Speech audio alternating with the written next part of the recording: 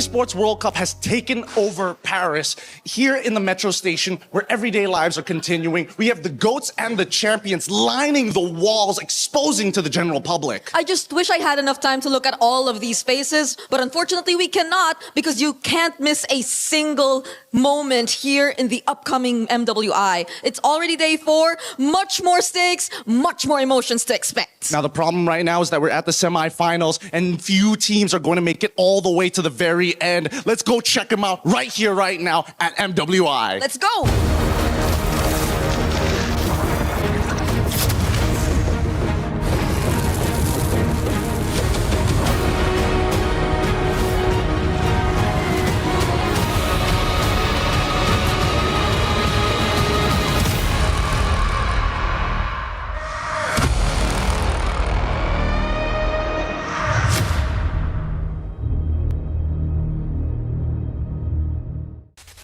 Welcome in, everyone, to the 2026 Esports World Cup here in Paris, France. Today is day 4 of the MWI. The best females in MLBB are ready to take the stage to dominate their competition. The question is, who wants to make it to Grand Finals? Doing so means you get the bulk of a $500,000 prize pool, plus this very trophy right here. But yesterday was a sobering day. 4 keys were crushed, and 4 ladies' dreams of making it to the Grand Finals ended. It was Team Ray Young, Seda Esports, and both Falcons rosters of Falcons MENA as well as Falcons Indonesia. But let's celebrate the fact that they made it to the knockout stage, a massive accomplishment, not only for their region, but also for their organization.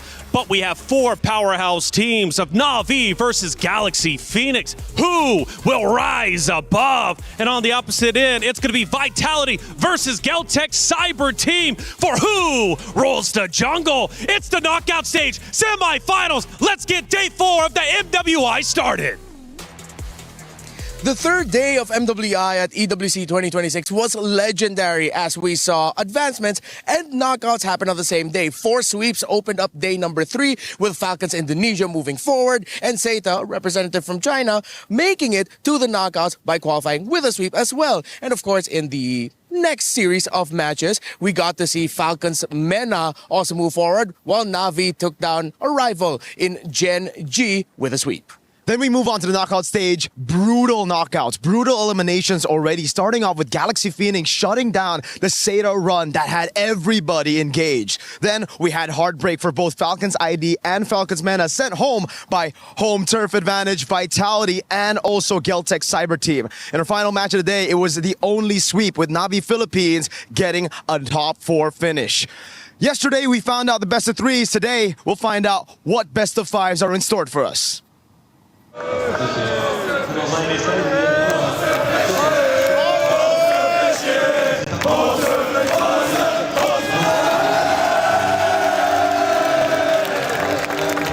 So first I got into esports with Vitality. I started supporting Vitality on Counter-Strike back in 2020. So I get into MWI when Vitality just got their team, especially when EWC has been created. When you see esports, you just need to see it as a normal sport. There is teams, players, organizations that just want one thing, is to win. Dina is already down. Now the blazing duet by Chill! Spatial migration combo. Game 1 already falling into the hands of Vitality. That is what you see, a world-class series being played here. And that's how I got curious about the club, about his values, and I just felt like it was my club. It wasn't even a choice, I just felt like it was my club.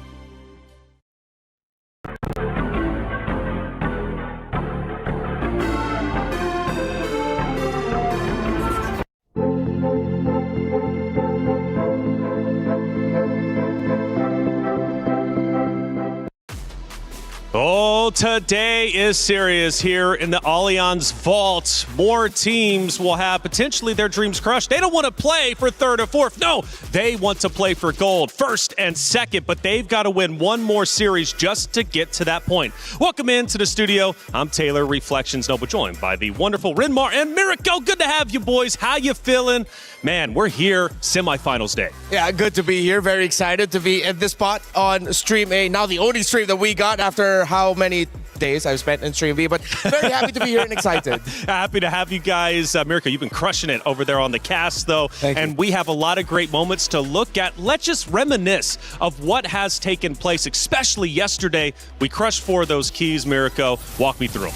It was fantastic, man. Again, started off with Seda, unfortunately having the run crushed down by Galaxy Phoenix. And honestly, coming into this tournament, I don't think a lot of people had in their cards Seda and GXP to make it to the quarterfinals. The fact that they did, going through their own runs, and my goodness, Fa having a standout performance this entire MWI, it's just been fantastic. GXP, I don't even think they expected to go all 3 games against Seda, so it's always surprises every single day. Yeah, and I think GXP needed to suffer that 1-game loss to Seda. At least now they know what they need to work on. How do you handle the minion waves, especially for key moments, whether you're pushing or whether you're playing around the objectives? Oh, but this one was a banger. It was Vitality against Falcons Indonesia. And let's celebrate the fact that, of course, Falcons Indonesia taking a map off of a team that has beat them hundreds and hundreds of times. Ultimately, they win the series. Vitality, of course, but it showed that Vitality can bleed. That's true. And the last time we saw them bleed, the last time we saw them kind of vulnerable, it was 2024 in that run where Smart Omega Empresses were able to get the job done all the way into Grand Finals. So finally here, we get to see a little bit of that. Is Vitality overconfident? Do they have some struggles within the team just behind the scenes, or what is it? Because Na'Vi, they're looking great. That's great questions. We take a look at our bracket as it stands today. Now, Rinmar, yesterday was brutal. 4 keys were crushed. Again, we celebrate the fact that they made it, but the Falcons no longer have a chance to club championship points. But Na'Vi, Team Vitality, both currently in the running top 7 and number 1 are now in the semifinals. Yeah, even just making it to the Grand Finals for either of these 2 teams in the running for club championship points. Team Vitality, they've expanded their attempts in making sure that they get the club championship trophy, and even just making it to the Grand Finals would be great for their run. Absolutely. The club championship race is well underway. After all, this is only week number 2. Trev, give me the updates. Big storylines are emerging for the club championship today in MWI as Team Vitality continue their miracle run through the knockout bracket. At the moment, Na'Vi still sits on top of the club championship leaderboard, thanks to Dark Angel last week in Fatal Fury and their MWI team cracking the top 4 yesterday. Team Falcons had 2 teams in the top 8 of MWI, but both of them failed to make the semi-finals, leaving Team Vitality on a collision course with success in MWI. Over in Dota, Team Falcons look to right that wrong and try get to the top 4 today as just 1 game sits between them. Stay tuned as the club championship continues to progress today. Play is in our DNA. Whenever we let it out, it becomes our superpower. Now imagine an entire city being built to supercharge it. Kadir City, powered by Play. Thank you, Trev, for the update. We'll be keeping you updated as this tournament goes along. After all, we have 2 more days left, but let's take a look at our schedule for today. It's going to be 2 wonderful best of 5s. And again, what is up for grabs? A Grand Finals spots. We're going to be starting at the top with Galaxy Phoenix versus Na'Vi, and then move to Team Vitality versus Geltech Cyber Team. These matches are brutal for all 4 rosters. Yeah, I'm just going to say, as a Filipino and as a Vitality fan for the longest time, my heart is racing. I'm nervous, dude. We're in Paris. You're more of a Vitality fan, right? Yeah. Yeah, okay. Honestly, I really like the dynamic between both the semifinals here. Firstly, Galaxy Phoenix, this matchup is going to be great against Na'Vi Philippines just because they are the complete opposite. Galaxy Phoenix love to go for the brawls. They're mechanical, and for Na'Vi, it's all about the discipline and macro advantages to play with. Absolutely, and I'm going to love to hear you guys break down each and every map of our best of 5. We take a look at the emotions from the players on stage, and I love seeing the smiles. I really do, because when I see the tears, it absolutely breaks my heart, because tears are going to flow. Nobody wants to go on that stage and lose. Yeah, some of the exit interviews I had to do yesterday were heartbreaking. I'm a little bit of a crier myself. I'm a soft guy too, Yeah, I'm a softie, just seeing the women because of hearing their journeys, what they had to sacrifice to get through here, and then that heartbreaking loss that they had to experience. Man, it's tough. And it's even more brutal here at the Esports World Cup because you literally get to see your keys, your dreams crushed in front of you by your opponents. That's right. But hey, for all of you out there, your journey can start now with the Creator Program. And it is a great program. What's up for grabs? All of those things on your very screen. And it will, in fact, help you become the best creator you want to be. Scan the QR code if you're ready to join. And I bet you definitely are. Hey, it's free 99. Get involved anyways. The Esports World Cup Creator Program. It's new for this year. Let's see how it works out. I'm sure it's going to be absolutely phenomenal. Hey, Rose had a chance to catch up with the competitors as they were getting off the bus, walking into the venue. Rose, who did you walk into? We managed to get half of the Galaxy Phoenix girls. So, we're going to have a little bit of a chat with Winnie. Winnie, how are we feeling for today's semifinals match? Like, I'm so confident. Wow. Today I'm so confident. Like, you're so confident. We're so ready for the match today. Okay. Why are we confident though? Let's talk about that because you guys will be going up against Na'Vi, and people say Na'Vi is a title contender. So, where is the confidence coming from, Galaxy Phoenix? Well, we've been training a lot, so yeah, we trust our skill, our teamwork and stuff. Yeah. Do you think you're going to the Grand Finals? Yeah, I think so. Oh my God! Is there anything you want to say to Na'Vi? Just good luck with your match. Okay, girls, good luck. I hope to see you guys slay the game later. That's it from us. Thanks, guys.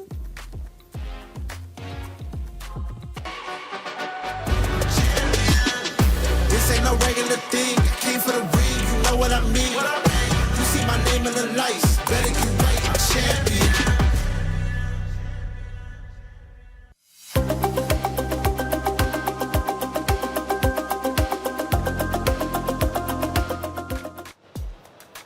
Thank you, Rose, as always. She's all over the venue, getting the players' opinions, not only after the matches, before the day even starts. She's a hard worker, Rose. We appreciate you. Let's get into our crunchy story of the day. And it's all about our semifinals. And the question is, who will, in fact, be the queen of the jungle? We've been asking that ourselves throughout the entirety of our broadcast because we've got a lot of great junglers. But the question is, who is the queen? Well, I mean, I don't know. Do we look towards the Vitality Queens? Do we look towards, of course, our very own Keishi and Na'Vi as a Filipino? Fa has been fantastic. Kiyue, the Ice Queen. So many great junglers in MWI. And look, this match is all about who is ready to rise above. Only one team can make it to the Grand Finals. Let's hone in on Na'Vi, who has been phenomenal. Now, Na'Vi comes into this 3/5 of the roster, of course, won way back in the day. They're looking to get back into the championship circle. Have you been impressed with the run so far? I've been impressed. I think I was a bit disappointed at the group stage performances, especially for Na'Vi. Dropping a single game, dropping that series against Galaxy Phoenix. I think left a lot of people, especially the Filipinos, wondering if Na'Vi Philippines are as good as their 2024 counterparts, because obviously there were some roster changes here and there. Now for Na'Vi though, it really seems like it's the classic Filipino run of losing early but then adapting and learning through those mistakes and getting stronger and stronger. Heck, they're the only team to get a full clean sweep in the knockout stage so far. Yeah, the run of Na'Vi can only be described as, the first day. Some of us, this is a first-time appearance here on this kind of stage, but then they got better, they improved, they got sharper, they reclaimed a little bit of their old form, and I love what I've been seeing from them so far. They're a talented roster for sure. They might have started off slow, but that 2-0 victory over Team Ray Young last night was dominant, and they never lost control. It was fantastic. That win was just... They were able to dissect the game of Team Ray Young, completely neutralizing it, and then closing it out so well by just playing it slow and disciplined. Absolutely, but opposite of them is a team that is not going to go down without a fight. It's Galaxy Phoenix, and this roster has been on fire. Again, we question Queen of the Jungle. Fa is a great representation of that. She's been unstoppable. The Cambodian playstyle has always revolved around fighting, and as the years pass on, teams from Cambodia improve managing minions alongside when they fight and still somehow get deadlier with fighting. It's the antithesis of the Filipino playstyle. They're aggressive and they aren't afraid to take risks. It's all about taking risks, right? It's all about living in the moment, playing it chaotic, and sometimes Yeah, it doesn't look like the cleanest MLBB. Sometimes you throw a big lead, but that's just the style of play that they get. Even in some of the moments where I was casting, I was like, all right, maybe it's time for Galaxy Phoenix to slow it down a bit. Wait for the Lord. 80 seconds for the Lord. We see usual teams just play in the base, play it safe. Galaxy Phoenix dive in the base, looking for that fight. So Galaxy Phoenix, though, as an organization, as a team in general, making it to this point, is it a surprise or was it expected? It is a surprise and a pleasant one at Yes. that. The Cambodian region has always been so passionate about MLBB and MLBB Esports, the competitiveness of it all. So to see their women make it this far and potentially even making it to the Grand Finals, it's insane. And Miracle, I was hearing that this is now a true dark horse run. Is that the case? I agree. I think it was a battle between Seda and Galaxy Phoenix. They met, luckily, in the first round of the knockout stage. So right now, we have the dark horse. Galaxy Phoenix. Can they beat Navi Philippines, make it to the Grand Finals first, and show the world that every year of MWI, it's going to be a surprise? That's it. And I like surprises. Now, Navi doesn't want any surprises today, though. They just want to move forward, and they want a chance at the championship once again. I mentioned the club championship points. Trev did as well. Now, Navi is currently in first place. That is a big deal. Last year, they finished in fourth. So Navi making it the Grand Finals not only increases the amount of club championship points Navi will be getting by default of just being guaranteed a second place, but first place would be, what, like 1,000, which is quite significant for the Navi org. They're banking on this win, but they've got to get through Galaxy Phoenix, the dark horse roster who is looking to make history. Let's face it, they already have made history. Now, Winnie gets a lot of attention as well. Why is Winnie such a big talking point, specifically for the Gold Lane? Well, for me, it's because she's literally only played 2 heroes this entire MWI. It's her very dependable Claude and the fact that her Harith is also great too. We were talking about it behind the scenes. If it ain't broke, don't fix it. It's so dependable and Navi need to find a way to answer it. But it's an awkward spot. You don't want to ban a Claude. Yeah, it's just a really, really awkward spot right now for everybody involved, right? I mean, for Winnie, it's like, all right, if you keep on leaving the Claude open, I'm going to pick it up. But the fact that we've seen Navi deal with the Claude, pick it up themselves as well, that's why it's going to be really, really cool to see the drafts here. Whether or not it's going to be full-on Winnie, weak side, play around the jungle again, or will we see finally a Winnie on strong side pick? And we're about to head to the stage in just a moment's time to get the ladies on the stage, get them ready to go, and then head into map 1. Again, it is going to be a best of 5. We've spoke a lot about Pha, the king of the jungle, and how good she's been. We've been praising her name since day one. Pha, like been screaming it out here. Hey, but is she truly going to be the queen of the jungle? Let's find out. Hey, the stage is set. We're ready to go. Let's bring the competitors up there. Ladies and gentlemen, it is time for day 4 of MWI here at the Esports World Cup. So far, we have seen the highest levels of play, but we are done with all of that 2 out of 3, as moving forward, everything is going to be 3 out of 5 in our 2 semifinals matches. It is about to be a movie. Damascus, what do we have today? Rob, it's an exciting day today. The semi-finals are about to be played and we're about to kick off the first semi-final of the day. Listen, it's time to welcome our first team qualifying out of Cambodia, Team Galaxy Phoenix!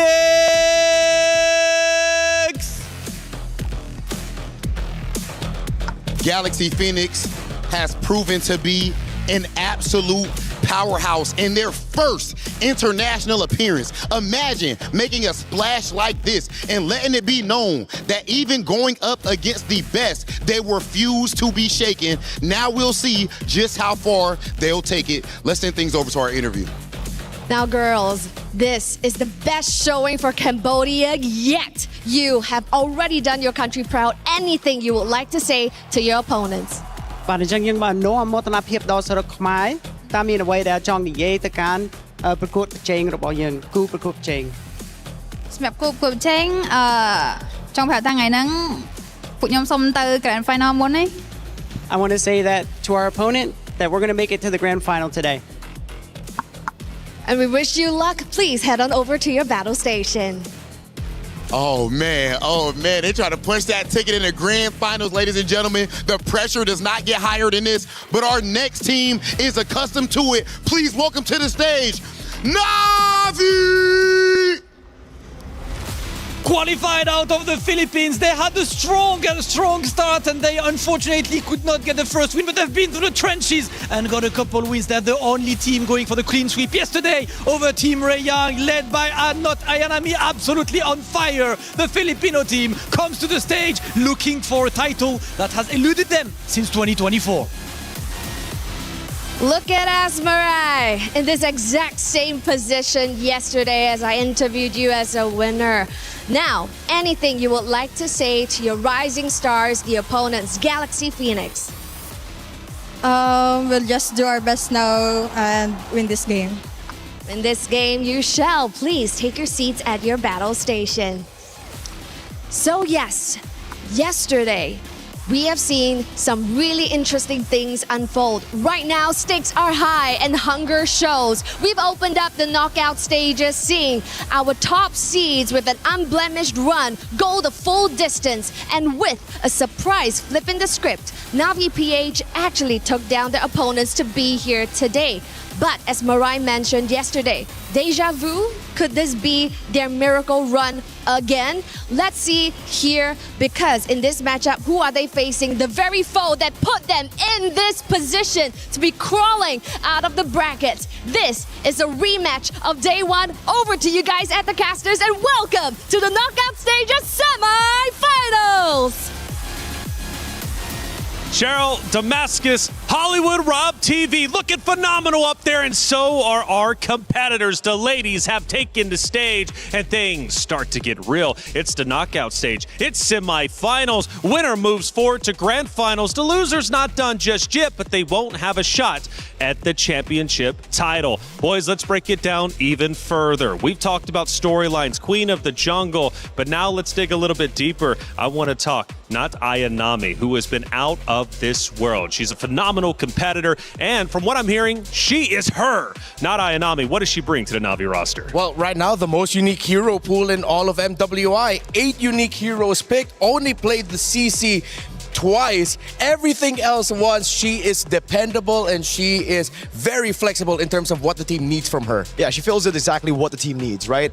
Yesterday, they needed someone in the XP to deal damage. They wanted to play utility jungle just to take away from their opponents straight up. They are able to understand, to read the game so well, and it just takes away the weapons from their opponents. So right now, I think finally, they get some time to read Galaxy Phoenix. The first time they met, it almost felt like it was a Navi from last year. Oh, yeah. Up against Game and Gladiators, where they lost as well, where they just weren't expecting some of these weapons to come out. Now that they're fully aware of it, now that they've gone through those reviews of the VODs, I think they'll know exactly who to target. Fa on those assassin jungles, and maybe punish Winnie on that hero pool that we were talking about. Yeah, I got to talk to Coach King Salman. He did admit that the ladies did have a bit of nerves during day number 1, and after they got through that, they regained their confidence. It was like that moment from The Lion King, remember who you are, and they remembered who they were.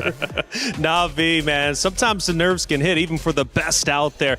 That's what I want to see today. Smiles on the stage, but both teams can't smile, of course, because one of the teams have to lose. Now, for Galaxy Phoenix on the opposite side, going back to Fa, she is absolutely unstoppable. Fun fact, she has a 100% win rate with Ling. So if Ling is chosen for Fa, I don't know, you might be in a little bit of trouble. Sora's also, of course, quite powerful, but Ling, at least for Fa, is great. So on the opposite side of Fa, you got Keshi. Can Keshi truly counter Fa? Because she clearly needs to step it up in her lane today. Yeah, actually, after the loss to Galaxy Phoenix, Navi doubled down on the Filipino playstyle of picking the tank utility junglers. A lot of Bakshas, Akais, heroes that could actually threaten an assassin-centered jungler like Fa. So I think Galaxy Phoenix needs to pay extra attention to protecting their side of the river, because if they don't, then Fa cannot get fired up.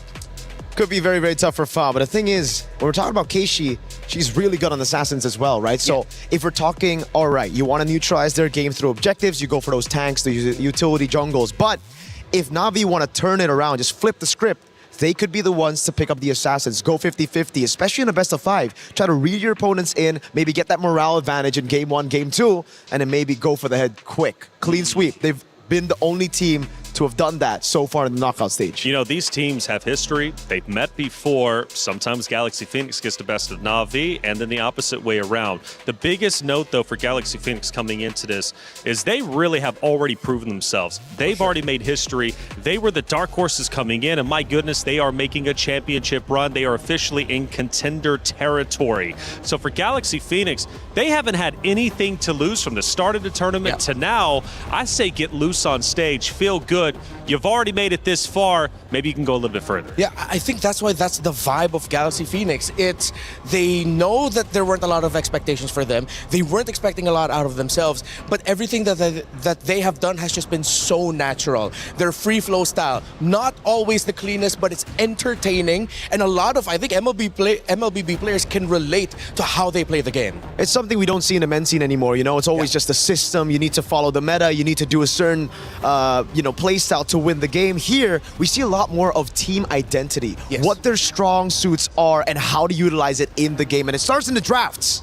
Let's get the first draft started for our semifinals. It's a best of 5. This is just map 1, but nobody wants to fall behind. You want to dominate your map 1, end up ahead. It makes you feel a lot more comfortable, trust me, especially if you don't have to be forced to come back. Boys, let's break it down. All right, firstly, Flying Clouds.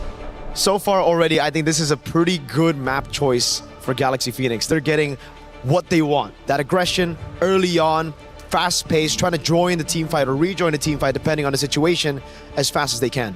I don't know how to feel about these first 2 bans by Na'Vi because these are the 2 picks that messed them up in their first meeting. For those 2 games, Galaxy Phoenix rushed the Belleric and rushed the Guinevere. Na'Vi had difficulty against it. So instead of trying to see whether or not they're ready to deal with it now, they just said, nope, we want to take it out. So GXP will also take out the Baksha that we mentioned earlier and would take out the Harith, meaning that we might end up seeing a return to just a trade between the Claude, Carry, and Moskov in the gold lane.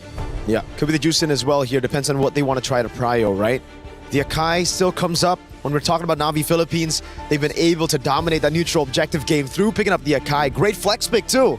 Something that a lot of teams here in the knockout stage have been utilizing. The Paquito will be banned out, despite, I think, the Esmeralda rising in popularity. The Paquito is just too oppressive still. And it's a difficult choice for Na'Vi. You have Marcel open, Freya open, Esmeralda that you mentioned. So there's 3 picks now that most likely Galaxy Phoenix will be able to get 2 of them on the swing back.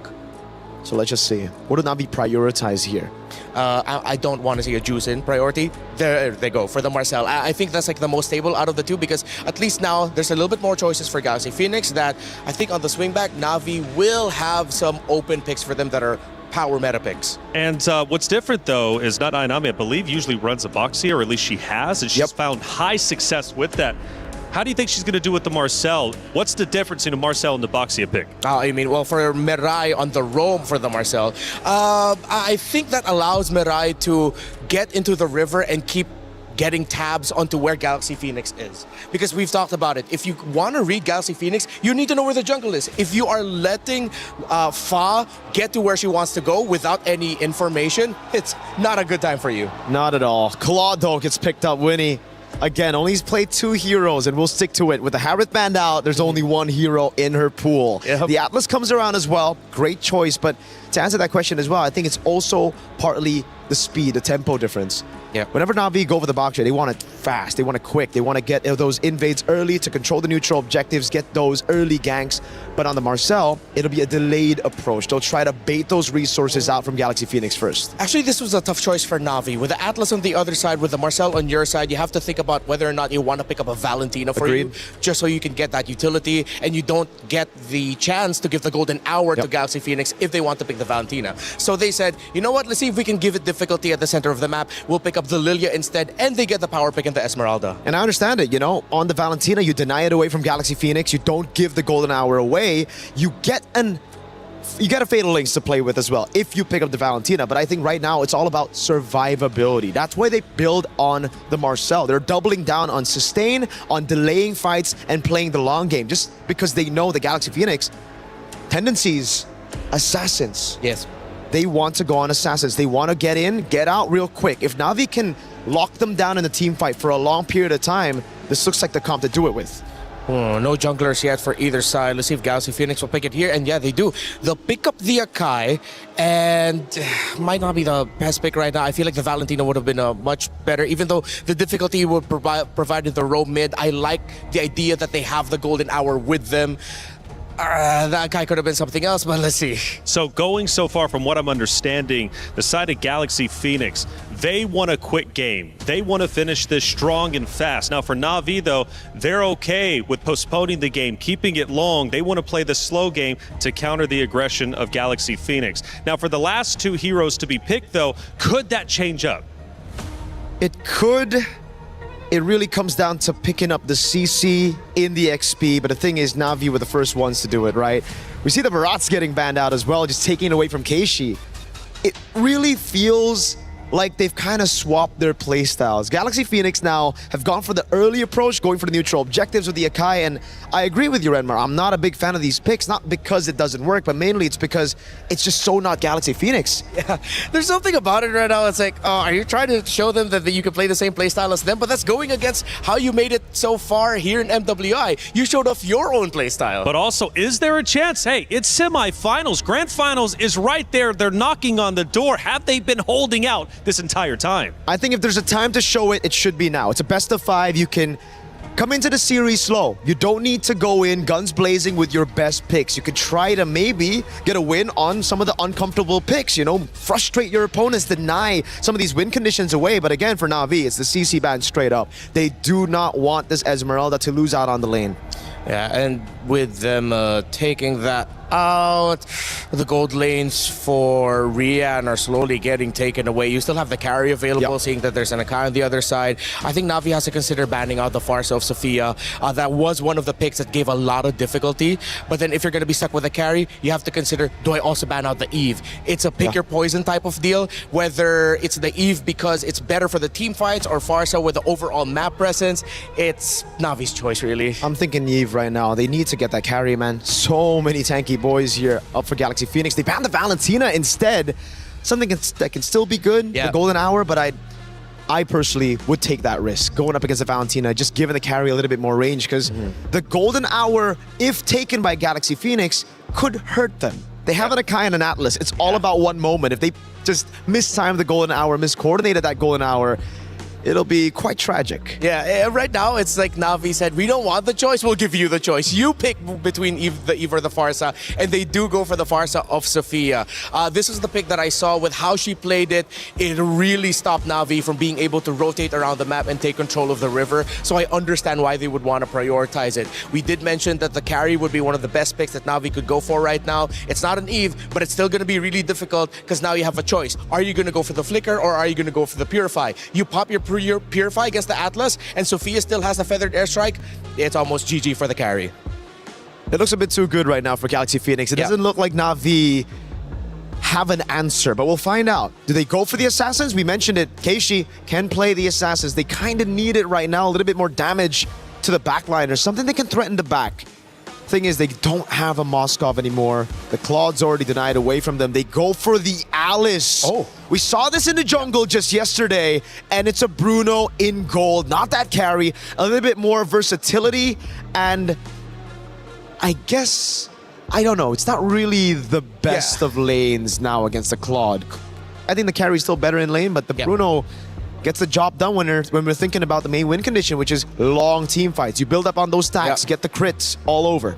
This is going to be a really demanding game for the Bruno. We talked about the carry and the difficulties it would have against those picks. Bruno, even more so. Yeah. So, Rian, now is your time to shine, to show off that you have gotten so much better since MWI 2024. You've improved over the years.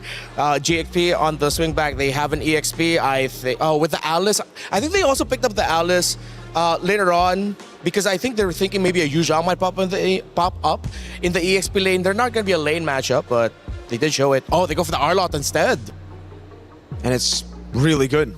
I like the Arlot here with the Akai, with the Atlas, with even the Farsa. Everybody can really proc that Vengeance. So comes down to how they'll play it. It is all about execution. It's Galaxy Phoenix versus Na'Vi. One team has been in the championship circle before, the other a dark horse looking to make history, surprise everybody, and make it to the Grand Finals. Who is truly ready to rise above? It's Galaxy Phoenix versus Na'Vi. It's the knockout stage semifinals. Who's moving forward? Who's dropping down? Brigida Gideon, let's find out.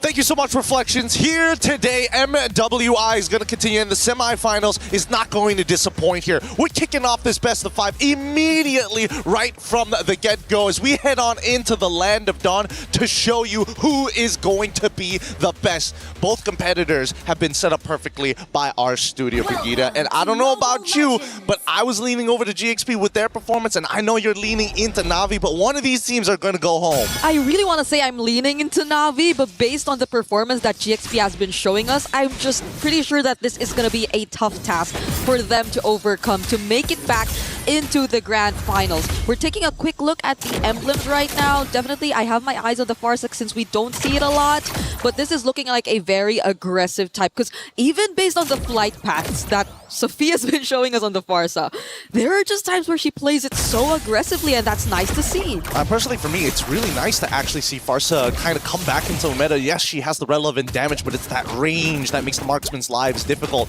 So far, Rian and Winnie are going to have a very difficult game here overall. Remar put it the best, right? It's going to be so mechanically demanding, and also taking Master Assassin as part of the emblem set really goes to show that Rian, from beginning to end, wants to dominate. Yep, and this is going to be such an interesting take too in the team fights because they're all on Purifies apart from Keishi. So you know how difficult it is going to be because of how overwhelming the crowd control GXP actually had. And that's actually the thing I wanted to talk about, right? When we're talking about ups and downs, pros and cons, Na'Vi for Purify sounds like a great idea. Who is going to be the one who engages? And I think they've only got one real answer for those long engages. But first, as we see, level 4 about to start, I want to see whether or not Keishi, can they back her up? Because you're going to need not Aya Nami to join in on those engagements if they want to play the push and pull. Yep. Because I think even the panel mentioned how extended team fights would be the go-to for Na'Vi. But GXP, would they even allow that? Would they even fight back? They tried to steal away that orange camp, but they don't actually take it away from Fa. Doesn't have the red tree though, but Na'Vi are still gonna get in this fight. That's the heavy spin. Keishi secures the objective already. There goes the better airstrike as well. Not Ayanami, not looking good. Gets brought back with the final smash, but is still alive. Sophia says no though. Fa right now looking like the next target, and she goes down in the hands of Mirai. Lemma trying to go for the stun, but is not enough to save Fa. And it seems like Na'Vi have somewhat equalized the kills in terms of that fight. So close, yet so far. Sophia finds the first trade, can't get the second, keep them in the profit zone. Right now, we're back to the neutral state, 1-1 with a slight goal lead on Na'Vi, and that's exactly what we were expecting, especially since GXP are the ones, hey, we have to be reliant. We have to depend on our big wombo combos. Na'Vi, yes, they've got combos, but they can kind of fight forever and ever and ever. Yep. We were asking if GXP were willing to take that on because it seemed like they were very ultra-reliant. They had to really wait for those setups, those timings. But Na'Vi, even before the objective, really tried to force a reaction out of them just by visiting that orange jungle cap. So now we see the rotations from GXP, but Na'Vi, I think the way they've been managing their sides, they won't fall into any traps that GXP will be setting up anytime soon. Well, not yet at least, because so far I think GXP has also understood, you know what, as much as we want to be the aggressors, technically if we absorb the damage, especially from Keishi and not Ayanami, that means Sophia can get a free feathered airstrike. And if that first interaction, first fight of this game looked like that to a 1-to-1 trade before Sophia has items, I can't imagine once we start getting into the 8 minutes, the 11 minutes, when she's going to one-shot some of these targets. Which is exactly the time you expect Rian to also join, right? And just pray, just please. Just hope that it doesn't land on her. Because that's going to be, I think, the biggest problem if Na'Vi decides to switch up their playstyle a bit and decide to play around just creating space for Rian to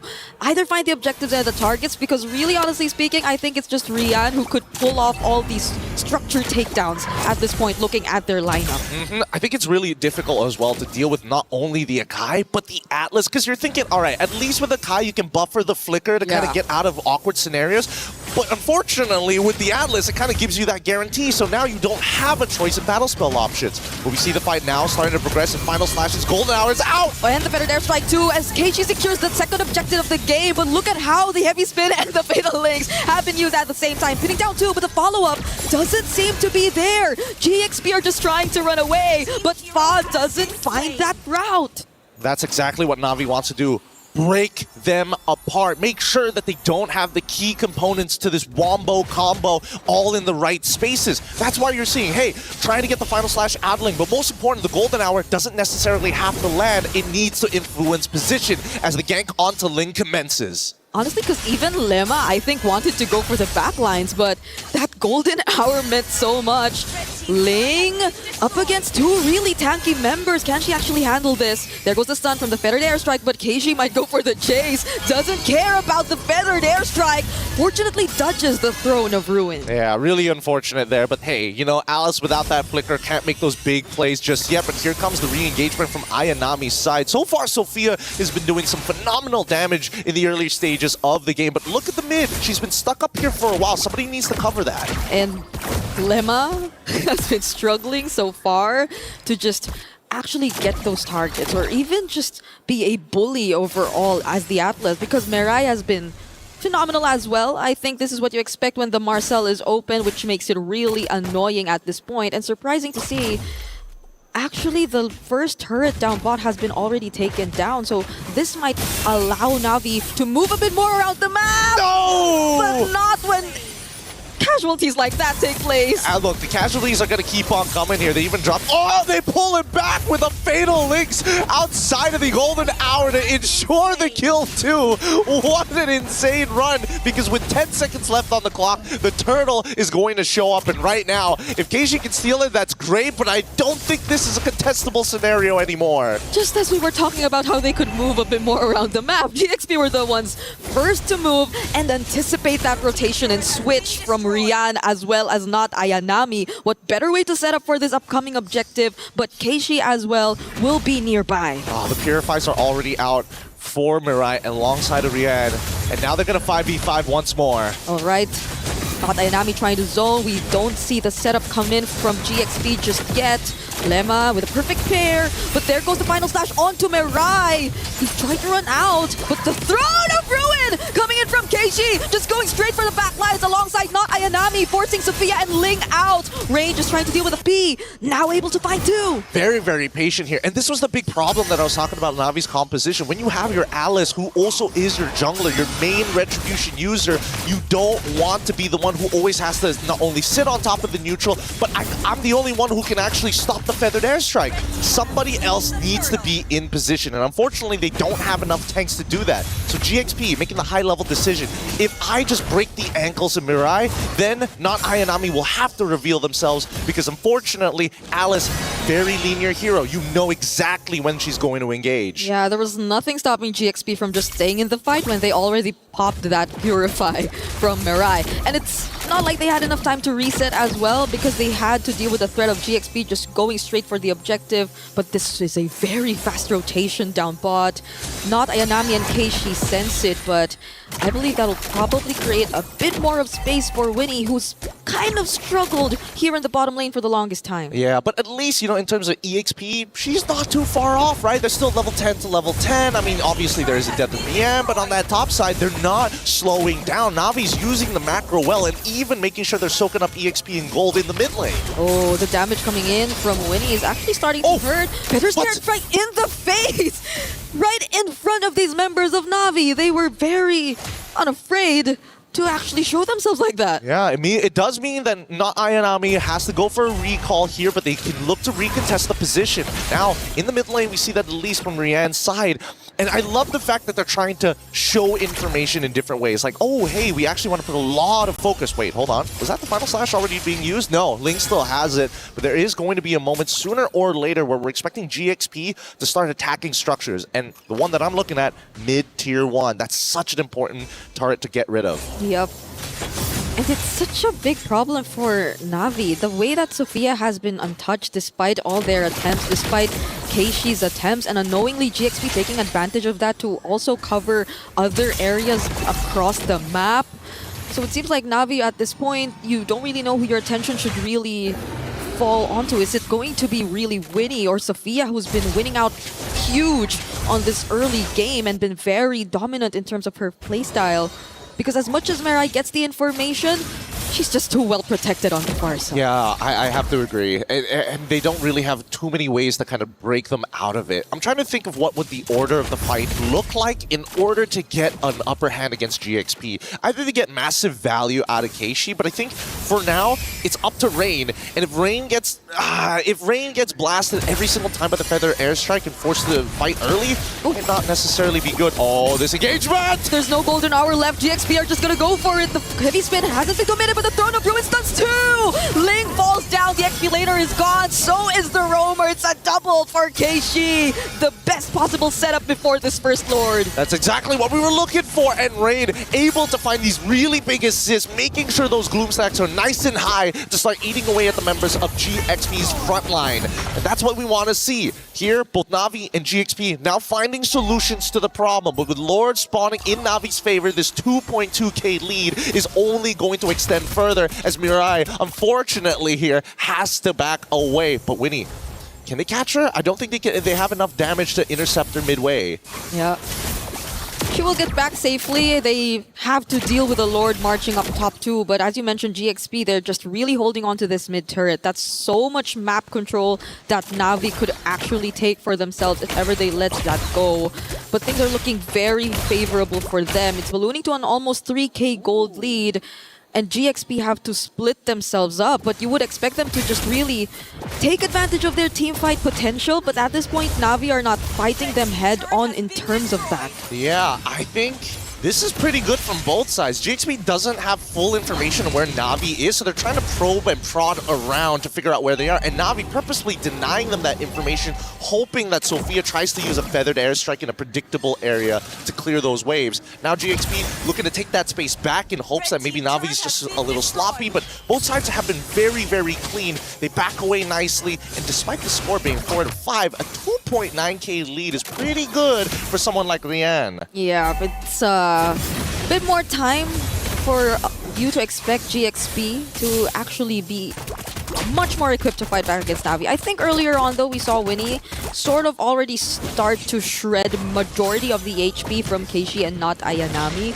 But the thing is, they don't really have enough time over to Winnie to just deal with these targets one by one. If she ever does go in with a Blazing Duet, she has to be sure that it's perfect. But Na'Vi are the first ones to go in. The heavy spin catches Mirai though. There goes a Vengeance coming in from Ling. They try to take them out one by one, but Keishi, does she go in with a response? Another final slash coming in. They drag Keishi back under the turret, but it's actually Mirai who finds, or who is the target. Yep, and this costed them a lot of battle spells. This isn't over just yet because Fa's going to be the next one to fall down here with not much of an issue overall. This was how many flickers? 3 flickers. The Fatal Links comes in. Final Slash is going to pull him under. I don't think they're going to... Wait, hold on. The Feathered Airstrike might be good for something as they walk out even with the Wishing Lantern. It ain't enough. The damage from Sophia can be felt, but the abilities, the escape tools from Na'Vi are also just a bit too much to deal with. Sophia just using the Wings by Wings to move around. Ling trying to go for a re-engage, but that's going to be Keishi immediately making her way out. All right, so the mid lanes are actually playing a significantly huge role in this game. Rain making sure those front lines wanting to do the exact same thing Sophia does without having that same backline threat. They're attacking Lima, they're attacking Fa. If Ling walks up too far, then you know they're trying to go for a full-on counter engage. But let's look at the items because again, Ling playing with the War Axe of all things, trying to make sure that she's more of a bruiser in these fights rather than a dedicated tank. But on the opposite end, the infinite scaling of Mirai here, man, that Thunderbelt is going to stack up fast. The Rose Gold Meteor even for Ling, like the way she's just probably after those setups and being one of those members to dive in and be in their face, but Na'Vi are trying to already poke down this Lord. The waves up top too have to be dealt with. Oh, but Fa actually finds one! It's gonna be Keishi, the best possible target. Golden R used just to stop them momentarily, but Winnie has her eyes set on this target. Blazing Duet already committed, and they find the jungler for Na'Vi. She also finds Mirai. It's only 3 members left, but the BMI brings her back. Now they're able to actually regroup, and Rian will at least find one. But Winnie's still trying to find. Oh, the damage from Sophia!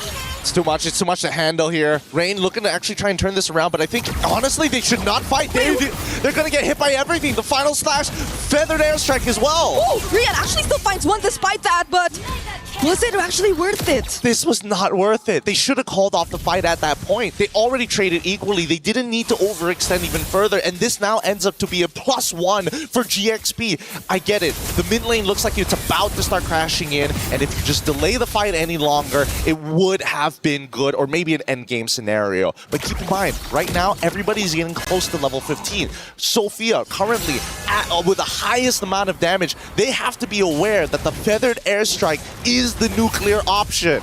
Honestly, even her first 2 skills already deal massive amounts of damage, even towards the tankiest members of Na'Vi.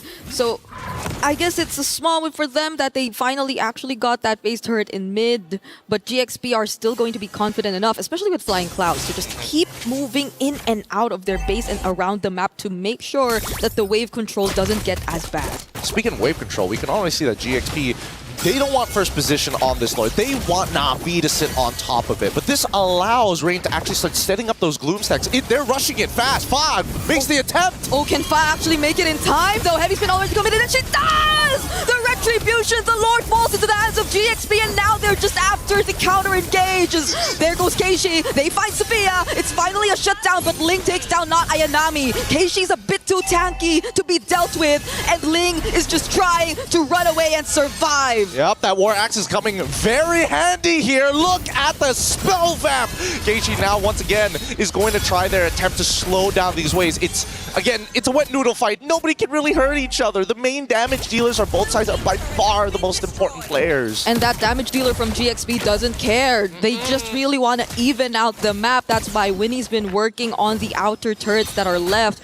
Keishi, well, we did expect her to make it out of that. She just walks back to the turret, but they still have a Lord to deal with, and possibly GXP could really even out the map control at this point. Yeah, I'm pretty interested to see the items in just a little bit here, but for now, GXP just maintaining control. Full item build here, and even boots being sold by Winnie. Wants to get the extra little bit of power with the Wind Talker. Same can be said for a lot of people, but interestingly enough, we're seeing that Sophia actually opting to go for a Wishing Lantern here on top of everything else. I would have imagined that the Lightning Truncheon would have been the go-to, noticing that I don't see any Athena Shield, just Radiant Armors maximum or Oracles for the side of Na'Vi. All right, they still have waves coming in mid.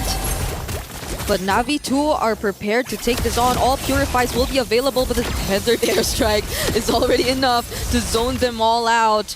Fortunately, their wave clear seems reliable enough because they have the Lilia, they have the Bruno, so they're able to push GXP out and they don't get any base turret. I'm surprised that they didn't want to try and force something. Their composition with a Farsa is particularly good at sieging against their targets, right? They could have used the heavy spin to kind of push them away. Maybe, you know, have Ling stand in the corner and make it look like, oh, I could flicker and pull you guys back into the team. Just their presence alone should make Na'Vi nervous, right? Or force a reaction out of them. Yeah. So far, at least, too, I think Na'Vi, we don't really get to see them utilize the Golden Hour differently, in a sense that it's more onto certain targets rather than them just creating space, or as you mentioned, maybe just breaking formations. And maybe at this point in the game, that might be a bit of help, because it's either they just really want to block off certain entry points or want to add to how they don't get to further chase, which I feel don't make it as targeted in terms of approach. I think the hard part about it is because before this we had like multiple outer turrets, so it's easier to kind of like funnel them into the jungle. But now that we have a little bit of a free form on the map, GXP, they want to play their traditional front to back while still having potential flankers like Ling. Na'Vi, on the other hand, I'm not so sure, because Mirai's position is very flexible overall. Yeah. They don't have a dedicated anchor, and I think the closest we can get to that quote-unquote dedicated anchor is Rian, because even Rain with the black shoes, where are they going to end up? Right next to Rian. Yeah. So we're setting up for this next objective, and I believe this is an evolved horde. Can't believe we're almost 20 minutes in. Hey, these girls, they don't want to lose just yet. They want to show the best possible performance in a best of 5. You have to, especially as you're already in the semi-finals. So we'll see how they deal with this. Waves definitely have to take priority first, especially in the far lane. But Keishi and Rian, I think they will be trying to start things off a bit. They do get a bit of vision for not. They're forcing. Is that why they're forcing everything now? But Fa is starting to feel a brunt of the damage. Gets caught into Golden R, but gets to walk away! Mirai now has to purify out, but Keishi as well as everybody else are trying to go in. They finally find Fa, one of the best possible targets. And look at not Ayanami dealing with Sophia as Rian and the rest of Na'Vi just clear out the front lines one by one. Oh no, they missed out the opportunity. They forced it a little too hard, and now Ling will try her very best to just delay.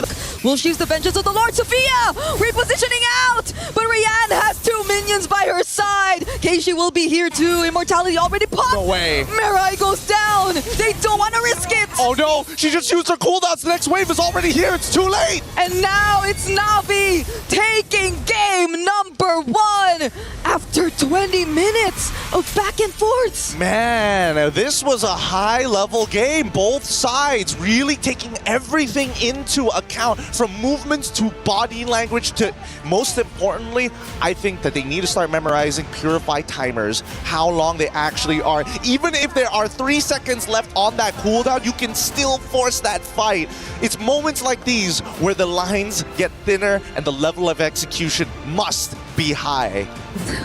Na'Vi, after a very unexpected run, now the momentum really seems to be on their side. It really looks good. And personally for me, I don't know if any one of these teams are going to need that extra motivation, that extra push. But this is only our very first game, and it's this intense. It's only going to heat up from this point onwards. We're going to be throwing it back soon over to our studio, as our ladies are going to have to go back to the drawing board and figure it out for game number 2 right after these messages.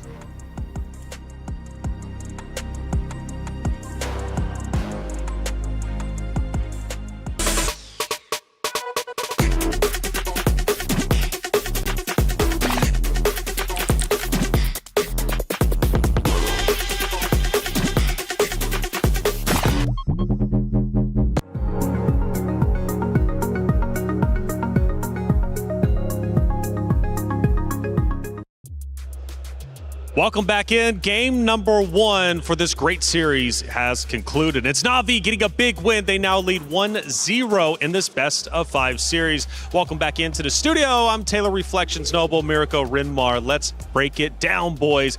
Rinmar, going into it, the hero selection was a big talking point, and we knew that they were differing styles. Now, for on the one side, for Galaxy Phoenix, they wanted to go in hard and heavy. They wanted to fight aggressively. For Na'Vi, though, they were okay with things being a bit slower. How do you think it worked in execution? Well, it worked out well for Na'Vi early on, but again, because they got their comforts in the Farsa in Claude, I'm talking about Galaxy Phoenix here, they still looked pretty much within their realm of comfort. It's just that you could see the moments where they miss the explosiveness of Fa, something that allows Fa to be a little bit more of a damage dealer and a carry. Yeah, that's why I'm going to go with the opposite round and say Galaxy Phoenix, it really looked like it's just not a composition they're comfortable with, right? Because, all right, we do have some components where they're doing well with. Winnie on the Claude, obviously up top as well, but Fa on the Akai, not even a neutral objective win is, I think, a big miss for GXP. Well, a lot of great moments throughout this game. In fact, it was a long game, 20-plus minutes. Let's take a look at our first moment, and this is right before the Lord. The first Lord ends up spawning up, and we have an engagement between the two. You can tell, obviously, it's very close in score, but at this moment in time, I believe it's Galaxy Phoenix with a slight lead. Yeah, again, the way that they initiate, it really seems like they're trying to build an opening or get an opening for Fa to walk up. It's still that. It's still that storyline that we have to go back to. And I think right now, Even GXP know that. They are starting game 1 in this best of 5 with a gamble. Can they utilize Fa on the utility jungle? Because if it worked, now it'll create a lot of confusion for Na'Vi. Now that it didn't, they have to go back to the drawing board. I think Assassins again. Renmar, let's take a look at our second moment from the game. This will be the battle for the second Lord taking place. Well, GXP was able to start it off well here, but this is where Rian was given a harsh reminder of if she does not watch her positioning and the formation of Na'Vi is too tight around their Bruno, it's so much easier for GXP to fight into it and find their targets. Rian needed to go down in every team fight that GXP fought, and in that moment that was crucial because Na'Vi didn't watch their footing. And for the third Lord fight, Mirko, this is what set Na'Vi up for a victory. They go in hard. At first, it looks like they might be in trouble, but then they flip the script. And this is where I think I'll be, I'll double down on the statement that I think Fa's just uncomfortable on this pick. She starts off with a heavy spin so early on instead of just playing around the neutral objective. We get to see a pattern here and there through the 3 clips. GXP, when they win, they go in straight up. They get all their damage onto the right targets, and then it's done. If at any time Na'Vi are able to prolong these team fights, utilize their sustain, it's GG, especially with the Bruno in the late game. Now, Renmar, we take a look at some of the stats from game number 1, and it starts to tell the story. It was a long one, 20 minutes, right? Yeah. But it was Na'Vi just edging out GXP. So one thing that Na'Vi needed to get right with their team fights is the placement of Ayanami. Look at her damage taken, almost 200,000. That's because she's the one trying to disrupt GXP's formation, because Keishi and Mirai are staying back alongside with Rain so that Rian is well protected. If Ayanami was a little bit too close to the team, that's what we saw in Lord number 2. It was easy for GXP to break them. But as long as they get their 2 separate fights, Ayanami in the back, the rest of the team with the Bruno, it's all good for Na'Vi. Yeah, and I think if you just look at the numbers, you look at the damage taken numbers, and it's like, all right, pretty similar, both sides. The thing is, though, on Na'Vi's side, they have an Alice, an Esmeralda, and a Marcel. All these heroes can go back and forth really easily, regenerating all of their health with just a few abilities. On the other side, it's not really the same case. GXP on the Akai, the Atlas, once you get chunked, once you use that big resource, you're out. Have a standout player here from Galaxy Phoenix, a 10.88 KD. To me, coming from the games that I come from, seems hugely impressive. 50 kills, I assume, coming out not only from this game, but also multiple games. Yep. So Galaxy Phoenix clearly has a top slayer. Yep, that's Fa. Fa needs to get back into the high-impact heroes. Agreed. The impact of Akai is different, but that's more of a Filipino play style. That's right. Well, Moonton is doing a lot right, and MLBB has been ignited on the stage during the MWI. The most talented ladies have been competing, but that's not all happening at the Esports World Cup.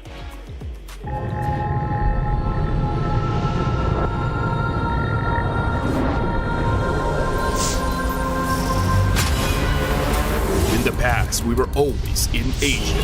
This year, we came to Paris.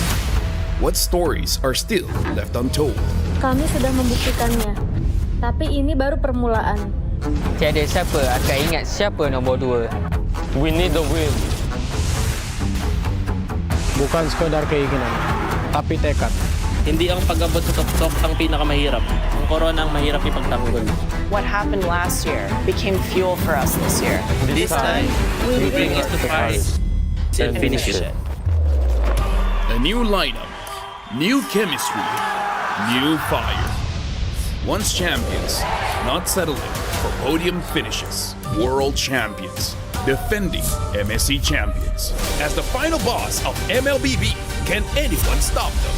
Names have been made, stars have risen, but now they need to show the world what it takes to rise above. This time, the world is bigger than ever. Like every year, new challengers step on to the world stage. Some carry the ambitions of 2 continents. Some fight for the pride of home turf. Some have never stopped chasing the throne. So who will finally rise to clinch the title? This is where unresolved stories find their ending. A new shot at glory. One more chance at redemption. We are back. Kali ini, sekali lagi. Benar atau tidak? Pareho lang ang tsansa namin. No one is untouchable. Let's fight. Buktikan ako kalau bisa. 2 champions, 1 game. Paris breaks through limitless possibilities.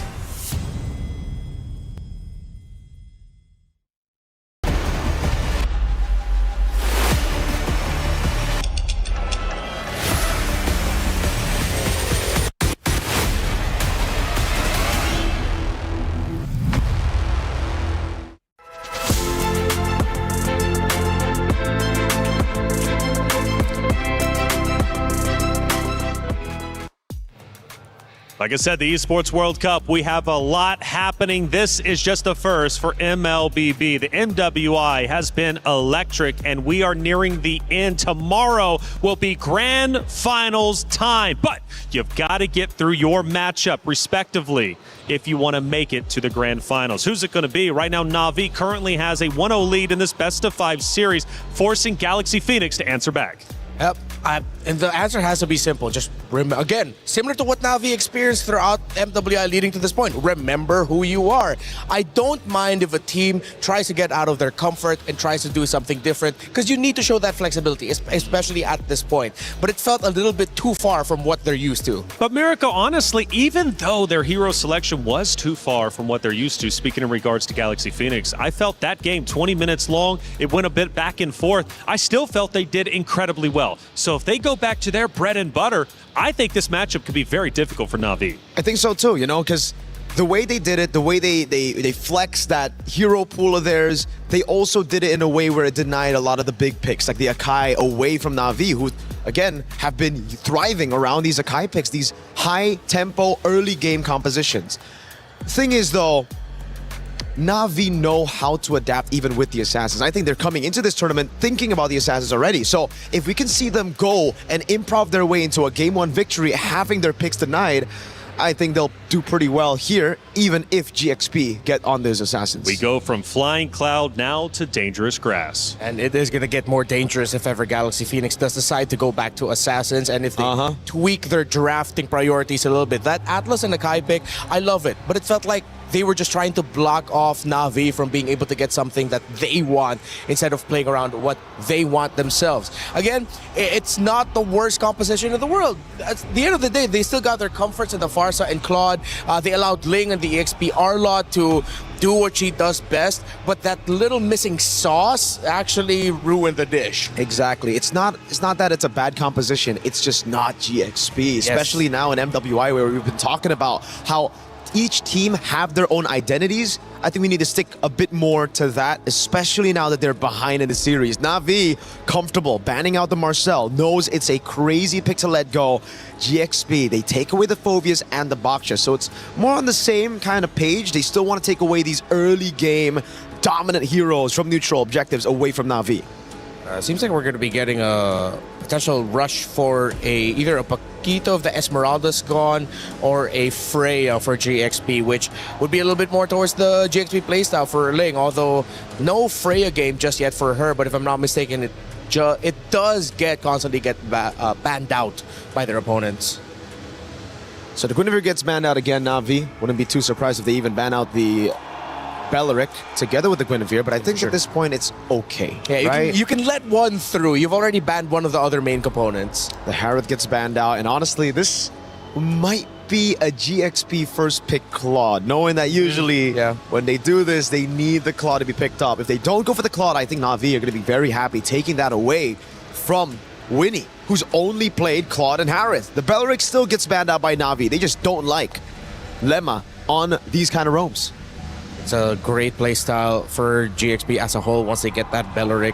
They're a little bit braver knowing that the fighting them gives them more damage. Sora Rush right away. This is a bit of a throwback and a little too far back. Yeah, the Sora first pick. It's been good so far in this tournament. Yes, it has been. And at one point, it had a 100% win rate yesterday until Vitality shut that down. But Ling on Sora could be pretty deadly. Could be, but I think Na'Vi, they can have, plenty of answers to the Sora, right? They can go for the CC and the XP that wins down in lane against the Sora. They could go for the Arlet that does well against the Sora, the Paquito as well. But first things first, you take away the Claude from Winnie's hands and you ask the question to GXP, what does your gold lane play aside from the Claude and the Harith that you banned yourself?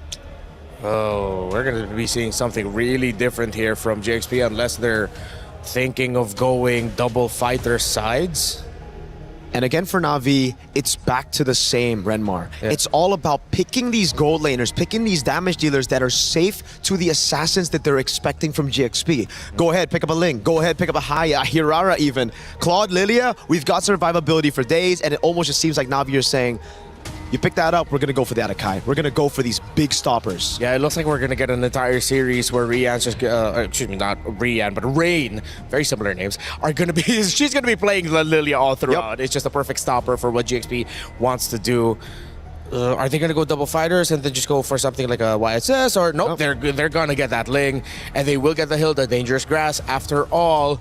And this is going to have a really good look for the early to mid. Honestly, when you have a Sora in the XP and then a Hilda in a roam, there's a good chance you'll be able to help your Ling farm comfortably. It's just that how will it look like once it gets to the fights? GXP, they can get the farm, but if the Ling is uncomfortable during the team fights, okay, it's not just going to be uncomfortable in team fights, it could be also uncomfortable just trying to roam around the map with the chip, which Na'Vi finally got to make work yesterday. Oh god, so they take the Claude and the Lilia, they want to have these vulnerable backliners, the vulnerable backliners that can actually escape. Yeah.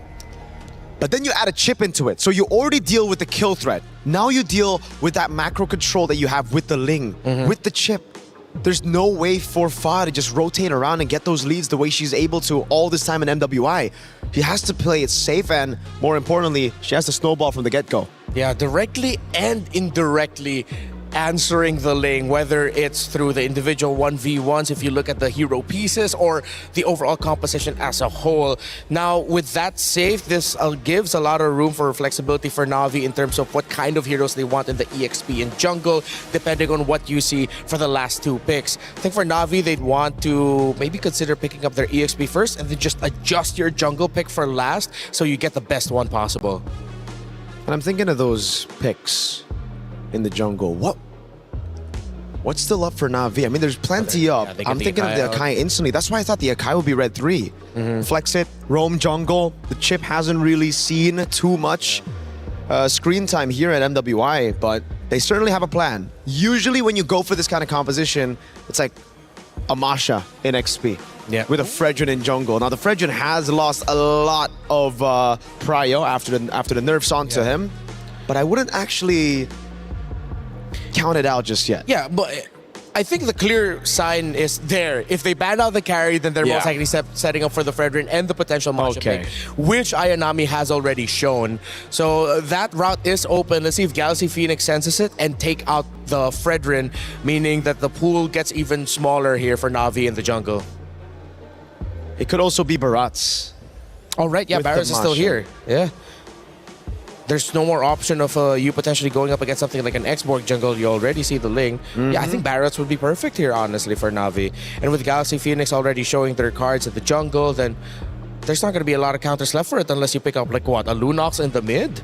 But then you're up against a Lilia. That's why it really just seems like Na'Vi have it all covered. The Fredrin gets banned out again. I think Na'Vi shouldn't be in any rush to pick up the Barats, but they shouldn't be in any rush to pick up a crazy pick for not Ayanami and XP as well. So just comes down to what they want to reveal first. Do they want to reveal the Barats or the Masha first? Yeah, it's preference at this point. Because of the wide pool of not Ayanami, they have so much options to go for. And I think that's the main discussion right now for the team. I forgot. Yeah, Freya is still open. That's why we thought earlier Freya would be picked up in the very first pick for Galaxy Phoenix. Well, okay then. Yeah. I wouldn't even be too surprised if they just go and pull a crazy Leomord Freya. It's been a while since we've seen Leomord, but, you know, those nerfs has hit him. But with this kind of composition, it fits. Yeah. Just go all in. Leo Freya, then you add the chip there. I think if you want macro, would I be too mad at the low Yi pick right now for GXP? Team fighting wise could make it difficult once they get out of the chip portal. Plus the Freya is there for the constant pulls. Oh, they go for Sophia on the Selena. They ran for comfort instead. It is very mechanically demanding to make this work, but it's one of those things where if the arrows hit, it's great. If the arrows don't, kind of GG. I wouldn't even be too mad if they just run it back on the Alice jungle again. Yeah. That could work out too because of the very close to mid-range nature of the composition of Galaxy Phoenix for team fighting. Alice, the Throne of Ruin, is going to stop the tempo of the team fights. That could give a little bit more space for their Claude and their Lilia. Yeah, just lock them down for the AoE damage to come through.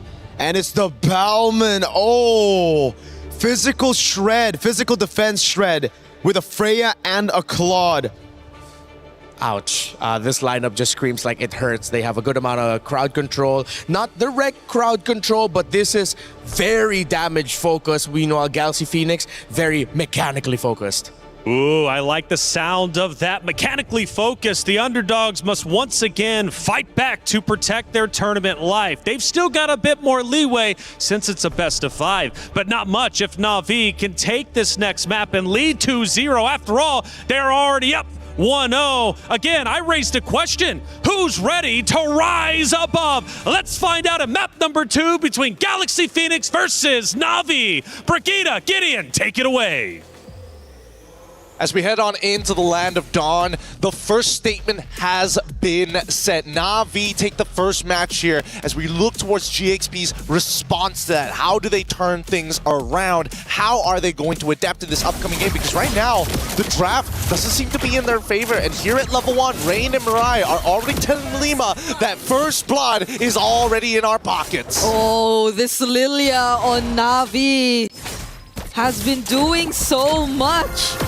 Ever since game number 1, another stunned potential kill if only Sophia gets to walk out, but no. It's an early 2-0 for Rain on this Lilia.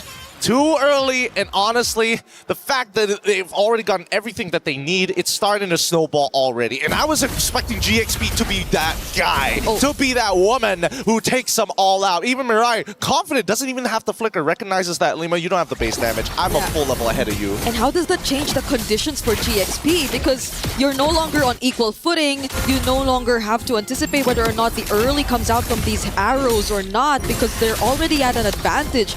Mirai will get out of this. Still some glooms left. It's tough for the mid duo of GXP. It already feels like Rain is asking the rest of their teammates, just hold my earrings, I'll do the rest. Don't worry, Mirai. Just open up that map and I'm gonna hurt them big time. And with that passive, heals right back up to full. So great control as they freeze that mid lane. They're starting to lean out of it as they want to attack the top side. Okay, not Ayanami, just going in for the dives, even under the turrets. But Mirai will be the one to finish the job. That's Fa they actually find. I think this game is starting to look pretty doomed. Pretty doomed very early on, because this has to be by far one of the most heretical starts. Like, this is blasphemous to people in Mobile Legends. The first 2 minutes, we're already having 3 kills on the side of Na'Vi, all centralized towards the most important roles in Ling and Fa. Okay, fortunately, an Abyssal Arrow does land over there. Sophia trying to dive, but it's an outplay! Everything has just not been going their way, every single attempt. And now Na'Vi might just take away this purple buff even from Fa, who's not even level 4 yet. I'm getting the vibes back. This is why everybody was so excited for Assassin. And Ling able to find the solo kill despite everything that has happened already. The extra assist from Ayanami just wasn't enough. Okay, that's a bit of a glimpse of hope for GXP right there. At least they get some trades one way or another through the EXP lane, but how else? Because even here in this jungle camp, you just could not farm as peacefully. Fa could barely get the EXP that's necessary. It's a 2-level gap. This is so dirty. This is particularly dirty. Keiji knows how to play this Balmond, or has at least gotten all the tips and tricks. You're using a lethal counter. You're also trying to contest with Retribution. It's just an easy way to steal camps at a high rate against your opponent, and just ever telling them, yo, fear this. Shortcut connects. How could they do this? They're just everywhere. Mirai, fortunately for GXP, they don't actually lose Winnie out there, but does it actually become an opening? Now they get to find a kill. Fa finds Mirai. Tempest Blade's already committed.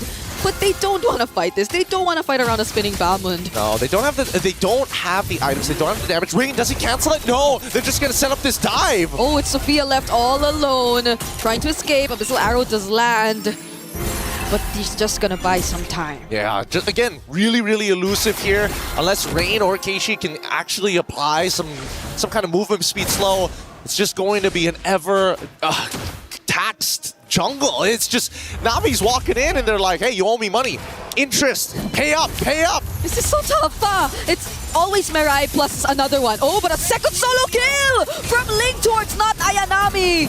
Na'Vi fail, or they actually do take No, they don't. They don't take away the purple buff for the second time, and at least for Fa, they're slowly able to keep up bit by bit. Yeah, but it just means that Retribution is going to be down. Not like Bauman really cares whether Ling has Retribution or not, but generally speaking, this has been a pretty tough game. I'm looking towards Ling's side of the map. How can they get Ling involved? Because unluckily, the turtle is spawning down on the bottom side. They're forced to get Ling back in, and not Ayanami.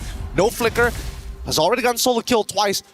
Wants to shove that top side, and Na'Vi understand this. Let's slow it down. Okay. Wait for the shortcut. Understandably so, you see Ling here, but Mirai has an idea as well. Ooh. I thought that was gonna land too. Mirai didn't necessarily try to catch it, but they lose out big on energy shields up top. GXP are the ones actually leashing this turtle towards their side, and without not Ayanami, they probably would have very little ways to contest. A setup once again from Ling to get him with the Tempest of Blades, but the response, the teleportation's coming in from Mirai. Do they want to fight this? Rain does show up. Rian goes in with the blazing to it, landing it on 3, forcing out the flicker from Winnie, and actually finding one. Lemma goes down, but Sophia escapes. Oh, wait, hold on. Ling might be in some trouble, and now they can set up for a potential dive. Sophia's nearby and will peel, but Ling can only do so much. How many seconds until the ult comes back up? They really want this turret. Not Ayanami still going for it. 1v2! Both had to flicker out. God bless. God bless.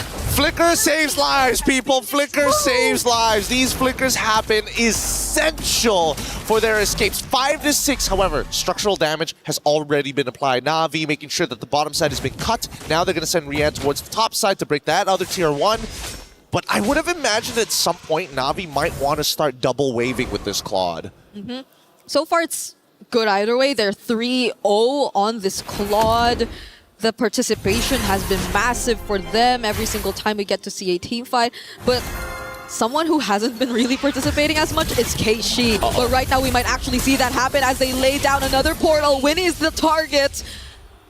And it's not looking great. Yep, it's not safe. The river is not a safe space to walk in, and I think definitely GXP need to start opening up this map, or Sophia needs to start... Oh, God. Oh. You thought you were safe. I thought you were safe, to be fair. Yeah, but there was a chip trying to intercept you from behind, and a lethal counter too in your face. There's not much you could expect from a Hilda at this point, no matter how much she tries to open up the map. Na'Vi are just at the most unexpected places possible. Yeah, I think that GXP, unless they get some clean wombo combos like they did in their previous fight around that second turtle, it's not gonna be easy. Definitely not. Like, Kaz is probably going to get solo killed by Ayanami if he takes a prolonged fight against them. So at this stage, oh, another shortcut. Winnie again! Winnie's just not having a good time. The first time we see her on a Bruno, and she has to go through all of this. It's just constant pressure. Constant execution. Oh wait, they don't actually take it back. They realize and recognize that the top side is actually where a majority of the resistance is coming from GXP. They should know the purple buff is up, and here they come on the run. Not Ayanami leading the charge, forcing out the Tempest of Blades. Now they are forced to just get back. There's the Abyssal Arrow, but that's just about it. Na'Vi are not really gonna stop the pressure from coming. They're gonna try though. Oh, next on towards the back line. However, Ling unfortunately can't seem to close the distance. Didn't want to commit the flicker as well, but they've got battle spells out of Na'Vi. And honestly, at this stage of the game with a 3.8k lead at 8 minutes, it could have been a lot worse. Yeah, at least if you look at it from the perspective of having a Ling on your lineup, you could play around the map a bit more, but just how could you? If Na'Vi keep forcing these kinds of fights and just surprises all over, at least for now, Faz trying to stay composed by doing exactly what we mentioned, but even Keishi is just a bit too quick to expect what's about to happen from GXP. Yeah, just a little too fast, and now here we come. Descent of the Valkyries into it. Oh, cloud shift though! Oh, the cancels! Now it's Rian having to get away from that. Not Ayanami left all alone against 3, and she could not take out at least one. Rain eventually shows up with a flicker. Winnie too having to dash away, and Mirai! Another intercept! That's the 4th time we see them take down the gold laner. Again, great target priority here. And no time being wasted by Mirai. It's like, all right, I see my low target. I know exactly what I want to do. And this lead now, as we pull up the item list, we're already seeing fleeting time depleted. 9 minutes pretty early on with rapid boots as well. Explains why, not only with the passive, why Mirai so fast. Okay, Fa's okay. Thank goodness. Like, he couldn't get worse from this point onwards. I mean, don't worry. That purple buffer was always Navi's. It was always Navi's anyway. Yep. But I wonder who else is not safe. Winnie yet again. Oh my god! She's been holding on that bush for too long. Mirai's been staying in that bush for too long. And even with this 4-man setup coming in from Ling, I don't think they will get the value out of it. They'll just lose out on more and more members. Ling falling down as well. There might be one trade, and that's going to be Rian. They can't scale at this point. They can't scale. They don't have enough EXP to stay above them. Even Mirai having a full level ahead of Lima. The early game is completely gone, and technically this is where we're expecting Fa to start really picking up the slack for the rest of the team. However, with such a big lack of and an interception from Mirai, what are you supposed to do? She had another ultimate available. Fleeting time, what can I say? It's a good item, especially when you're this far ahead. I was just trying to fly over from one wall to another, and all the while that was happening, it was a free objective over to Na'Vi as well. Just look at the goal difference already existing, as at least it's not that far behind.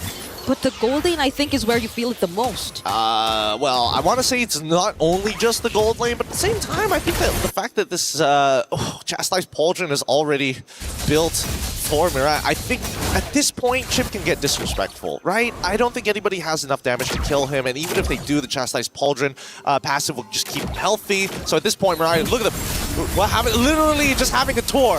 Yeah. Just doesn't mind those bits of damage you get to receive from Lima as the only person who could possibly walk up and not get bursted down by Na'Vi, not unless they just go full commit. But now they have more and more waves coming in, not Ayanami showing up as well. Lima just trying to scout where they are. They pretty much have information of what to expect, and that's still not enough for them to go and try to engage against Na'Vi, because even in the damage department, would you consider Winnie to even have enough damage already? Not yet. I mean, not even a Berserker's Fury. That's what we're talking about, right? Literally a Ha's Claw Fa. Unfortunately, no purple buff, so he has to sit there and wait for it to come back as Na'Vi take the initiative to start putting more structural damage. Yep, they're keeping the pressure. And now it's Lema who, for the first time, actually gets bursted down, has to flicker out of that. Worldy already committed as well, but they're just trading space. They want this base turret. Good. That's the setup coming in from Ling, but she had to go down alongside with it. They actually make this an endgame scenario. No, they still are able to kill it off. And luckily on the opposite end, Fa was able to pick up a purple buff for herself. Yeah. Yay, finally. It's still a rough game. It's an exchange of a base turret. Yeah, it's like, man, not the best in the world, but hey, we take what we can get. And luckily the team, they really need these minions. Like splitting the gold at this point of time is probably not ideal. Like Fire understands, you know what, even though I don't have as much gold, it's important that I stay even in EXP against Keishi. Yep, and these placements, these traps are becoming more and more important. Fortunately for them, they have that tool, but I don't think they've been able to maximize it as well. Ooh, Fa! She tried to take that away, but it was still Keishi who got it. Yeah, they're still going to be dancing around for a little bit, and I don't know if they've checked. No. Fifth time. They didn't check, Winnie! Fortunately, had the flicker, and Ling was there too, ready to protect. But that's the thing, they forced out the flicker. We only have about 12 seconds before the next Lord. I mean, they're conditioning them, right? They're conditioning them every single time, and I think that GXP need to start setting some real protocols here. This has happened way too many times. You cannot expect Winnie to always have her flicker available. And now Na'Vi is in such a powerful position, they're going to have only 2 members actually deal with this Lord while everybody else is on guard duty. Not Ayanami holding the bottom side, Mirai just standing there. Look at this, look at this. Oh, she has the immortality too. I think Fa will be okay though, yeah. Especially when you have iframes, you're just so unimportant as a priority target for a chip. I could not figure out a better way of saying that. You just don't want to deal with that, right? You want Winnie, you want people who can get punished by this. Arguably even Lima as well, but that's only if that flicker is down. And knowing that Winnie has been losing her flicker consistently every single minute it comes back on, I think that so far Mirai is ready to start trading. Maybe even not even hiding, just flickering into the middle of them. And just putting up the portal right then and there, but that forces out the Tempest of Blades from Fa. Won't even be confident enough to deal with the cut as well, but Lima together with Sophia, are decently dealing a bit of damage already towards Mirai. I think that's a bit of a win. It is a win, and I don't think Na'Vi is getting as much value as they wanted to, right? They now desync the waves that they were trying to prepare. Mirai finally loses immortality. Oh, but every single member of Na'Vi just jumps in to make sure that Fa goes down and doesn't get a hold of her purple buff yet again. The chain CC was a little too good, or maybe the pinch points came up a little too late. Either way, Na'Vi is going to be starting to crash down on every single one of these inhibitors. Was that a bit too expensive of a kill for GXP? But Na'Vi are not going to risk it just yet. They're not going to try to go for the end, and they will fully respect GXP right under their base, but there is another wave coming in mid. It's going to crash really, really soon, and that's a lot of space created. Ling only finding one, but Rian only has her eyes on the turret, and the lethal counter! Finding Ling! It's a shutdown towards Keishi, but will that be enough? A missile arrow landing onto Rian! And that could have been the game-changing play right here for GXP! Tempest of Blades from Fa. Mirai already starting to get really, really low, and another free hit from Winnie! Potentially turning things around. Not Ayanami trying to sustain, but she cannot. Oh my goodness, I can't believe it. As Renmar mentioned, the arrow, it just needs to hit. Once that arrow connects, there's so much more you can do with it. And this time, despite GXP showing just a sliver of hope here, Na'Vi have already taken out 3 of their inhibitor turrets. The macro is going to be a little difficult to play once the next Lord spawns, and Na'Vi, they don't mind it. You got that first shutdown, fine, that's on us. But look at this replay, right? The conceal, Mirai making sure getting pushed out of the way, but this engagement coming in from Ling initially was looking good until they got executed. However, you see the mistake come right about... Oh no! They timed it out before the arrow was about to be thrown, but even so, you can tell the frustration on Na'Vi's face. Yeah, but it was just a pixel away until we weren't able to see it. But you know what happened at that moment. It was an unfortunate sequence for Na'Vi, even as they just tried to really attempt for an end angle. And now let's see how they play around with their positionings once again, because they have been placing these traps around the areas where Mirai is really expected to just show up, even throwing them out just to ensure that they will have enough information. So that's GXP really playing it safe, but is Fa gonna be safe on top? She's having to deal with not Ayanami. I mean, Fa, unfortunately, just literally cannot 1v1 this Freya. Not without that Bruno. Not like how we saw it earlier. And worst yet, Na'Vi, this is what we call the chokehold. Like, how do you even win this scenario? No matter what you do, Mirai can catch you with the shortcut, and which they're about to see right now. Tempest of Blades used right before the portal gets laid down, and Mirai will no longer try to go for the chase. But that was really smart from Na'Vi as well. Okay, wait. Fa, not gonna fight that. They can still technically chase this for a little bit, but the more attention Fa is able to bring to them, the better. Okay, that's BMI and Rain alongside Mirai trying to go for Fa. They're not letting him return or her to return to the base. As not Ayanami, Mirai, and Keishi too are just dealing with the waves. Fa is down!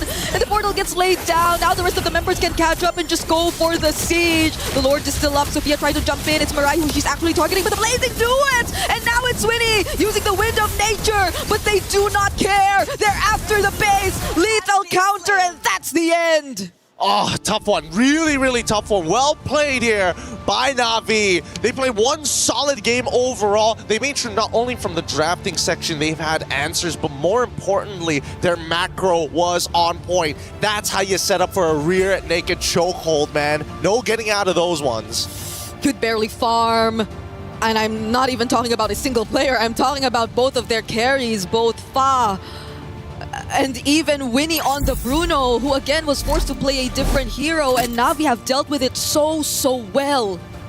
It's so well, but at the same time, we need to see more. Right now, Na'Vi is looking like they're setting a very high standard here, and GXP, it's either they meet it or they're going to drop that game. We're already at match point, but now we're going to be throwing it back to the studio right after these messages.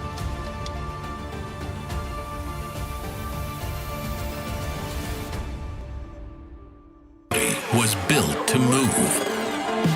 Not trapped at a desk in one singular posture for 12 hours a day. It's time your chair evolved. This is Secret Lab Titan Evo. ergonomically engineered for you. Gamers, hybrid workers, artists, backing your every move. Na'Vi are off to an absolutely incredible start, now leading 2-0 in this best of 5, putting them one map away from securing their spot into the Grand Finals. Welcome back into the studio. I'm Taylor Reflections Noble, joined by Rinmar and Mirko. Boys, Na'Vi, a big win once again. Rinmar, you got to protect that voice. You're screaming, man. That wasn't me. That was another guy in the crowd. That was Reptar. That was Reptar. Devilishly handsome. Yeah, that was Reptar, not Renmar. If you know, you know. Man, how do I feel about the fact that it's 2 games now where it feels like we can say we told you so with your drafting priorities? Yeah, I think it was also just exactly as we assumed, right? Game 1, GXP tried to subvert our expectations, try to subvert Na'Vi's expectations with crazy picks, denying a lot of the win conditions from Na'Vi. The gamble didn't pay off. Game 2, they went back to their assassins, and Na'Vi had prepared for those assassins. The Claude and the Lilia picks were so good. So how does Galaxy Phoenix find themselves now? Because it's 2 back-to-back hero selections that they didn't do well. Obviously, the coach on the back lines is doing everything he can. Yep. But Galaxy Phoenix, they are knocking on the door of dropping down to only play for 3rd place. I feel like there's a bit of an overthink on the side of Galaxy Phoenix. There was one ban in the first phase, that Harith rush ban, which we thought meant that they were setting up for either the Freya because the Phovis was gone, or they would pick up the Claw themselves. They subverted expectations, but then it felt like it was a different writer, so the middle of the new trilogy doesn't make sense in the big picture of it all. I'm not throwing pot shots at anything. We know exactly what you're talking about. Yeah, we do. Miracle, let's take a look at the stats, though. Ooh, we get a bit of a different graph this time. Yeah, we get a total gold. It's a gold chart all around. It's just Na'Vi taking control of the early game through the Bauman. I think it's just classic. Then we see a bit of a, slight movement over there on the right towards GXP. But as even the casters mentioned, there's not much that GXP could do even with that team fight win, right? Even with that almost wipeout. Yeah, we did get to see the role that Sophia needed to play here and what could have been the bad part for Na'Vi, which is if those arrows landed over and over again. But in MLBB for so many years now, it's always about simplicity. How much simpler is your lineup to pull off compared to the opponents? If you have good crowd control, good damage, and it's simple, that's great. If it's a bit too overcomplicated, it's not good for you. Well, it looks like Rain is in the building, and I don't mean Rain physically, but hey, Rain, the co-streamer, how you doing, man? Let's bring him in, because Rain has been covering the action. He's been hugely passionate about MWI naturally and giving all the coverage not only to his fans, but also to even us at times, joining us on the desk. And Rain is an integral part to the MLBB scene, and I know he's been supporting a couple of different rosters, but when we get a chance to speak to him, I want to know what he's thinking about this matchup here. Na'Vi versus Galaxy Phoenix. Rain, hello, how guys. you doing, man? What's going on? I'm doing good. I actually quite enjoying the match just now. For me, Na'Vi PH playing better as a whole. They have better draft, have better early game, better targeting. Yeah, I'm quite enjoy the show right now. Hey, and that's actually what they've been talking about. Miracle, you mentioned it. When it comes to Galaxy Phoenix, they're just falling behind on the hero draft. Yeah, it really just feels like that's the case. And King Salman has really gotten the read on Galaxy Phoenix. So I want to ask you, Rain. Yeah. What do you think GXP should do for game number 3 to turn things around? I think they need to think properly their draft, especially there's like certain heroes that might quite questionable against Na'Vi composition. For example, that Hilda against utility jungler. And also, because in terms of when we're saying about mechanical skills, right? I think GXP have that quality that can fight Na'Vi PH, you know. But overall, as a team, because right now, overall, Na'Vi have better targeting, also better wave management, and also good early game. So these 3 things, GXP need to fight them.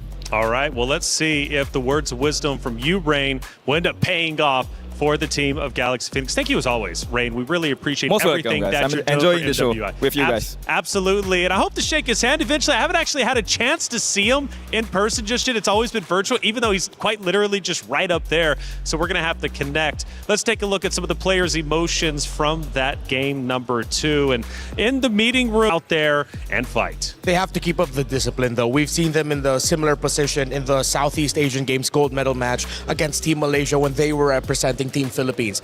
They fumbled that. That hurt them. But they did admit that they learned a lot from that, and they have to show it here. They have to end this series and make it to the Grand Finals now. That's it. America, let's take a look at one of our great actions from that second map that we just witnessed. We're going to go towards the mid-game, and I believe close towards a mid-fight for the Lord, at least eventually coming up. What are we noticing in this engagement? I think right now it's just the fact that Na'Vi are just so calm and composed, right? They don't need to go for the neutral objective. They don't need to send the Freya over because they have the shortcut. A couple of times, though, it did happen where GXP were just quicker and they were able to just pull the trigger.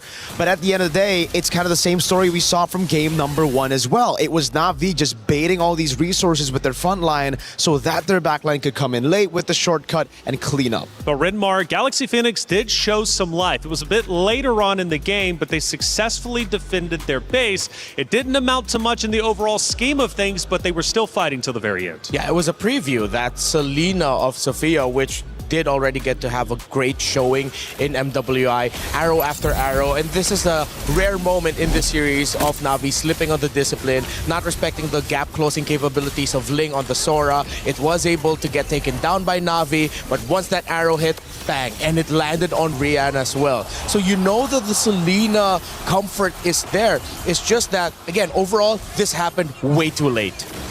I think it's just the early fundamentals built up again. Something that Rain mentioned too, right? It's the drafts. Now, what specifically in the drafts should they fix? It's not just the Freya picking up these prio picks, but it's also setting up for the Selena. If you're already planning for it, you need someone with mid prio, someone that can clear fast in the roam like a Cho instead of a Hilda. Well, as we head back to the stage, the ladies once again get set back up to go toe-to-toe with each other for what could possibly be the final round. Na'Vi wants to close it out now 3-0. Galaxy Phoenix, however, need to reverse sweep. Not an easy task across any esport that you're playing, especially here in the MWI. It can sometimes be an impossible task. Galaxy Phoenix has already achieved the impossible, being the underdog pick, making it to this stage. But is that enough? Are they satisfied with their performance so far? Or do they want a little bit more? As far as the fundamentals go, I understand Galaxy Phoenix is losing the hero picks. But do their fundamentals look good enough to where if they can, in fact, battle Na'Vi in the hero selection, do you think they can actually take down this Na'Vi roster at least for one more map? Oh, definitely can. We've seen moments, especially in game number 1, where it was more prevalent, wherein it looked like Na'Vi looked uncomfortable fighting GXP. There were certain angles that they didn't take into account for, didn't realize GXP could even go for. There were moments of discipline that makes me wonder, how come GXP can't do that consistently? If they can find that consistency, then the fundamentals will show. You did question Sora for the side of Galaxy Phoenix. Do you still question it now? Yeah, as a first pick, I don't really like it. Especially with the Freya up, with the Claude up as well. Something that's just integral for Winnie. You know, something that's just so important. I'm going to play devil's advocate, though, for Renmar and say I don't think GXP have the fundamentals against Na'Vi. No, That's fundamentally, they are worse than GXP. What they thrive in is chaotic skirmishes where they can rely on their mechanics. Yeah, I'd say mechanically, they can go toe-to-toe. Maybe they're even better than Na'Vi PH. That's a tough one more map against Na'Vi. You made it this far. Make the most of it. After all, top 4 is a massive accomplishment. But making it to Grand Finals, lifting that trophy, is even bigger than you could possibly imagine. Map number 3, a fresh opportunity. Will Galaxy Phoenix take advantage? Are they still a little bit too reactive with the bans? Exactly. I don't know about this. You're rushing bans on Chip and Bama. This screams Na'Vi is in the heads of GXP right now. I mean, desperate times call for desperate measures. GXP certainly in that desperate time right now. It's match point in a best of 5. They thought they could slowly get into the series. Yeah. So far, it's just been a wipe. And Na'Vi have been fast and they have been ruthless. If it gets to the point where you are just fielding some of the best meta picks all out there in the open, trying to overload one another of choices, and maybe that's where Galaxy Phoenix is just leaning onto now. Let's have a lot of choices open so that we could miraculously find a way. They're even banning Xborg first. Are they going to try to take a page out of the book of other teams where they're trying to go for the Mathilda Barretts right away? That's too much. Even so, if it's not the Barretts, Mathilda straight up, I think it's going to be the Baksha, an Akai maybe. It's going to be a utility battle. And again, We've just spoken about this. Me personally, I don't like it. I don't like it when GXP play the slow, fundamental game, building on neutral objectives. I like it when they fight. I like it when they have a composition that relies on their strength, which is team fighting, which is brawling it out. They go for the Baksha. They're going to try to go for speed, tempo, early game. But Na'Vi, we've seen this plenty of times. Atlas Akai into the Baksha. Shut the Baksha down with pure CC. If Na'Vi PH go for those 2 picks right away, then most likely Galaxy Phoenix will have to respond with a Valentina. But Na'Vi, they are relentless. They focus on the Lilia and they get the glue. So they don't get that Kai Atlas combo. There's still a potential room for an Akai maybe later on. But I like that they have been consistent with this. They know the strengths of their mid lane with the Lilia. This allows them to get mid prio and be really annoying so that Lemma and Sophia will have a hard time rotating. Ooh, I like this Alice. I really like the picks now. Coming from GXP, right? Like the Baksha pick first was all right. I didn't really like it at first, but then Na'Vi responded with just Lilia and Glue. So that gave GXP an opening to punish them. The Alice pick is great for the Glue. The Farsa here as well. Really good poke and some more range that they didn't have in the previous game. If Na'Vi PH want to play around a solid formation around their mid laner, then they...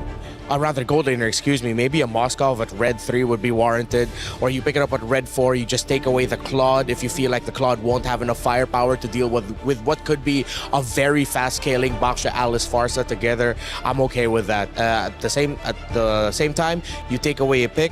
But instead they still go for the carry. They wanted that melt damage, all that damage that you need to deal with the Baksha and Alice together. So now they should probably take away the Claude and the Moskov. Yep. Should be the Claude and the Moskov. There's already too much magic there. I think it's fine to go for the Harith, to go up against the Harith with the carry and the Lilia anyways. So for Na'Vi, it's just back to basics. It's back to, all right, now what do we go for in XP and jungle? Is it the safe 2 double frontliners here, or do they go kind of crazy with it? Because it could just be a Baratz Mathilda on Na'Vi's side as well. Chomp down on the Baksha, don't let him get on the red trees, and then win out through playing for your backline. Yeah, they could still swerve that glue to the EXP and get the combination that is looming right now. And get Lapu for the Farsa. Use Lapu also. There's so many options. So this is the gamble that GXP wanted to play into, but at the same time, they're still leaving a lot of options available for Na'Vi. You pick up the glue early on because you want that flexibility. You make it hard to read whether or not it would actually go into the roam, or is it a flex pick potentially for the EXP.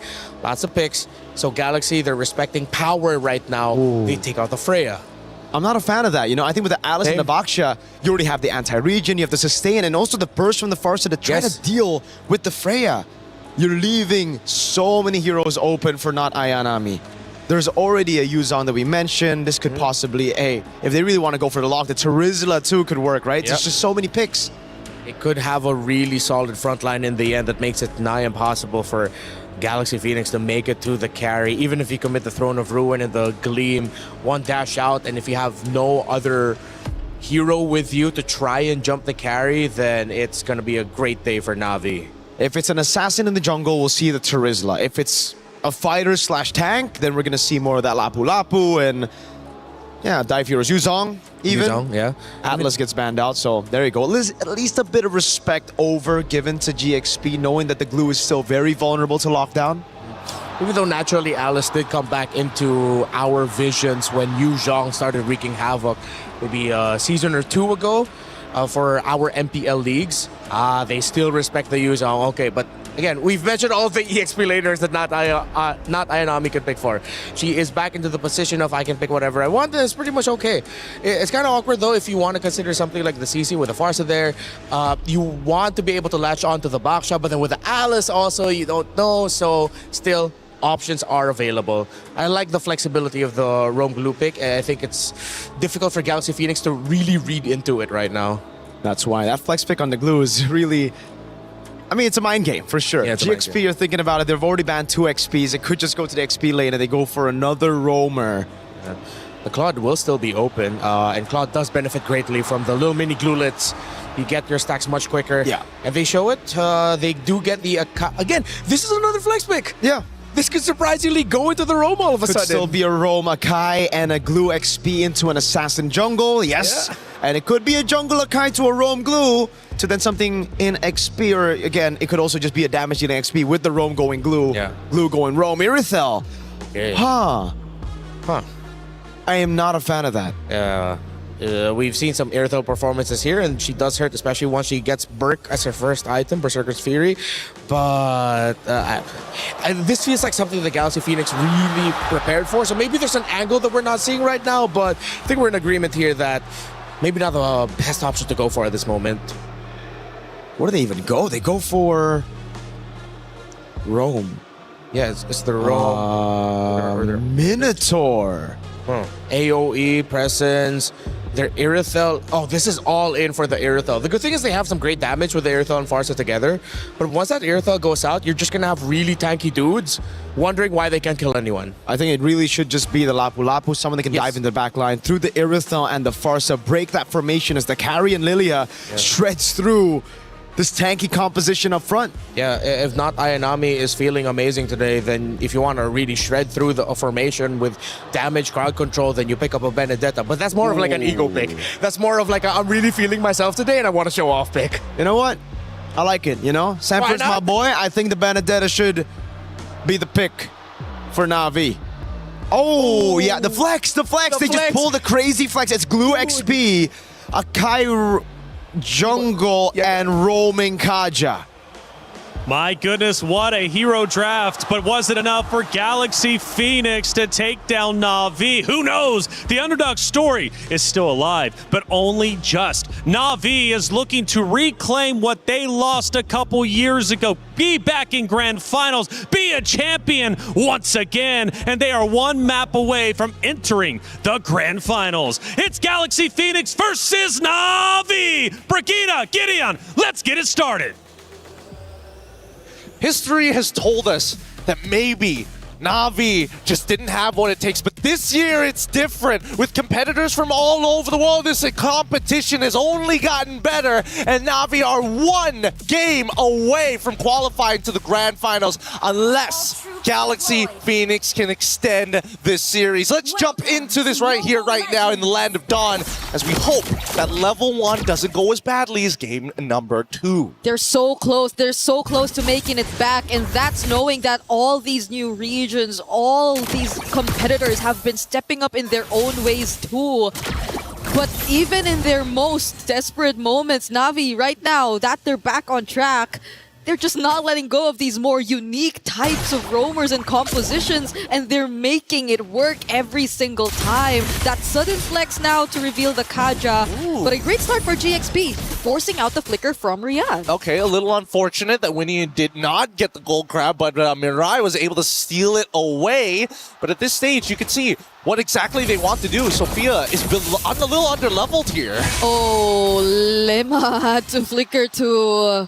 This has been the trend for every single early game. Na'Vi with the Lilia not changing their mid-hero for 3 games straight, just constantly spamming all these pokes. And now that it's with a Kaja, it's a lot more annoying in a sense that even the Kaja is just gonna walk up straight to you, apply these slows, and potentially even a bit more damage. Yeah, what I can't understand here was what happened here at level 1. Why was the first rotation down towards the goal when it should have been here in the mid?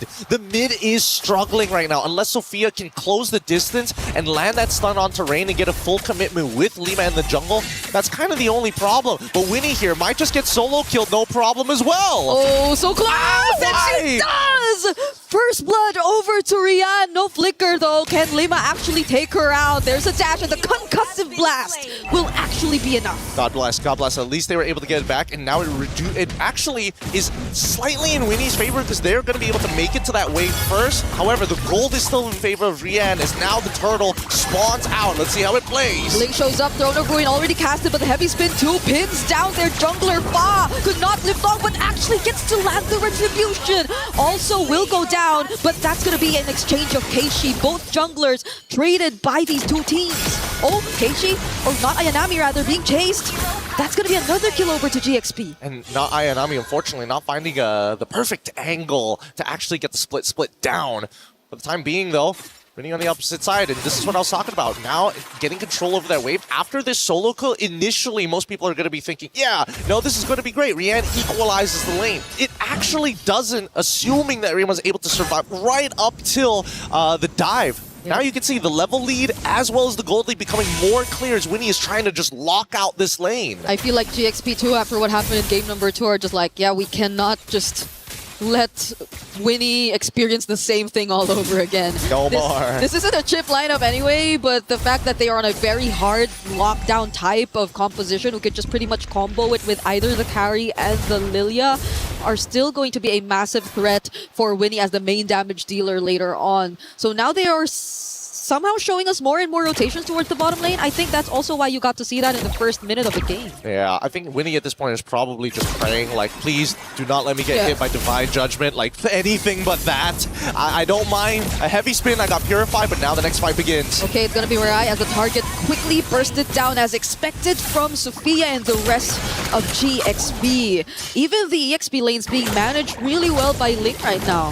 They managed to find an interception, which is great, but also I think Na'Vi, unfortunately, is still having a bit of lingering thoughts from the previous game, thinking that they're really far ahead.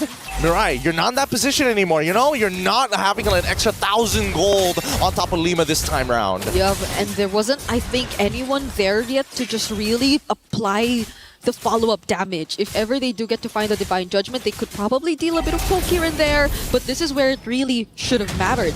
This is the next turtle of the game, and both teams are going to fight for it. Mirai can put the handcuffs on somebody. Unfortunately, they still need someone else to be the guillotine. Oh! Faz after Keishi, that forces out the heavy spin, and the feathered airstrike already gets committed as well, but I believe it was cancelled, and now it's an isolation play onto Fa! Oh! Turn of Ruin and Yo and Fury! GXP might actually turn things around. Rain having to flicker out, Winnie with a heavy crossbow, dealing a lot of damage as well, and they survive. It's a 1-for-1 trade so far. Both junglers are down. That counter engage coming in from Ling to save the day right at the very end. However, Rian still 2-1 score, trying to keep back up, and despite what happened in the early stages of the game, manages to get enough of a care package, some economic aid to stay even. All these ult-reliant heroes from GXP though, they probably will get it back a few moments later, but Na'Vi are just for sure going to be confident enough to get back in this too. It's only the heavy spin that's been taken out alongside the Divine Judgment. I don't understand why Ling is still trying to pull the wave. They know that they didn't have their ults earlier. They could have started zoning out way earlier.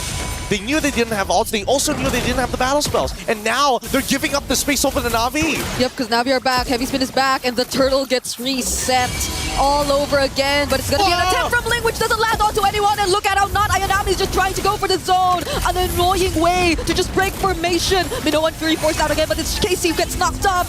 Fa still finding the retribution. They get to isolate Ling, but they might not have the damage for this. It's GXP finding more kills. Unfortunate indeed. Honestly, Na'Vi played as good as they can to kind of get out of this situation, but that first initial whiff coming in from Ling, really unfortunate to say the least, but Fa still made it work. Steals away the Lord just in time, because Keishi had pretty much all the advantages. Yep, they're really working as a unit at this point. Now a quick conversion to another objective as well. GXP are just focusing so much of their resources towards the bottom lane, even in that entire sequence where it feels like they barely paid attention to the other parts of the map, just as long as they could win it out in that turtle fight. Yeah, and now they just want to keep on progressing it, right? Whoa! Divine Judgment, that's gonna be one.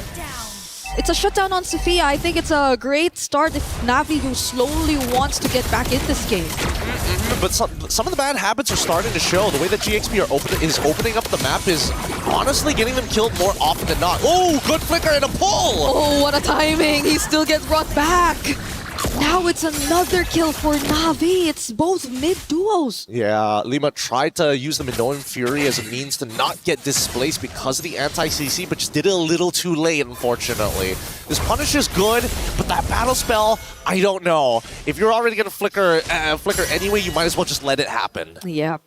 And Nara Yanami will just get it back real quick. We're looking at the gold difference right now. Not much in terms of the gold lane, not much in terms of most of the lanes. It's really in the macro that you kind of feel what GXP wants to do differently this time in comparison to Na'Vi. But at the same time, it feels like both Na'Vi and GXP, they've sharpened each other enough after these past 2 games. They're really picking up on the bad habits. Look at this! Oh, once again, we find another isolation. Sophia gets caught here by not Ayanami, but will get to Wings by Wings her out. But under the turret, can Ayanami still find the kill? It seems like it's a no, and then Fa gets dragged back under the turret. Oh!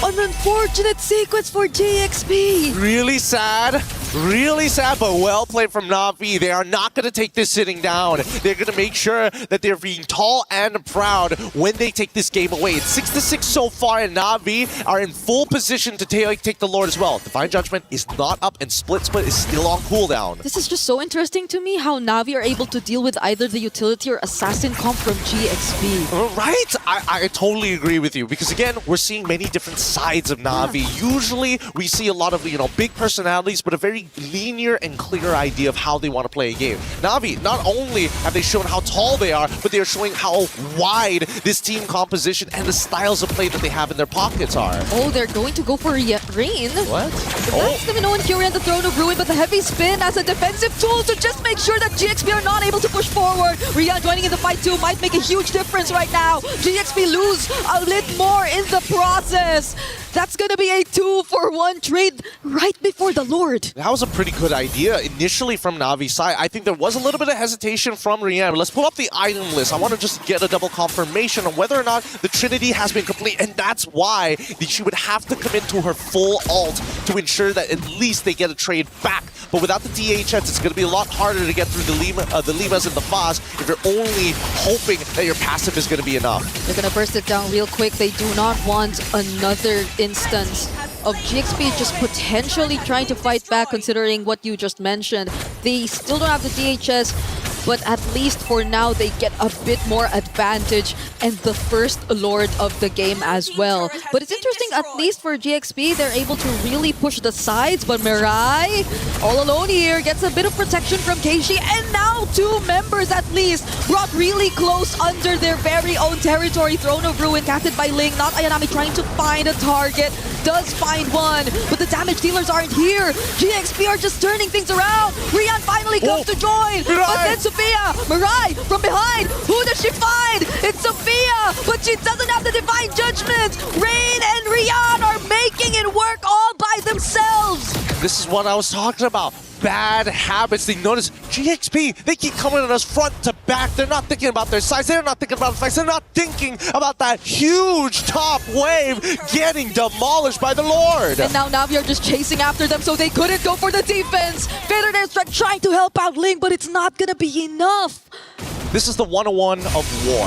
When you are fighting in the front lines, you must understand what your supply lines are, the logistics to get there. And right now, Na'Vi have attacked them in so many different areas. GXP, you can tell the tunnel vision, the peripherals is getting darker and darker. They have to wake up. Take a moment, just breathe. Because we're so used to them being really synced up in terms of especially prioritization, the targets that they go for, and how they're always almost on the same page, but we're not seeing that from GXP at this point. It's more so from Na'Vi as they find another kill. Sophia, knock up from the Minoan Fury together with the Throne of Ruin, but the relevant members are just getting away. It's not Ayanami traded out, but Fa goes down too. It's a double for Rian, and she's just 7-1-2. It's so frustrating because the combo is good. It's a perfect Minoan Fury into the Throne of Ruin that had to commit a flicker from Ling. They just didn't have enough AoE to burst down the members after the combo. Winnie can only hit so many targets at once. And luckily from the front lines of Na'Vi, they have enough armor to tank the explosive crossbows. It's all their base turrets exposed just with that single Lord Siege, which Na'Vi barely had to work with because they just let it walk through the top lane, and every single lane too just pushed forward just because GXP kept forcing the fight. Yeah, I mean, majority of the... Oh, hold on, the Divine Judgment is good. Rihanna has already blown them up. So Throne Ruin tries their best backline. In trouble as Sophia finds one. She gets another, and now the chase. Ray needs to win this against Winnie. Purify being used. The heavy spin locks down Fa, and there you have it. Na'Vi say, no, you took 2 of our members. We take 3. Fury! And GXP just wanted to repeat the exact same thing. It was probably not the exact same sequence in a sense that Lema actually got to cast the Minoan Fury, but it was follow-up from Ling that eventually, in hopes of them converting it into a successful team fight, but Navi were just a bit too prepared for that. They knew who they wanted to target, and they just kept pushing forward. Now, it's a massive loss as GXP had to let go of the Lord. Nothing much that they can really do about that. Again, there's a certain level of protocols that need to be put in place, but you can tell that GXP are not 100% sure what that roadmap actually looks like. They've got some really good ideas, but sometimes when do you actually want to find those initiations? Before they try to initiate after Sophia was caught, they were thinking about, hey, if they get a little bit closer, we can make something happen, and all of a sudden the Flicker Divine Judgment was the real play. So I think that GXP right now, they're trying to set the priority order. Do we worry about this Divine Judgment? Can we get Sophia in a better position so that Winnie can follow up immediately after? Hopefully they figure it out not to wait. Because we've been questioning the priority order for the longest time in this entire game. Who does GXP really want to go for first?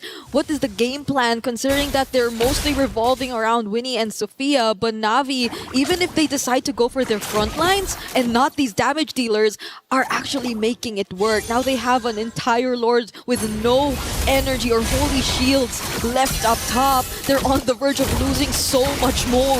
Yeah, with the suppression as well, it's just really difficult for Lima especially. Oh, that was a flicker in, but Mirai does get cancelled though. Does have the immortality, is gonna be okay. Feathered airstrike as well as Minoan Fury trying to defend as much as they can. Keishi, defensive heavy spin, but Winnie finds a double. Navi have to run away wings by wings towards not Ayanami, and they go back right in. Do they really want to fight this? Not Ayanami actually finds Sophia. No way! No way! Winnie ended up killing her own teammate because of that. They could have just stopped autoing. But they were just so desperate to make it work. Literally anything would have been good there. Oh man, not Ayanami. Despite having a horrendous early game, now it's like, this is my revenge. You've hurt me enough. Yeah, I was worried when she went back in too, but the fact that GXP, I feel like they just panicked and clicked their buttons and unfortunately cost their teammates' lives there. It's not a good sign. It's not a good sign. GXP definitely have to somehow reset and get back in this game. They were slowly finding their way around things, but it's Navi all over again, all across the map. Yeah, Navi has adapted a lot better to what GXP has been laying on the table in terms of their tactical plans and strategies. And I think that Navi, just a little bit more clutch factor within them. But I think it's the awareness, right? The awareness overall about not only the battle situation, but what's happening across the map. It just feels like Navi is just slightly more efficient and more flexible in those moments. GXP, it's got to be step 1, step 2, step 3, step 4, and they've been changing the order up, but it still feels a little clunky. So what could be the best order at this point? You would really expect it's just either Lema or Ling. Does someone have to be left behind to at least some sort of protect for Winnie and Sophia? They do have the flickers and the purifies for themselves, but it just seems that as long as Navi get that one pick-off done, then there's nothing stopping them at all. I think step number 1 is to control this mid. Oh, wait, actually, Divine Judgment! Oh, is that one pick-off? Is that the pick-off? Ling tries to stop them from getting that pick-off, but despite that, the heavy spin still gets committed, and GXP find one! They somehow find Rain! Navi, do they want to push through? They've lost one of their main damage sources. That is so unfortunate. It takes 2 people to engage upon 3 in the back lines of Navi, but it just takes not Ayanami to keep both Sophia and Winnie away, and still able to find that kill onto Sophia's side. Like, if not Ayanami, people were like, oh, she's going back to her old ways. No, she is a completely different player. Yeah, look at how she's playing the glue. Ridiculous. Redeeming herself after that early game. I mean, look at her. I mean, she's not really resetting. Another Divine Judgment onto Lema. There goes the burst from Rian as well. Do they really want to risk this? Okay, they actually find one. It's going to be Fa. They're pushing her out of this Lord pit. And that's enough to secure the objective, but it's in exchange of not Ayanami. And that's totally fine. Look at the timers. Look at the timers. The wave is going to spawn. If they waited a little bit longer, it would have been nice after the 12 minutes. But since then, even so, not Ayanami has gotten everything they've wanted. Lima doesn't have a flicker. Ling still doesn't have the flicker as well. And by the time the Lord actually makes it down into the base, she's still not going to have the flicker. Yeah, I feel like GXP wanted to go for something there, but they saw Mirai and were like, nah, no. It's good. No, and we have a Lord. I'm glad they actually realized that they might have to pull back a bit because they have to deal with a Lord and Na'Vi are approaching their base. At this point, I might as well just stare at Mirai the entire time because, again, her flickers with the Divine Judgments have been immaculate. Okay, they get to clear the Lord.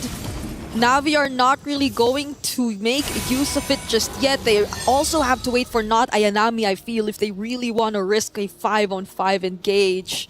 So GXP are taking advantage of this, and at least after 18 minutes are still in the game. Would you say? I would say that Na'Vi understands their composition, but they're also giving a lot of respect to GXP. Yeah. Like, despite everything that has happened in this game, GXP was going even with Na'Vi, despite the score leaning into Na'Vi's side for at least 8 to 9 minutes. Now here in the late game, despite having an advantage with that long lane already wide and exposed, Na'Vi still ain't pressing the matter. Yeah, the combos you get to see from both the Farsa and Irithel, I feel like we already saw a glimpse of what it could bring to the table when they immediately bursted down Rain. Because Rain typically on the Lilia has been always very aggressive. She's been showing up on the front lines, a lot of help towards not Ayanami, but during that moment, I think she also didn't expect to get bursted down as quickly, so they might want to pay attention to that, because that'll definitely change the way they approach their team fights for even just a bit if they don't want GXP to find an opening. Yeah, let's quickly look at the items here so far. The Malefic Gun is already done, but I'm looking at the tanks specifically because I'm already seeing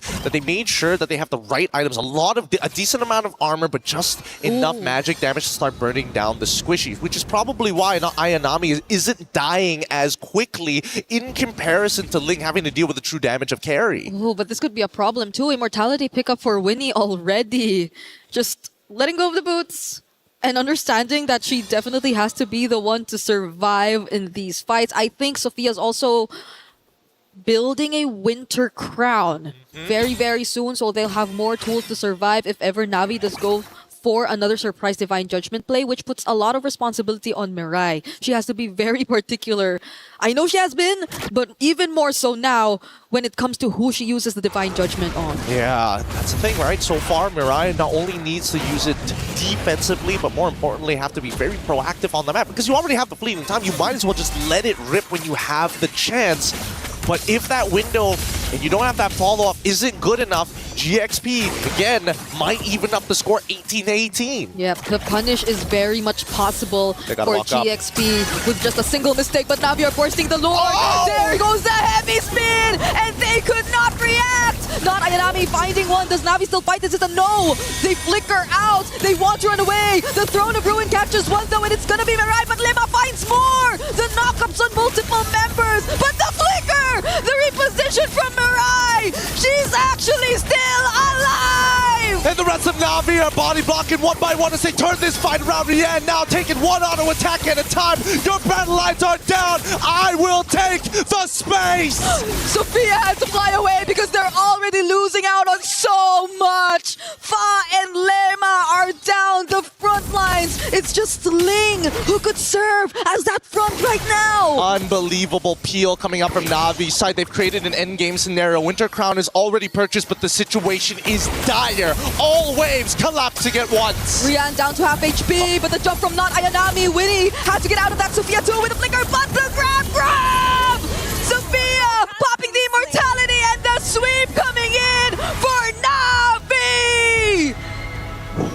What a game. What an absolutely disgusting game coming out of Na'Vi. Not only have they shaken off the rust of day number one, they're coming in here saying, no, you better remember the name. It's going to be at the Grand Finals. They find their way back to the Grand Finals. Unbelievable runs, not being able to meet expectations, especially when they first started out here in MWI, but look at where they are now. And you watch their entire history, from their inception to their success to missing out an entire year to be back here in 2026 to redeem the names. This is going to be an impressive storyline, but let's quickly look at this replay as these fights go on. Desperation got hold of GXP. They saw they lost the Lord. They needed something back desperately, and that's a great mentality to have. But at high level play, you got to count your losses, and you can tell it's devastating, but at the same time, hey, you know, there's always another year. This has been a great showing from GXP. Let's throw it over to our interview up on the stage. Hatias, congratulations right here to Navi Philippines. They have clocked in their ticket to the Grand Finals in an incredibly convincing 3-0 sweep. Congratulations once again. Now, for you guys to reach here, definitely it has been successful thus far after the decider bracket, but you know, what are certain struggles that you guys faced? I think the first we play in this stage is kind of shaky, but yeah, we made it here. You guys made it here even though it was a little shaky. So yes, now you get to enjoy the fruits of your labor. We would like to invite Galaxy Phoenix to please pass your tournament key over to Navi Philippines. Galaxy Phoenix, you did Cambodia proud, but your journey ends here still with the best finish for Cambodia. Well done. Your journey ends. Thank you. And now, wait, I still have tons of questions. I know you're excited because Galaxy Phoenix, they were the ones that put you in this predicament, in this ordeal. They sent you down to the brackets to crawl out, and right now you're here in the Grand Finals. You know, what were the adjustments made that you guys did to face them today, the exact same foes? I think we just play confidently, that's all. You just played confidently, and now that you have their keys here in the hand, the very ones that defeated you in group stages, what do you have to say? How do you feel? I'm so happy because it's my dream to play here in stage now, and also I'm so proud to my team because we made this so far. And the Philippines is really proud of you as well.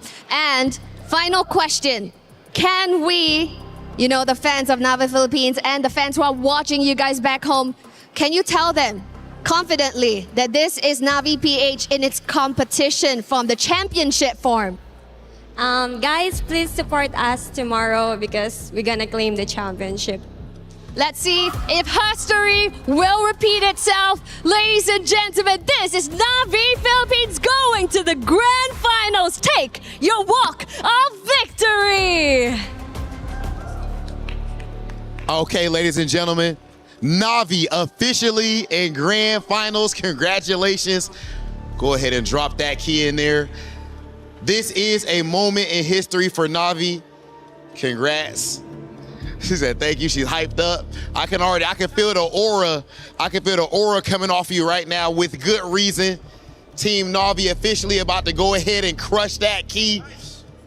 But yeah, let's make sure make sure that we safe. I will make sure that you protected from this huge explosion. Oh my goodness, ladies and gentlemen, it's about that time. They fought valiantly, but oh my goodness.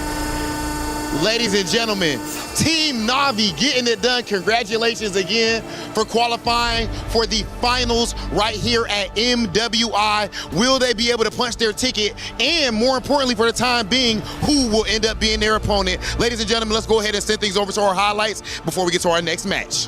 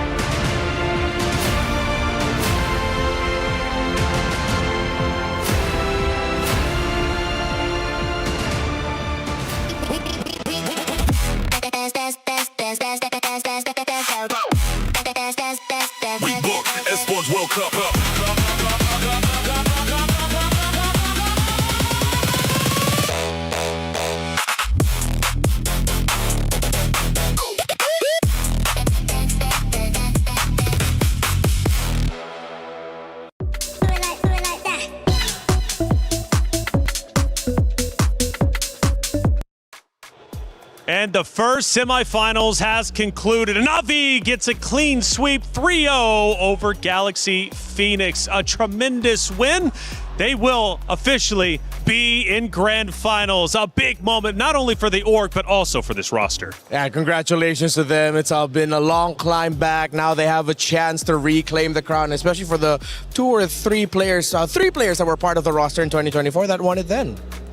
Dude, I mean, I think we could all just call it here. We assumed the right things as well. We got the analysis right. Game 1, 2, we got it. But even in Game 3, where they went for the overcomplicated drafts that we were criticizing from Galaxy Phoenix in Game number 1, Game number 2, they still were able to make it work. Fantastic performance from the Na'Vi girls. Let's take a look at our first action of the game number 3, and it is going to be on the right-hand side here. We got a lot going on. What's happening? Yeah, this was the little trade that Miracle pointed out to me and made me fully realize, yeah, in terms of the fundamentals, it's Na'Vi. How they were able to drag this out, the push and pull. It looked really good for Galaxy Phoenix, but then this is where the veterancy comes in and just the raw fundamentals. The fact that they were able to come back into this, Rain and Rian being able to work together to get Winnie down. That's why for me, I'm just not a fan whenever Galaxy Phoenix tries to go for these kind of compositions, you know. Yeah. So build the lead from the start of the game, just getting those neutral objectives and relying on discipline to end the game. They're a team that needs to rely on that chaos, on that team fighting. Mirko, let's go to yet another moment. Now we're towards the tail end of game number 3. The Lord is about to be slain, and they are looking to push up to take over the base. And I think this just shows you again that chaotic nature that GXP wants to play with. Unfortunately, they were not facilitated with the right heroes to actually pull that off. They went in for the play, but as you can see, it just doesn't feel like they have the right resources. Fa on the Baksha as well. Just sticking on these targets instead of zoning people in the back gave Na'Vi so much more of an opportunity to get away, to kite back. As Renmar mentioned, the back and forth. It's just classic Filipino team fighting though, right? Yeah. What Mirai did there was just an ankle breaker of epic proportions. The fact that she not only ankle broke Fa, who was trying to chase her, but technically it ankle broke the entirety of GXP because they got tilted trying to chase her. Those are 10 ankles. It's hard not to be tilted, right? Yeah. At the end of the day. And for our commentators, hey, we were watching you. Let's see what they were getting into during those tense moments. Oh, that was a flicker in, but Mirai does get cancelled though. Does have the immortality, is gonna be okay. Feathered airstrike as well as Limino and Fury trying to defend as much as they can. Teishi, defensive heavy spin, but Winnie finds a double. Na'Vi have to run away wings by wings towards not Ayanami, and they go back right in. Do they really want to fight this? Not Ayanami actually finds a meal. No way! Winnie ended up killing her own teammate because of that. They could have just stopped autoing. But they were just so desperate to make it work. Literally anything would have been good there. Oh man, not Ayanami. Despite having a horrendous early game, now it's like, this is my revenge. You've hurt me enough. Yeah, I was worried when she went back in too, but the fact that GXP, I feel like they just panicked and clicked their buttons and unfortunately cost their teammates' lives there. At first, I thought Gideon was a little bit too still until he exploded. It's always great to see Brigitte as well, because I'm used to having her up here for the analyst desk where she's poised, you know, nice and calm. Up there, she's exploding with energy. Yeah, and that was an explosive play. I mean, what Ayanami did there when you're up against a team that loves to team fight, Glue is the perfect tempo breaker hero. And the fact that she got away with it too, oh, that felt criminal. But it was beautiful to watch. Well, two great organizations are still in the tournaments, Na'Vi and Vitality, which means the club championship race is now starting to heat up. And we've got Trev to break it down. Behind me is 3 years worth of history. EWC26 is looking for the best esports organizations, and with the club championships and 2 years worth of history, it seems we may have found some of the best. Here with me, let me introduce you from Gen G. This is Ashley. It's great to have you here, but I gotta ask you, this is the 3rd year of the club championships. I mean, does it change the way you're gonna be representing your organization, or is there no pressure at all? Well, as you guys know, this is my first time representing Gen G, which is a huge opportunity for me because Gen G was one of my top dream organizations to join, and to be able to represent my home country, America, as well as my root origins, Korea, it means the world to me. Well, I mean, I would love to leave it off at just that, but we also brought in the one and only from Team Vitality, the mother of tanks, Vivian. Vivian, this year's MWI is taking place here in Paris. Does that make this tournament feel just a little bit more special? Sangat spesial karena kita turnamen di Paris, di mana tempat timku berada, tim Vitality.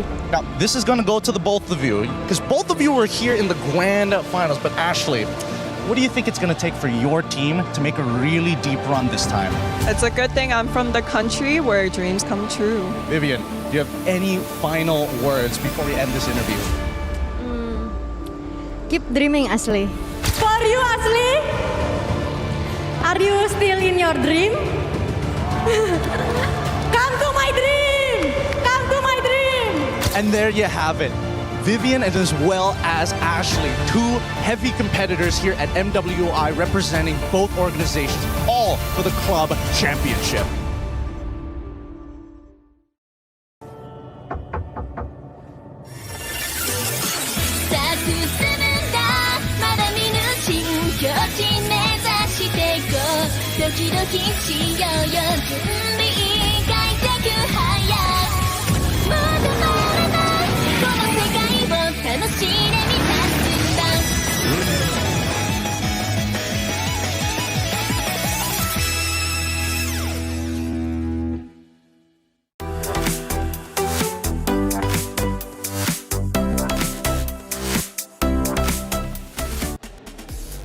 MWI is special for a number of reasons, and I can't think of a better way to break it all down than with such a special guest such as Ray Nung, the head of esports ecosystem for Moonton Games. Ray, a pleasure having you up here. How are you doing?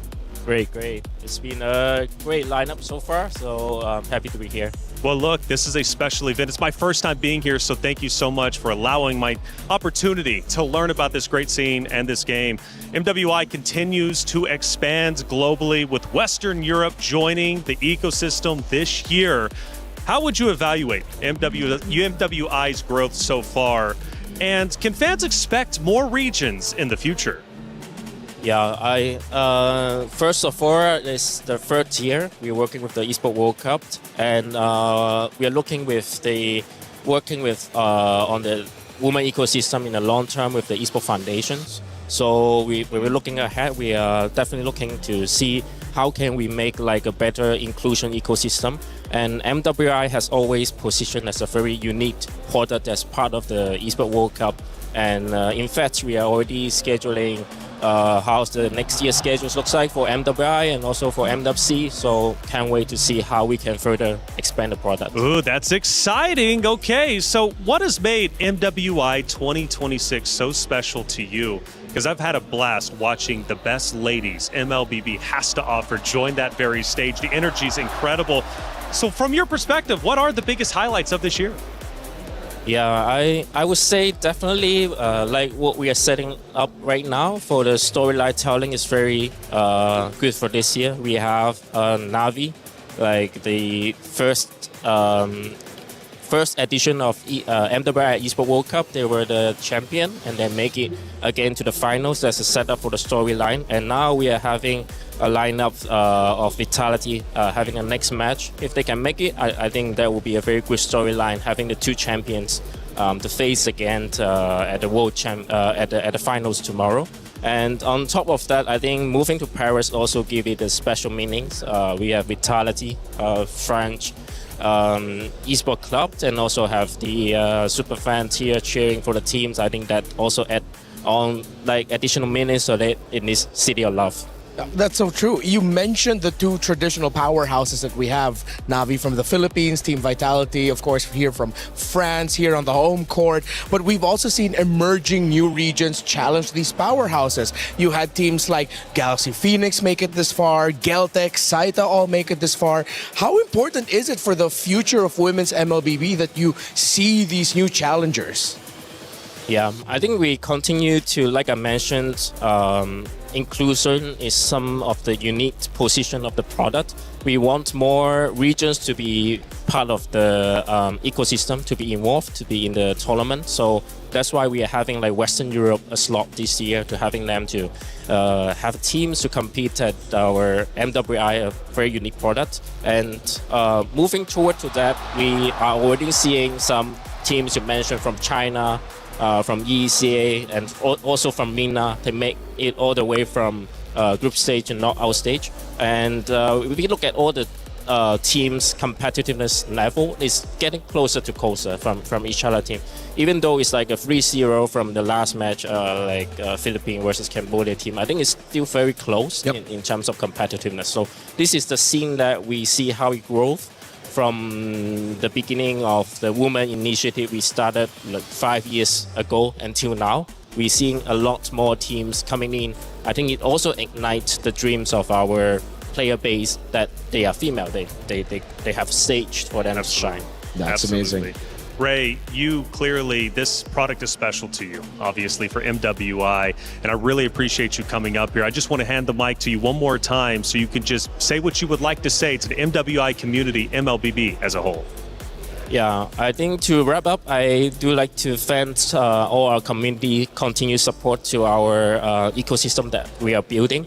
Building an ecosystem, especially a women ecosystem, is not easy. Like we have to be very dedicated, and together with the Esports Foundation, we are looking at this for long term. So we are very looking forward to the futures for MLBB Women. Well, so am I, Ray. It's been a pleasure having you on the desk. It's been a pleasure being here in general. And we got a monster of a matchup about to take place. And it's going to be Vitality going on that stage. And we had a chance to catch up with them before the matchup begins. Hey guys, as we enter the second semi-finals match of the day, Galtech Cyber Team and Team Vitality is now in the arena. Hello, how are you? Hello, I'm fine. Now, a lot of people are very happy to see Galtech Cyber Team in the top 4. How are you feeling about that? We feel excited, very excited, I know. How do you feel about going up against Team Vitality? Do you feel any pressure? I think, yeah, because we're champions. But are we confident? I'll see you later. Good luck on that match. And you know what? Over here, I think Team Vitality is still on the bus. So maybe we could go and see if they're coming down right about now. Let's take a look, guys. Let's take a look.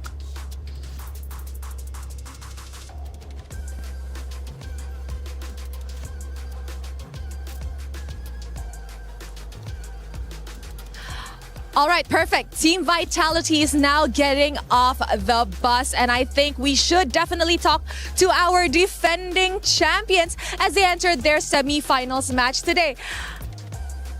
Fumi Echo, you know what? I haven't talked to you today. You're walking too fast for me. How are you? I'm good, thank you. Are you excited for today? Yeah, I'm excited because I meet Kyoai. Kyoe is so pretty, but so are you. Fumieko, I just gotta ask, are you confident that you can actually win against Galtech Cyber Team and defend your championship tomorrow? I'm very confident today. Aw, good luck. I'll see you later. Bye. Guys, she is so cute. Thank you very much. That's it from us. Throwing it back to you guys.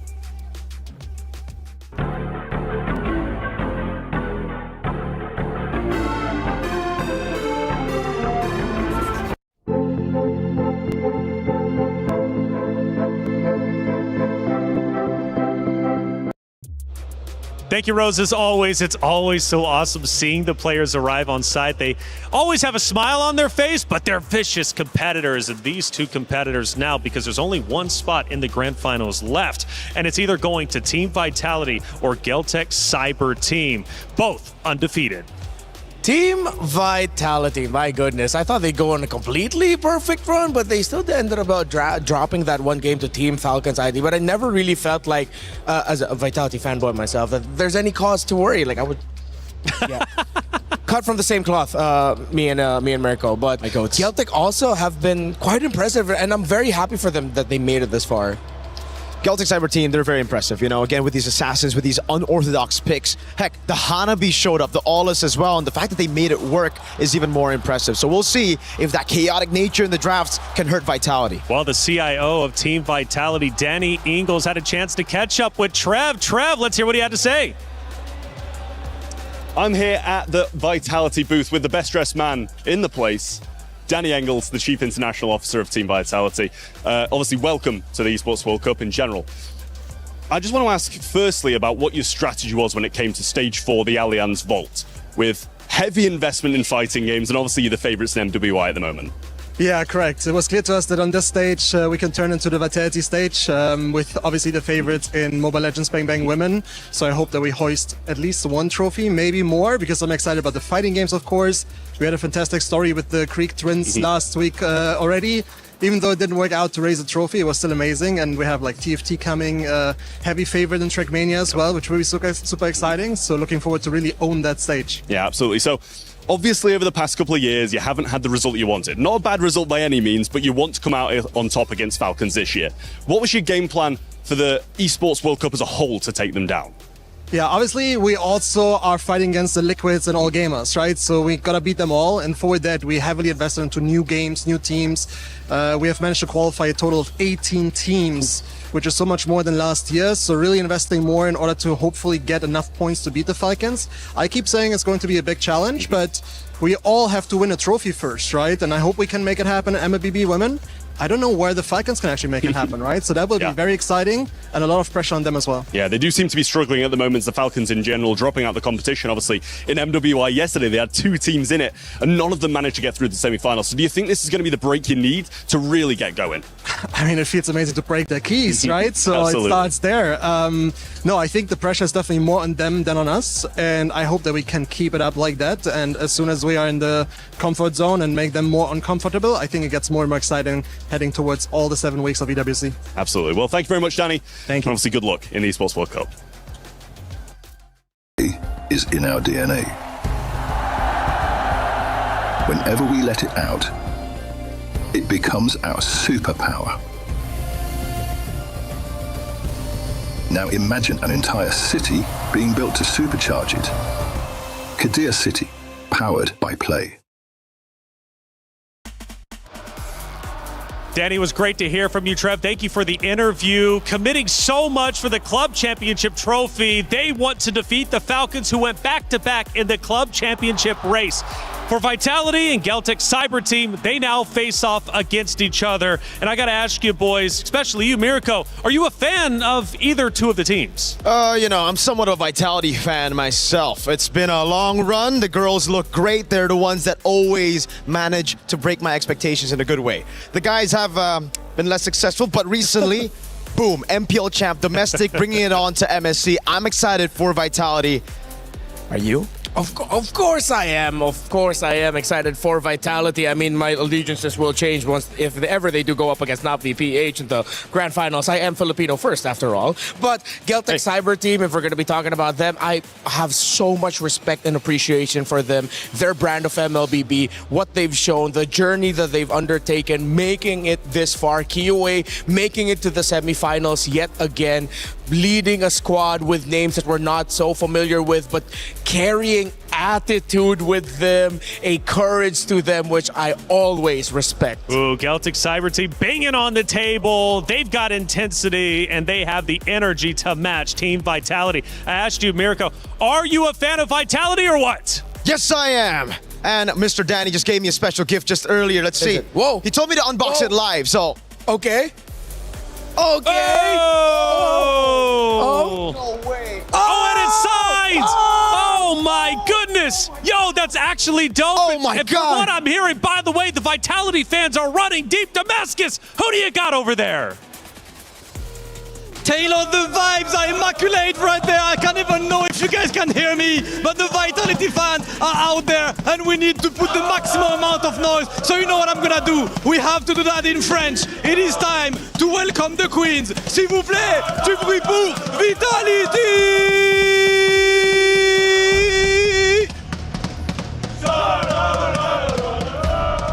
Les champions en titre qui arrivent sur la scène et la foule qui est absolument en feu. 2-0 contre MIBR, 2-0 1-0 contre Genji, 2-0 contre Navi. L'équipe qui ne peut pas perdre, l'équipe qui ne peut pas être touchée. Ce sont les reines de MLBB et elles reviennent récupérer leur trône pour l'instant absolument intouchable. Les 5 reines qui montent sur la scène et vous savez que le bruit sera maximum. Rob, Cheryl sur la scène, on va kiffer aujourd'hui.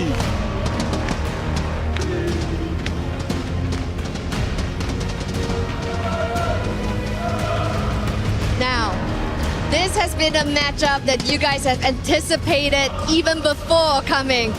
Vivian has penned Kioe on the board of what she wants to see in MWI, and now wish granted here in the semifinals. Anything you would love to say to your opponents? Please don't make us sleep in the middle of the game.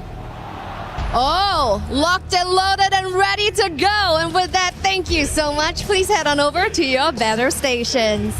Team Vitality is clearly ready for a battle, ladies and gentlemen, but as close as they are to their dreams, there is a team that is standing in their path and hoping to achieve their own. Please welcome to the stage, Galtech Cyber Team. Galtech Cyber Team up to this point entirely undefeated, unscathed, going up against everyone, and the Ice Queen has returned. You can feel a shift in the energy in this arena just with her presence. We've seen their mastermind, Coach Osprey, has transformed this team into the Titan that we see today. And now, of course, we do have a quick interview. Right now, you're so close to achieving your dreams. But in order to finish it off, you have to go against what a lot of people look at as the favorite to win this tournament. How much pressure are you under and how confident are you? Насколько вы уверены? Ну, мы постараемся сделать максимальные наши возможности показать. Well, we will do our best to make sure that we play on our maximum capacity. Okay, and I'm sure you will. Please go ahead and have a seat, ladies and gentlemen. It is about that time.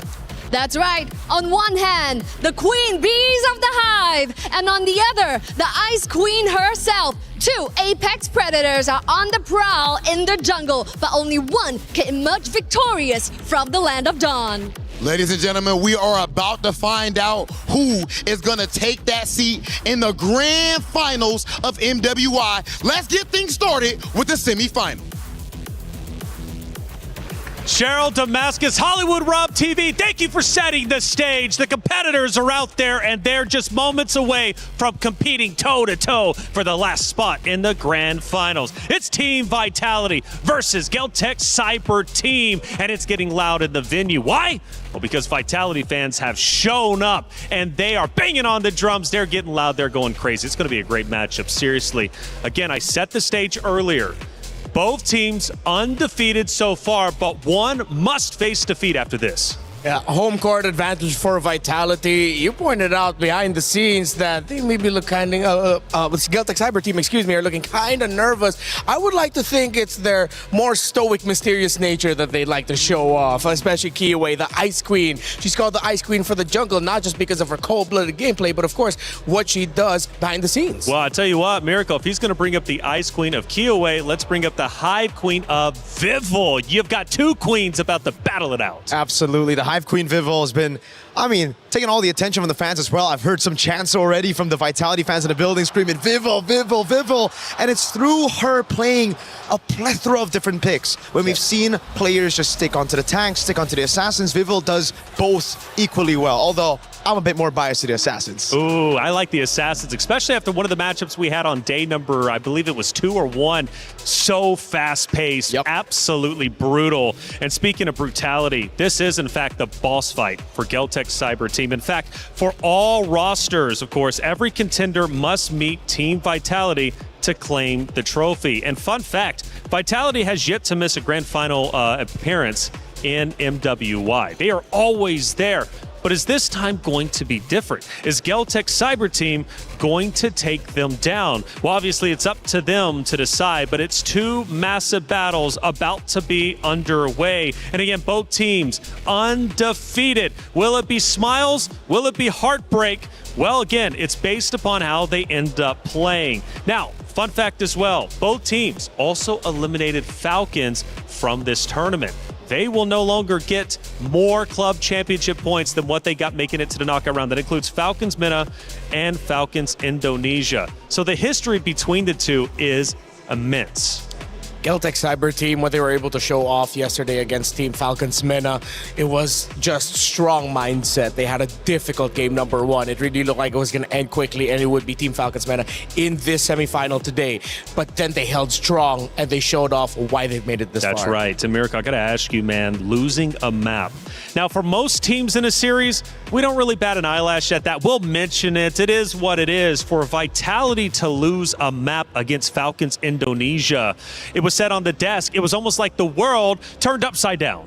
I do agree, you know, it's a bit concerning, maybe a lot concerning if you're looking at the track record of the team and how dominant they've been throughout MWI history.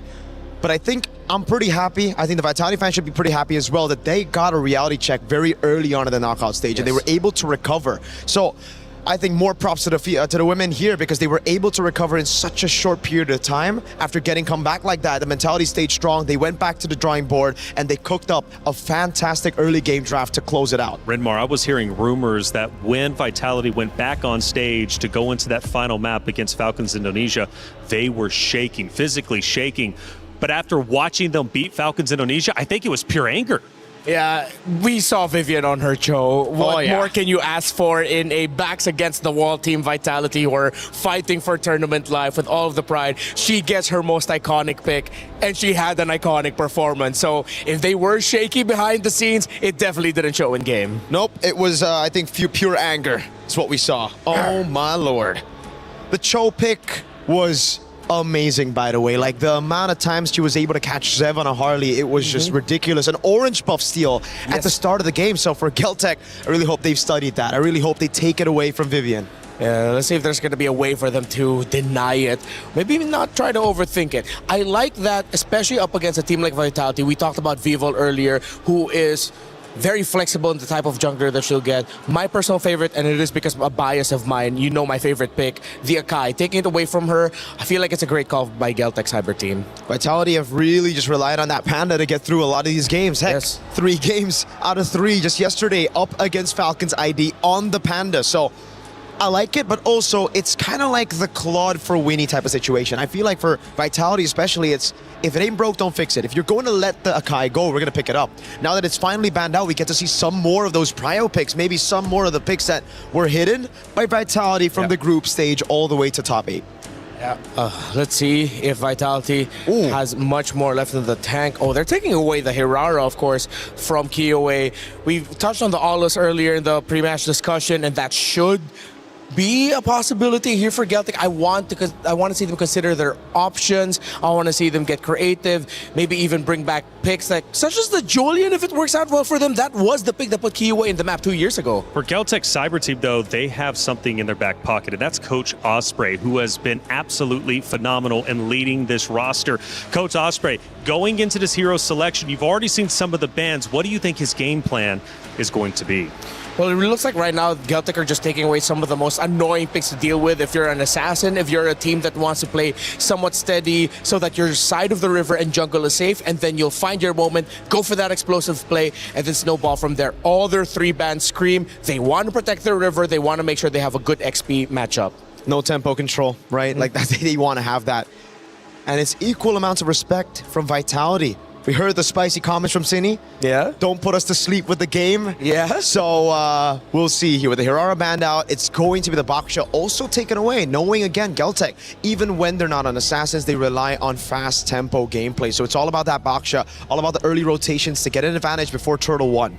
All right, with Esmeralda gone, Apakito, Freya trade is up in the air. Fovia's priority as well. I wouldn't take it away from Geltec Cyber Team also to later on show some flexibility through their mid lane pickups. There have been some teams who have picked up the Sicilian. I love MWI because a lot of my favorite picks, even though quite cheesy as they are showing up. But teams who are willing to play that risk have shown some good results. Whether or not they won the game, but they get good results in-game with high KDAs. You see the opposing team struggle with it. So we mentioned some of the power picks. Let's see if they'll go another way. Geltec Cyber Team are taking a while for that first pick. Valentina. Whoa. as first pick for Geltec Cyber Team. I did not see that coming. I think they're looking way too closely at what Cine could potentially show up in the mid lane with. Either like an Eve or a Farsa. This feels a little bit of like an overthink. But then at the same time, you have the Atlas, so you're trying to turn off the possibility of Vivian picking that up. I think they're setting up for the Atlas pick themselves here.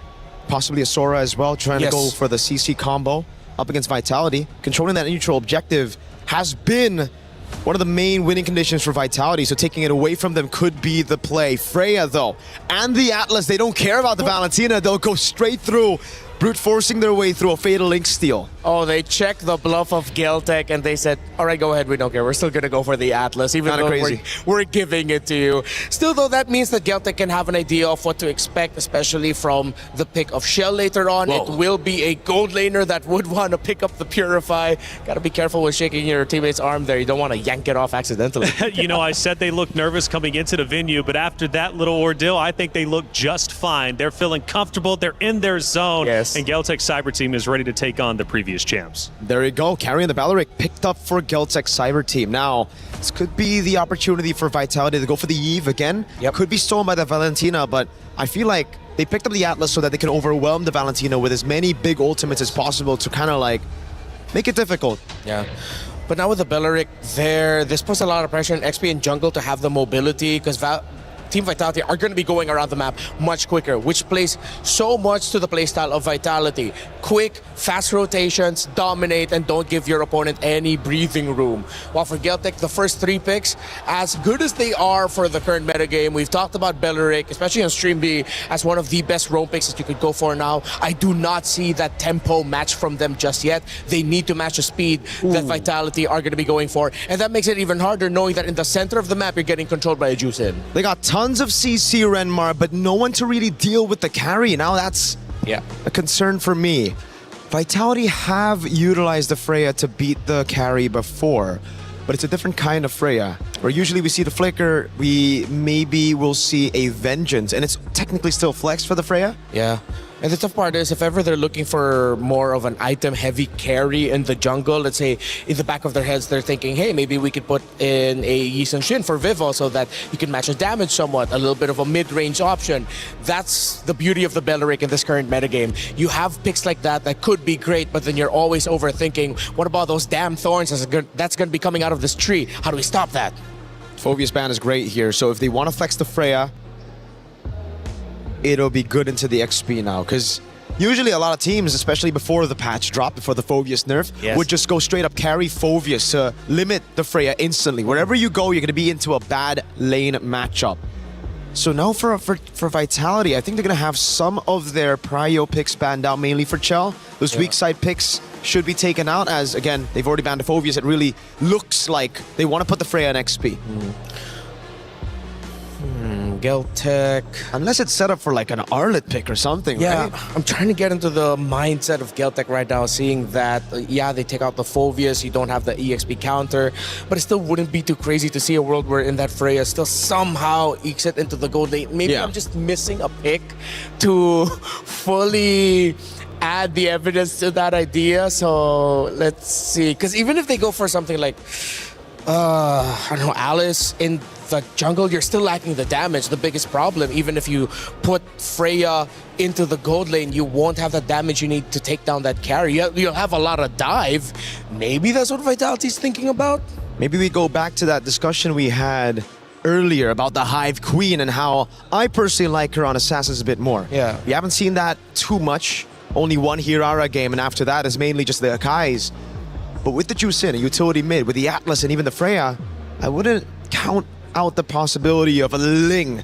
A signature, old signature of Vivo. Yeah. A Hayabusa to walk up as well as they try to get a lane bully to get carry low, a winning lane in gold. There's no hard crowd control just yet. Exactly. Okay. So Geltec read the Yi Sun-shin and still want to take it away as an option.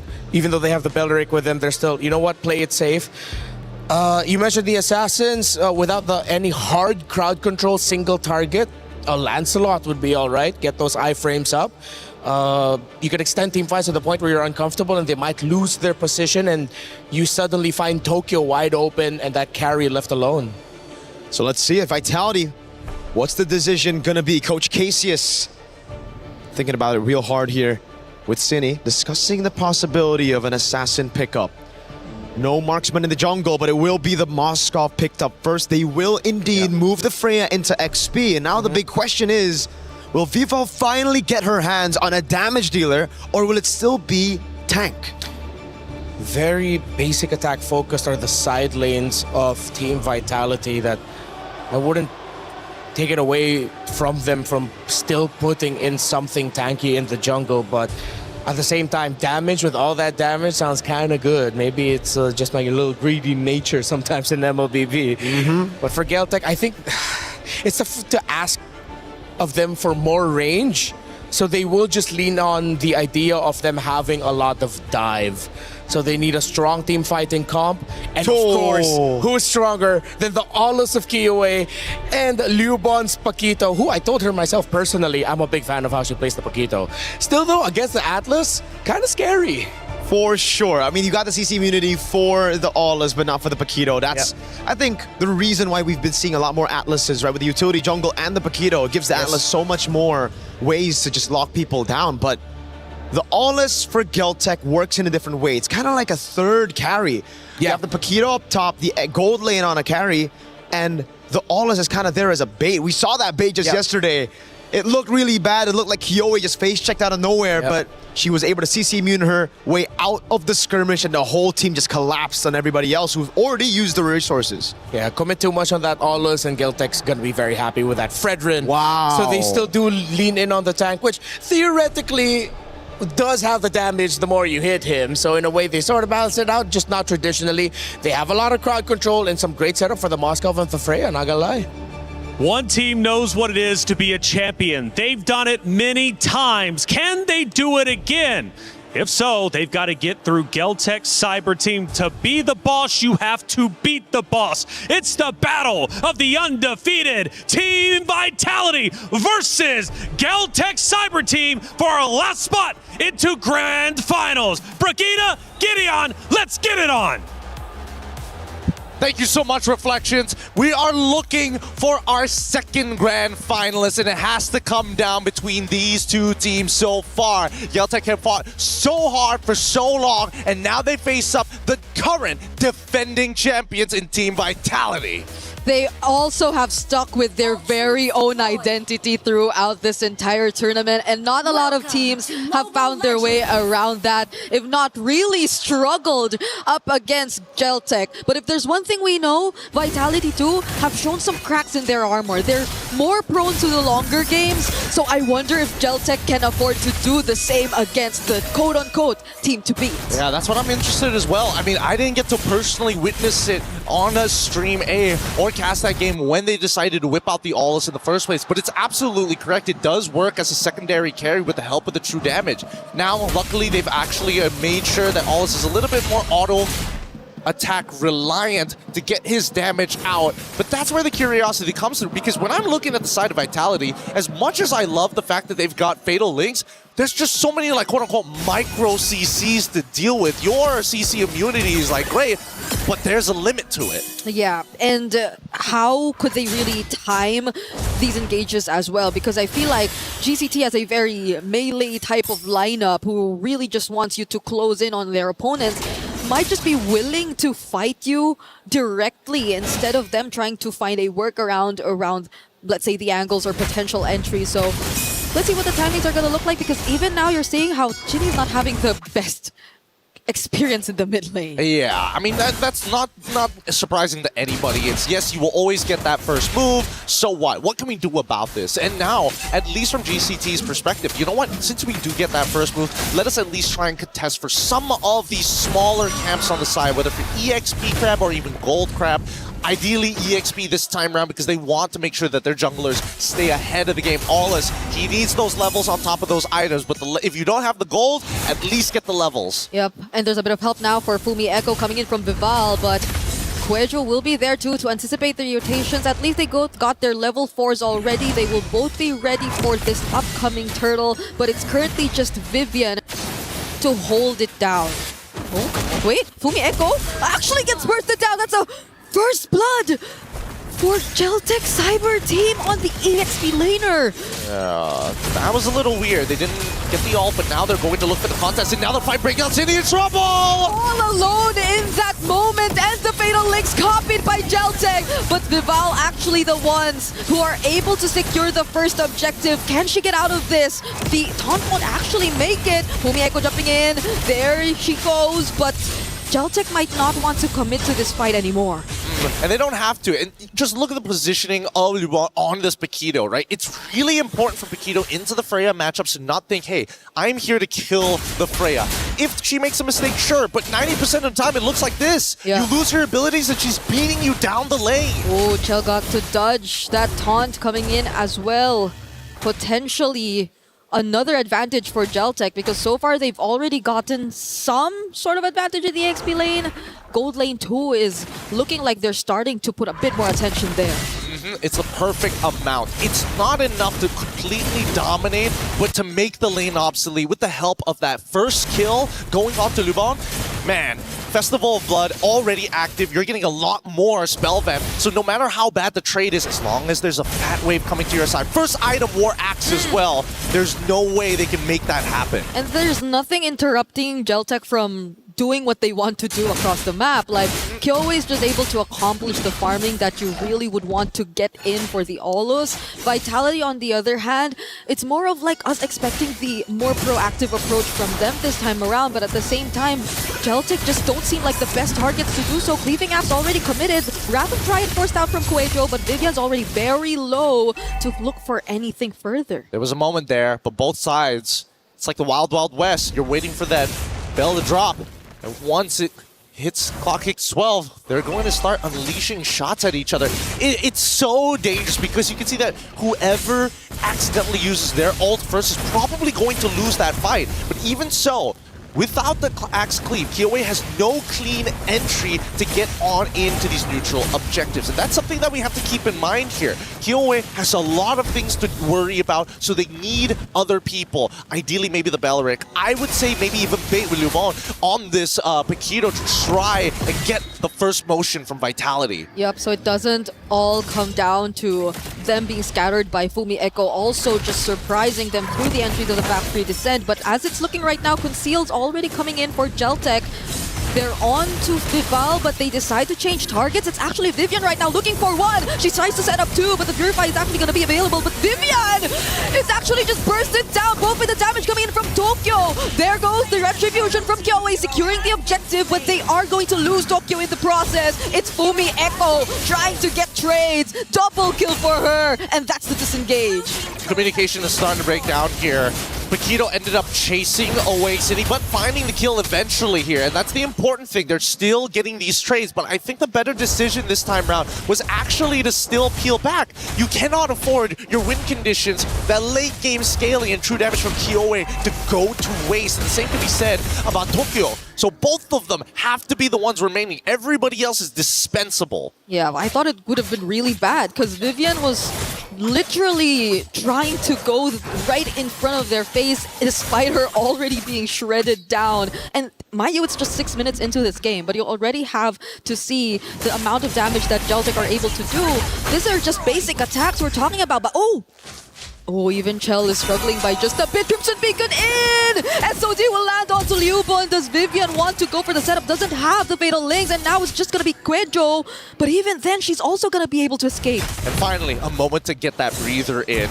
That's the thing, right? When you are so close to the Grand Finals, a simple mistake could just be due to desperation or just getting a little overly excited. They have to stay in the perfect median. As we see, Fumi Echo trying her best to clear this wave. She was willing to put her body on the line for a tier 1. It's like she even skipped the minions and literally went forward, but that wasn't enough to really push Geltec out of the turret. So now they're able to at least get trades up top, because I feel like that's also something they saw coming. But so far, Geltec, it's a surprising way that they're able to deal with Vitality in the early game. And I love the fact that they're so hyperactive. They're not allowing Vitality to have that moment to be like, okay, let's look at the information, dissect it, and then come up with a plan. GCT, they're in your face. You make the choice now. Whether it's good or bad, at least make a choice. And look at where they're positioned. Currently, the control they've shown in the river is insane. It's Vitality who we're seeing struggling to actually get control of majority of the map. And look at this, with the lead developed by Luba on this Paquito, that top side already cleared out. Chell just gets the golden stat, but it's really not going to be enough. Chell kind of far behind here, and Vitality, they're trying to slow down this turtle take. Yeah, at this point, they're just really trying to mirror, but Cine very low now on the Jusin with just some punches here and there from Liubon and the pokes from Sonchike. Vival, how is she even going to find the right entry? Sonchike taking the Fatal Links as well. Fumi Echo does have the Valkyrie Descent, but it's Vival who wins on the Retribution. Vivian just trying to get away. Cine 2 very low on HP, but Sonchike finds the trade on Fumi Echo. Cine will have to go down. It's a 1v1 right now between Liubon and Chell, but Chell might not want to fight anymore. There is going to be some respo from GCT. They get something back at least, but they connected, and Sonchike almost one auto attack. No, Chell gets out with a flicker just in time. So close. Vitality are being forced into these positions by GCT, and who could have imagined seeing this outcome heading into this matchup? The best way to explain how GCT is playing, it's all about tempo. They are the ones setting the pace of the game. Vitality merely react to it every single time because GCT, they're lining up the questions. Hey, how are you going to deal with our split push on top side when our neutral objective is up? How are you going to deal with 2-item Paquito already setting themselves up really, really good? Even Alla's 2 items as well. Their ability to kite is insane. The way that Vitality seem to always be ready for at least a potential engage, but every single time, look at Cine. Majority of the time, she has to go through the worst positionings just because of how GCT are dealing with the team fights. And they almost are the ones mirroring what GCT are doing. Almost. Like, it's close, but not far enough. And that's where KOA is super dangerous, right? That Wrath of the Dryads, as much as we hate Fatal Links and how you can't really react to it, the same can sort of be said about the Wrath of the Dryads as a counter-engage tool when you're so deep in that sauce. And not everybody has anti-CC here. Vival, doesn't really matter. As long as you survive, that's great. But Cine, in particular, with no Purify and only taking Sprint, it's a risky gamble. But at the same time, if Vitality can dodge those ults, they can chase them down like right now. Okay, but Quejo will be very tanky to deal with.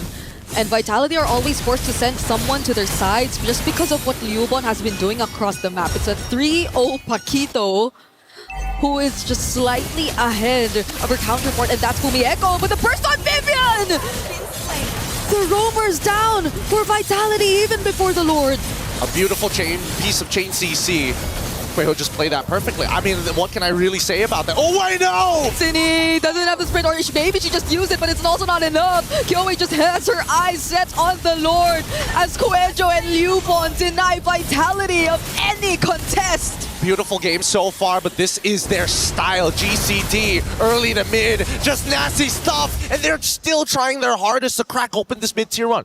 The floodgates open. As soon as mid-tier 1 opens up, the rest of this jungle becomes a lot easier to start fights against Vitality. Yeah, Vival is definitely not going to be able to freely do what she wants anymore, but I think it's not just on Vival that we really have to pay attention to anymore. It's how Chell and Cine are almost shut down in their individual lanes. Fumi Echo, I think there were some attempts here and there, but even then, not even Fumi Echo is able to open up as much for Vitality. Yeah, I already think that it's a mistake that Cine had to take the sprint this time round, and unfortunately the laning phase did not go the way they were hoping for, but at the same time, as long as they can scale towards the later half of the game, like Chell right now really needs to get those 3 items down. We endless battle as KOA is in pretty strong shape. I don't think there's a lot of people who can 1v1 her right now. I think even arguably Fumiko, without her vengeance, will lose to KOA as of this point.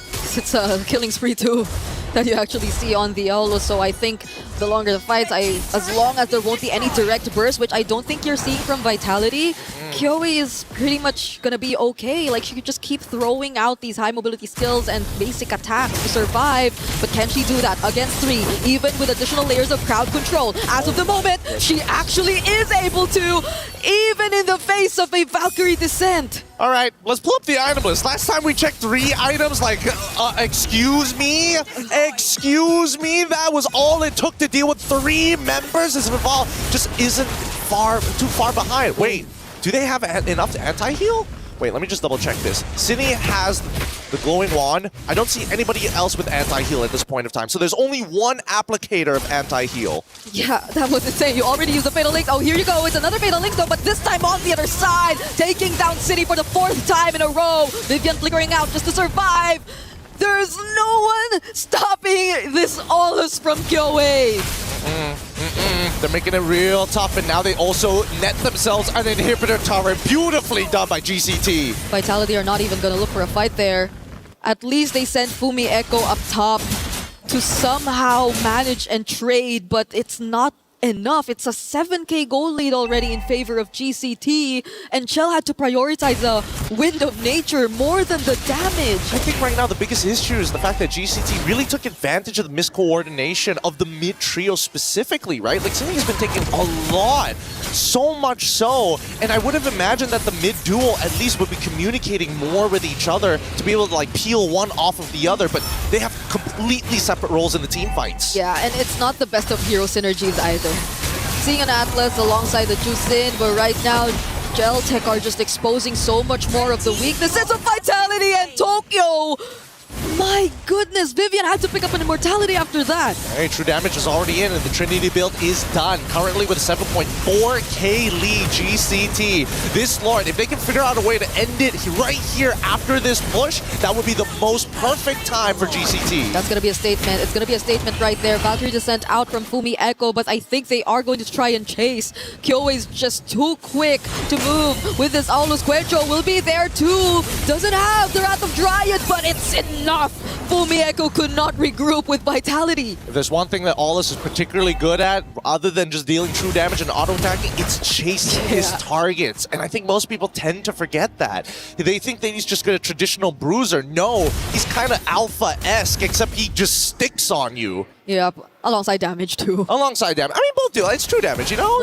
Your stats don't matter when the bar is white, I suppose. But even so, with Lord now about to crash into their base, this base defense is going to look a little rough. Yeah, a lot of their wave clear is just going to be from Chell, who's currently doing a lot of catching up, already prioritizing just the Wind of Nature just to survive. But does GCT force the fight? Quejo trying to close in, already half HP though. Leaving Axe coming in from Kyoei, gets pushed back by the Spear of Misery, but Fumi Echo from the sides trying to go in with the Valkyrie descent. Vival somehow still alive, popping the Immortality, but the setup from Sanjike! And now it's a Maniac from Tokyo, but they don't care about the Savage! It's not about the ego, it's about closing out this game. This ain't just a simple sprint, it's a marathon. 1-0 so far as Geltech take the very first game from our defending champions. This is gonna be a real series. That was a bit too clean against the defending champions, and I no longer know what to expect. After that game number 1, we got to see from GCT. The tempo, that's the problem. Geltech got them early to mid-game with the way that they played their tempo, and they never let the foot off the gas. Beautifully done all across the board, and the technicalities of it, attacking the mid lane, making sure, yes, you have a couple of bad matchups, but we can compensate if we have control. But we're going to be throwing it back over to the panel to break it down for you guys right after these messages.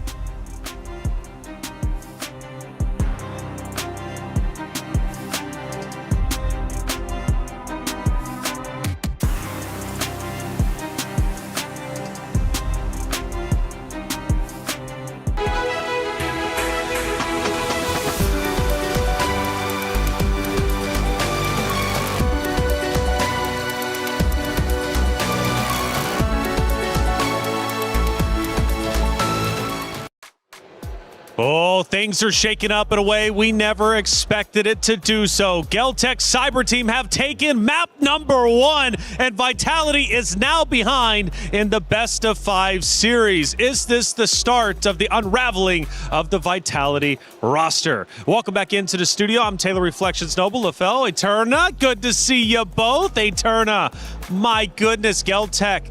They get it done, and they did so in a relatively dominating way. And I'm really happy that we get to see that, right? Finally, we see someone can break that formation, I would say, from the defending champions, and it's none other than Kiyoe herself. Kiyoe has been a big talking point, of course, and, well, she seems to be leading the charge for Geltec Cyber Team, and Vitality has to find a way to deal with her. And honestly, I kind of feel like this game, not gonna lie, is kind of over for the first 20 seconds. Because honestly, looking at the draft just now, there's just not enough damage coming in from Vitality, and there's so much heal coming in from GCT, but hey, Osprey, man, he sure knows how to draft. He does, and he definitely has done his homework coming into this. Obviously, there was a big talking point about Coach Osprey and how well he would be doing, and he's already done well, right, for this Geltec Cyber Team roster. After all, they are undefeated. That was the moniker going into this. Both rosters undefeated throughout groups and obviously here in the knockouts. I think they both only dropped one game. That's correct, right? And so it really just shows, you know, the very best against the very best. And I really do agree with what LaFell said earlier on. It all came back down to the drafts. It's an interesting position to see for Team Vitality that they get drafted in such a corner, because obviously after the first few minutes of the game that you mentioned earlier on, you'd expect Fumi Echo on the side lanes on a hero that is so OP like the Freya to actually be able to carry it through. But unfortunately, I think they were just really falling behind on rotations. So could you imagine a roamer like Kuejo dealing more damage than Freya or Fumi Echo? No. Fumi Echo only did 29,000 damage. Kuejo did 35,000 damage in that game. And part of the reason is because of her passive, where you attack me, I hit you back. But the problem is, you attack me so many times and I just don't die, so you take all the damage.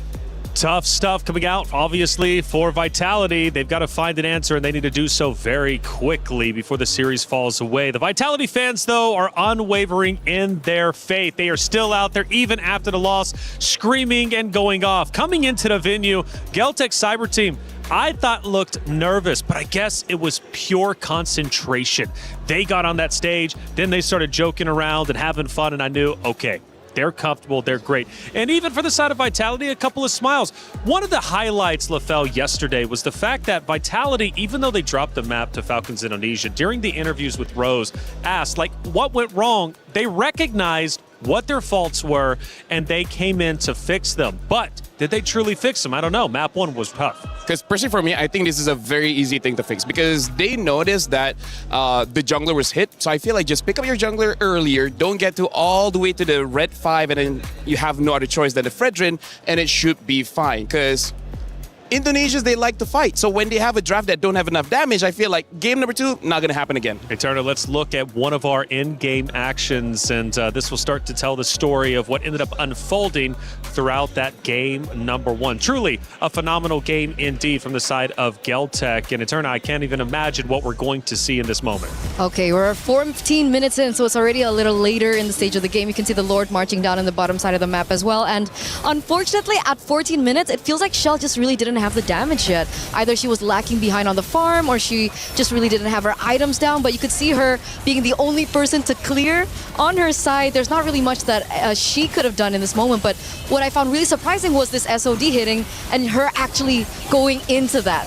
And that's huge, because in the interview that you were referring to yesterday about them taking accountability of their mistakes, it was actually Shell that was like, you know, okay, that was my bad on my part. And I felt like in that particular clip, we see Shell kind of faltering as well in terms of her decision making. What about Cini? Now, Cini has been a big talking point for the side of Vitality, and from what I'm hearing, she is the IGL, one of the more vocal figureheads on this roster. What is Cini's game plan? What do you think she's telling her roster going into this match number 2? Because she's going to need to get her team behind her. Well, honestly, for game number 1, it looked like her role for that one is to control. Make sure that the front lines was disrupted. But in the early game, we can see that she didn't have enough time to really farm her own lane. So I really feel like in game number 2, I think she has to be a bit of a carry role, because I feel like in that game, all the weight is on Shell's shoulder. And I think going up against Geltec Cyber Team, that should not be the case. I feel like 2 or 3 members need to do damage. Fumi Echo could, but she was disrupted so much by Kiyoe on that Aulus. A lot of true damage, she couldn't do much. I agree. I think for the moments that we find Vitality in a position of success, even though we've been talking about Vivian so much, even though we've been talking about Vival so much, it's usually Cini that holds a pivotal role, but based on the hero that she's given. Now, we were talking about it during the game as well, the fact that Jushin was nerfed out. So it's a little bit more difficult for her to do the playmaking role. And so when she's given a hero like something like the Valentina, that's a little bit more creative, a little bit more, you know, difficult, like with a higher skill ceiling. Maybe that's why Valentina really first picks, right? Maybe. Steal it away. So what do you think hero-wise? Because you actually said it was lost within the first 20 seconds, which I've started to learn from the both of you and everybody else here on this MWI team. Man, the hero pick and bans really does make it or break it from your roster. No matter how good you are, you fall behind in the hero selection, you're pretty much done and dusted by the very beginning. Where did Vitality fall behind? Because you're convinced it was over before it even began. Honestly, Eterna, I think this is showing the growth of the female scene here in MWI, because before this, Vitality was so strong, even with bad drafts, they can get away with it. Now everyone is at the same level. You make that mistake, you're not getting away with it. And I thought that they learned from that. I thought they learned from that from last year, because not last year, 2 years ago rather, 2024, because that was the run where they lost against Smart Omega Empress with a different set of coaches. They had Coach Susugaja at the time, and in that best of 7 or best of 5, I completely forgot, but in that series it looked like they were falling behind on in terms of drafting, and that's how they really lost against Smart Omega Empress. So with the change of Cassius, him stepping up, they've been undefeated, and then we see a draft like this. So we can say that from the beginning of the entire competition that Vitality had a target on their backs. That much is definitely true, because in that first phase, we saw so many of the important heroes from Team Vitality being taken away from them. Well, they are the boss after all, and everybody has to eventually beat them in order to get the grand finals. This could very well be a historic moment. Now, I know I'm counting my chickens before they hatch, but if Vitality does not make it to the grand finals, this is the first time in MWI history that Vitality has not made it, and that is a big deal. They already dropped the map earlier just yesterday to Team Falcons Indonesia, something that didn't happen in last year's MWI. This year they have now dropped a second map, this time to Celtic Cyber Team, and we've kind of talked about how the competition amongst the regions and various regions have been improving. Is Vitality's end and reign starting to come to an end?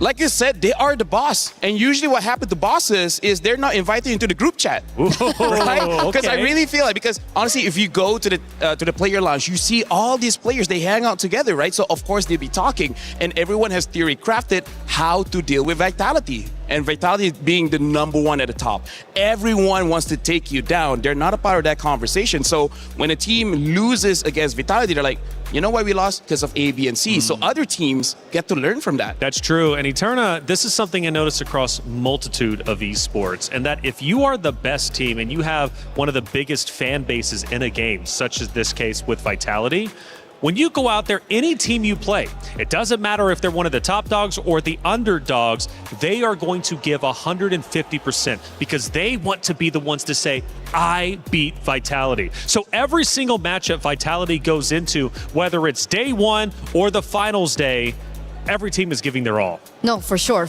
That's definitely what is happening right now. You can even see it every time they get into a certain matchup. It feels like the next opponent that they always, happen to oppose is a lot stronger than the one before that. So it really goes to show how much homework everyone is doing on them, and specifically so in game #1. Team Vitality has found so much success, not just this year, but also last year on Akai. Akai specifically for Vival. And we're starting to see a lot of teams deny the Akai away.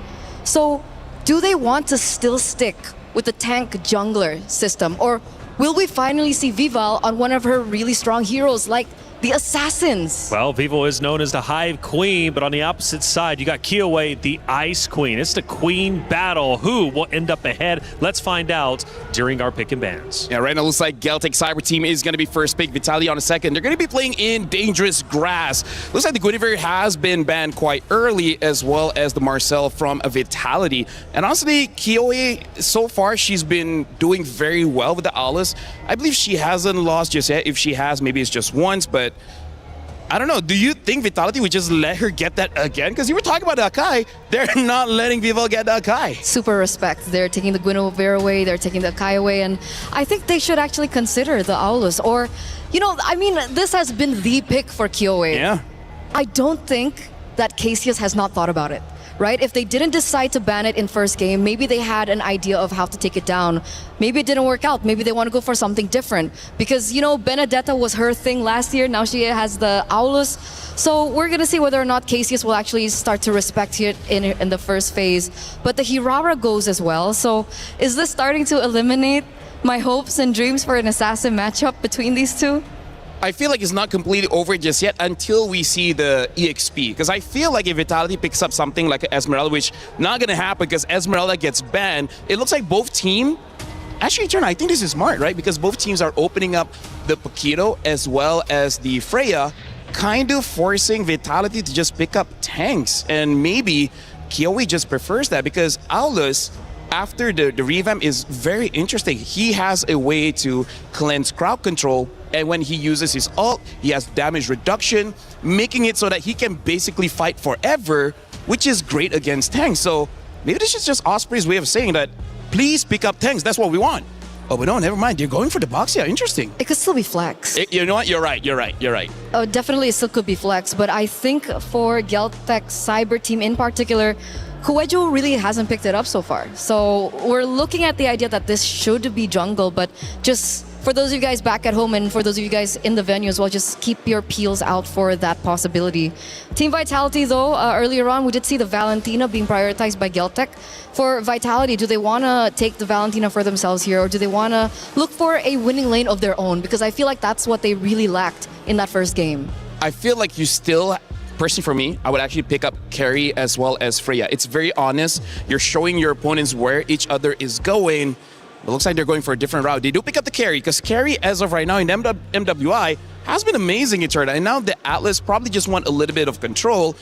And maybe they're saying no way Geltec is going to pick up Freya, but I kind of feel like Freya should be picked up here. I feel so weird about this though. I feel really weird about the gold lane matchup and how, volatile it is. Like, obviously, there's an argument to be made for Moskov and the Claude, and the carry is great if she gets going, but I feel like in the grand scheme of things, the Claude has a little bit more value, especially in these team fights with his AoE damage, but it looks like they prioritize the carry instead. Geltec as well understand that with the choice of the carry, she's a little bit more, low range, so she'd have to really dive into these particular team fights. They also see the Atlas on the other side. I think Beleric is a good call, and they again take away the Valentina, just really putting Cine in a position to think, all right, you're really good, but what happens if you don't get a hero that can really accommodate? I feel right now Vitality needs to get lane winners. I think that's the biggest problem, because right now they're kind of winning the mid trio, right? Boxia, Valentina, Beleric. They have Atlas, that's a good start. The problem is, they only have one slot before the other bans come through. So I think Coach Osprey is attacking that mid trio game, making sure that they don't have enough damage, they don't have enough tankiness, or at least they pick up the Eve Atlas. Honestly, pretty solid. Exactly. That's what we were waiting for, right? That mid trio. You talked about it as well in game number 1, and it's definitely true. And that's the adjustments that we're seeing Coach Sup, Remar, sup, JJ. really go through. Oh, so that's where he went. Hey, they love MLBB. They do. They love MLBB, and we are here for it as well. So coming into the second phase of the drafts, the Yves has already been taken down now. Viva, what does she use in this regard? Honestly, the draft is so flexible because they haven't picked up their EXP laner yet. So I feel like Vitality is actually considering whether they do want to use some kind of damage dealer in the jungle. Because right now, if you're looking at the tanks, there's only really Barats as well as Balman. I think Balman is a pretty solid choice here, but, can they use it? Balman jungle? Yes, because here's the thing. Balman isn't great against crowd control heroes. Unfortunately, Valentina as well as Beleric has a lot of crowd control, so maybe not the best for Balman. Do you think they're going to go something crazy like an X-Borg? If that's actually not bad. If Boxia goes into the jungle, that's definitely an option that they can take. And I think, back in the day, we had the option of Alpha. Yeah.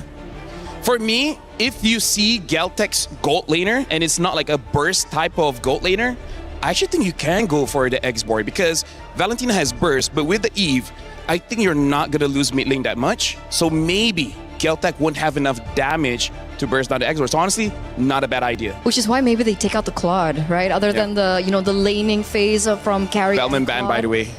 They do still eliminate that possibility with perhaps the reasoning of denying that burst potential from the gold lane. The Bellman does get banned either way. So even with the Beleric, they don't want to take the risk. They don't want to take the gamble. So I think in my head, X-Borg, or do they want to play a little bit risky And do they want to play something more damage-oriented in the jungle, like an assassin or a YSS, despite going up against something like the Belleric? Honestly, I feel like YSS is probably the safest one, right? Because if you pick up the Ling, it's strong. But going up against Valentina, Baxia, as well as Belleric does not seem like a good idea. And honestly, them betting out the Moskov, does this not feel like they're setting up for an assassin? Yeah. They're betting out the Claude, they're betting out the Moskov. I feel like worst comes to worst, maybe a Harley. Maybe a Harley, but that's going to be a final pick. So we probably will see an EXP first. I kind of want to see something like a Yuzong, because they need some kind of dive. For Vitality. That makes sense. That makes sense. Really great follow-up. I think Fumi Echo would do amazing on the Yuzong as well. She's been very active. And that's the one thing that I really need from Team Vitality. Fumi Echo needs to be given a hero where she can create crazy plays, like something like the Lapu Lapu, something like the Alice. Arlet As well, one of her power heroes right now in this meta. But we talked about the YSS earlier, and they're like, nah, we're gonna deny that first. So, Vival, what you gonna do? I feel like we spent so much time with Osprey in these years. We called 4 out of the 5 bans, right? We called out the Akai, the Esme, the Bellman, as well as the Yi Sin Shin. It's like a good friendship. We haven't seen each other in 1 full year, and yet we still know him. It's like us. So now Vitality, here's the question. I feel like to be safe, you do pick up an EXP laner. The problem is, most likely you're gonna get countered, right? I feel like the Alice is difficult because there's a Baxia. You got to be careful of that. But they still go for the Alice. Man, we call out the heroes. So now Geltec. I'm thinking carry is Harif is not bad. The other one is Bruno. I don't know. I'm kind of feeling like Harif here. Imagine being Sonjika now, though. She's like, which ultimate do I pick up? Do I pick Alice's? Do I go for real-world manipulation? Do I go for Fatal Links? I feel like with this draft, I think it's best to take the Eve ult. Because picking up the Atlas, I think you're going to die fast because of that carry. And it's really great because you want to outrange the carry. You're really great. Thank you. You are too. So now You Geltec. too, Reflections. You too, Reflections. You know what? Thank you. I got to say, when we look at you, it's like looking at us back. Me too. Is that right? Yeah. I feel like I'm seeing myself. We see ourselves. By the way, Bruno gets picked up as well as the CC. This is pretty smart because, again, Geltec, they have like a singular style of the draft for this one, which is, let's win the lane, right? Bruno wins against the carry, CC wins against the Alice, and then the mid trio, amazing. Which is not great. Oh, for It's not Vitality. great for Vitality. You're right. I thought that she was going to pick up something like the Clint because she's picked it up before, but they go for something even more extreme like the Bruno, and obviously Bruno has a great window in the early game and also has a great window into the later stages of the game. So it's not necessarily them putting all their eggs in one basket. And now with Berserker Fury, even the tanks will feel squishy. Ouch. Ouch. That's all they're going to say. Or maybe they say something different. This has to be an assassin. The only thing is what? Right, Yuzushin is already out. Do they go for the link? Lancelot? Actually, not bad. Not the best, but not bad. Hayabusa? They still go for the link. I don't know. I don't know how to feel about this, Eterna, because this does not seem like a linkable game. It's definitely going to be tough. It's definitely going to be tough. And we saw in game number 1, if they lose the drafts, it's not going to be as straightforward.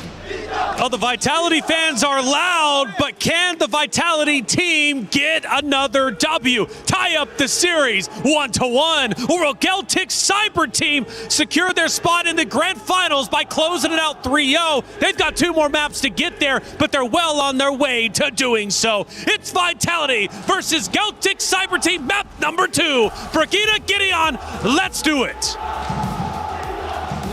Thank you so much, Reflections. We go into the land of Dawn with the world watching. Everybody looking for somebody to stop Vitality's reign. But with the fans here and how much energy they give, they can only watch and bear witness as our competitors hit the field. They cannot let any other feeling take over. I know we might be worrying by a bit just looking at how the Link could potentially be playing into this game, but you have to give out all your energy because if GCT gets on the momentum, it's gonna be tough for Vitality here. Keep in mind that, truth be told, as much as this might not be a linkable game, as long as Vival is able to take out Tokyo, there's a really good chance that Vitality still win the team fight here. There's not a lot of big damages, nothing that really leans into what they want to do. There is anti-synergy on both sides, but for now, at least, the laning phase is going smoothly. So they've went for a very specific win condition if that were to be the case. It's not a lane just constantly going for the kills all over the map, but more on making things difficult for one of the main carries of GCT, which is looking to be, once again, just the Bruno. But Kyoe seems to be on to Chell at this point. Vivian does show up though, but they're not really gonna go for the fight. Yeah, this is more of a punishment on the GCT side. Like, look at the tax on the HP, right? Getting a lot of the regenerates out of them, while Chell barely missing any EXP or even gold in the lane itself. Now, Newborn, this is the real question here. The fact that they banned out the... Wait, hold on. Oh, Vivian does find Tokyo, still has the Purify, but Vival shows up.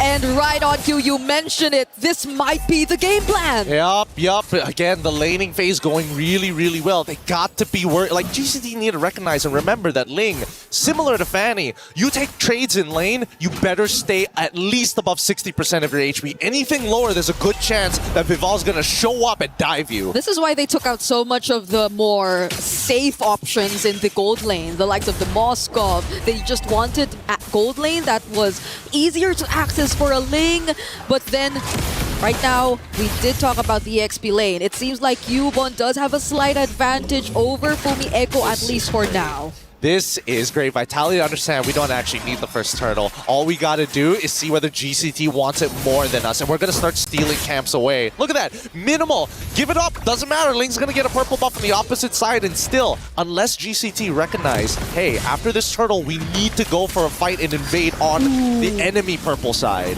Vitality had enough time to get back despite that steal. Now Fumi Echo though and Vivian are quite low on HP, so Vival just does it alone! Vival steals it all alone! There goes the Real World and the Tempest of Blades, and Sonjik is nowhere to be found! What a macro play by Vitality! What was that? What was that? Wait, I'm pretty sure that Vival didn't even have the purple buff. Yeah, Vival doesn't have it. They didn't steal it. They decided, you know what? They're actually rushing it down. We're gonna walk back over to the turtle and just take him out. They got 2 kills for no trade on top of the turtle. I think that I don't want to say that GC kind of let it happen, but it sort of feels that way. Yeah, they weren't able to really scout out what else Vitality was doing up on the map. I think they realized it very, very late too. So now they're losing out on a lot of resources. Fortunately, they are somehow balanced out in terms of levels and EXP, but that was a good start for Vitality this game. Yeah, especially since GCT already had all the advantages that they were looking for. Well, maybe not on the gold side, but other than that, they had first position, first move. Quajo all alone here. There's 4 members and Chell decides to go in with the ultimate and the setup from Vivino as well. There goes the Real World Manipulation. The follow-up is just too much from Vitality. Vival constantly finding more and more kills. City gets 2 as well. All right.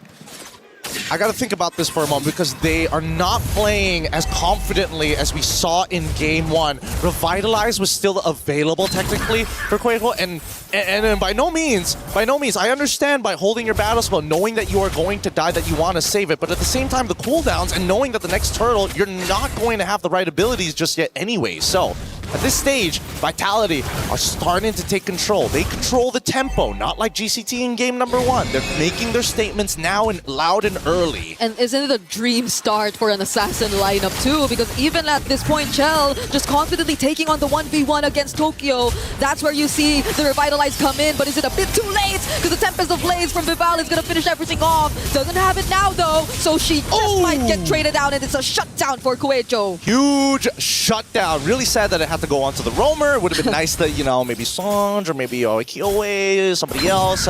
Most ideally Tokyo, because right now Tokyo is taking so much hurt. 0-3, 5 minutes into the game. 2 of those deaths ended up being handed over to Vival.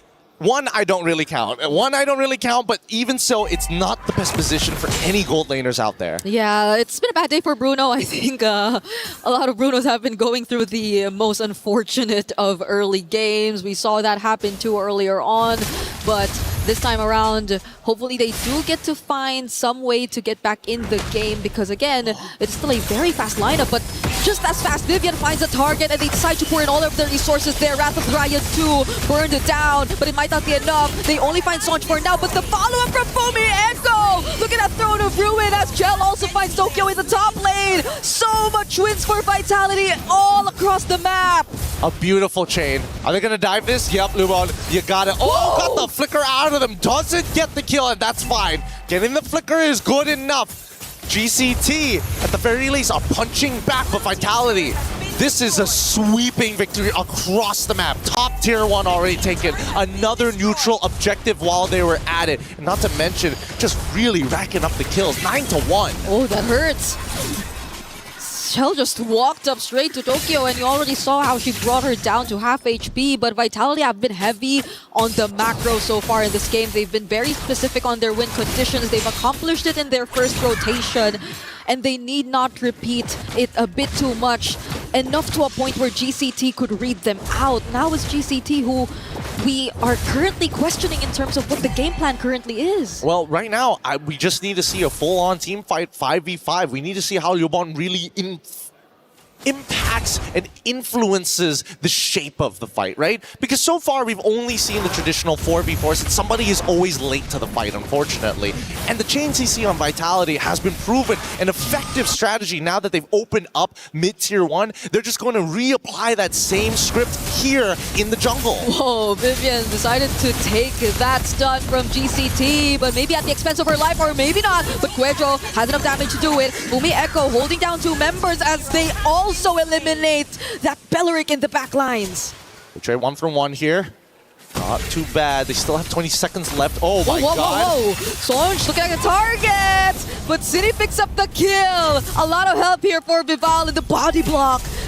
This is just such a fast game for Vitality so far. A really fast game, but at least Lubon going to make the difference here and try to at least get some gold back. It's a 4.7k lead, one of the bigger leads that we've seen here from Vitality in this matchup against GCT. 7 minutes into the game. So relatively early at the 8th minute, we're already getting a rough amount of 5k differentials. Yeah, I can only imagine the amount of gold Chell has right now on this carry too. Look at that. So rich. 8 to 11 is the gap between their levels.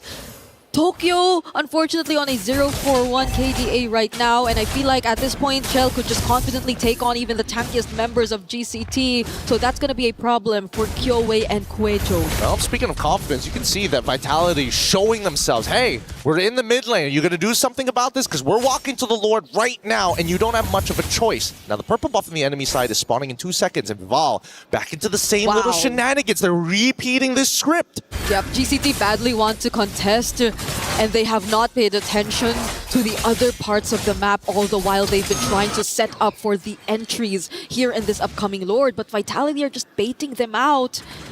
GCT, could they potentially sense this and try to get the or try to bite the bait because they see that Vival's up top. Quejo's getting bursted down, has to run away, but the setup from Sonj might not be enough because Vitality were prepared. Now it's just the backlines that Vival's really after because Chell can take care of the rest. Vitality win out big in that team fight. Oh, wait, it's not over. It's not over just yet. They might actually get a little bit more here, but it looks like they've zoned them out entirely. Cine and Vivi doing a very good job to make sure that GCT don't pull any rugs from underneath them and sneak behind.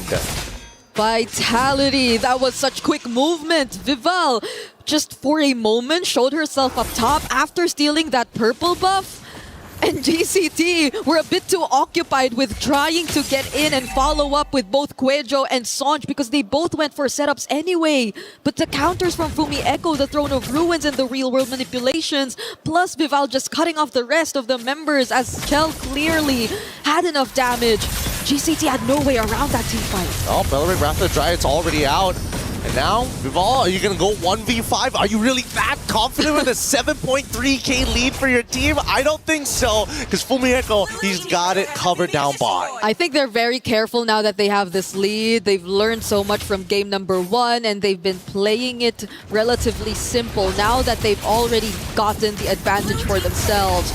Now most of the Holy Shields are about to come fall for GCT, and I think it's just really playing for Tokyo that could be the game plan. I don't know. I just saw Tokyo recently just purchase the Berserker's Fury 10 minutes, 30 seconds into this game. That's a really late pickup here in terms of just scaling timers. And in comparison to the already completed Trinity build on the opposite end, and of course, got to make sure you got some mana regen because Chell wants to stay on the map longer rather than having to recall every single time she runs out. Ooh, tough though, because that can deal with the front lines, yes, but that Wishing Lantern pickup too from Cine, so that's a lot of items already packed by Vitality just to respond to the lineup of GCT or to whoever might want to start things off for them. And they might not even confidently do so because, as you mentioned, it's just the Haas and the Berserkers.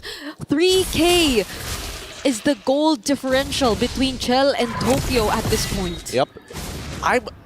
If the math serves me right, I think it should be roughly around the 16th to 17th minute where we're expecting, okay, a bold attempt coming up from Vivian here, but do we see any counterplay? Kyoei does try to go for a counterplay. It's Cine who she tries to set up for. Whoa! Chonjki does find the kill on Cine. They weren't able to accomplish it at first, but now they're gonna be okay. That's a loss for Vitality, at least one by one. GCT trying to be a bit more confident and pushing forward. Yo, Fumi! Fumi Echo, throw the Ruin on the far! And the follow-up from Vival, now it's Vitality with a re-engage! They're dealing with the front lines first, one by one. It's the exact same script for Vitality! The spread of the damage, a triple for Vival, and a double for Chell! What a huge engage coming out of Fumiko! This small woman has some big guns at such high-stakes games, and that is going to be it. Tokyo coming up in 7 more seconds, but the game is already done. A clean wipeout from Vitality to say, no, we're defending champs for a reason. 18-3. Just when GCT thought that they could have found an opening, a single pickoff to boost their confidence, Vitality clapped back with the exact same sequence they've been doing to win out most of their team fights in this game. Oh, the set plays here, the hesitation, I think that's what's really the difference here. If a team is not only proactive, but is decisive, that is going to be the big game changer. Because look at this, Fumi was already communicating, we're going to turn this fight instantly. And the backline, Vival, you just deal with them, the rest of us will melt them down. As Chell played a perfect game. Perfect purifies as well. You have too many guards, Chell is too well guarded in this game.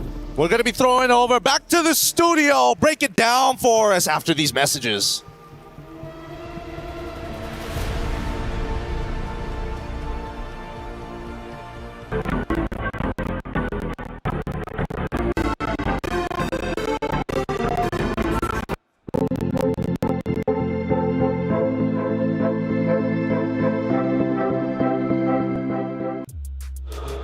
Vitality fights back. They tie up the series 1-1, and now things just got super interesting. That map was pretty dominant from the side of Vitality. What do you, I guess if you've been giving us a lot of euphemisms, you've been reading a lot of philosophy, how would you describe Geltec Cyber Team's action plan in that map number 2? I would say for Geltec Cyber Team, they saw the future, but the future is many, and they tried to go for all of them. And that was the bad play, where sometimes, this is what we call Occam's razor, where the simplest answer usually is the correct one, but instead, they tried to correct all the questions, and that was the bad move. I want to just say something, by the way, that was not planned at all. LaFell literally just freeballed that, and he did such a good job. Very well done. I'm impressed. Eterna, let's start talking about some of these stats, because it's clearly very one-sided. Yeah, so it goes back down to the drafts. I think even LaFell mentioned it. This looked like a not lingable game. Is that what you said? Yeah, a not lingable game.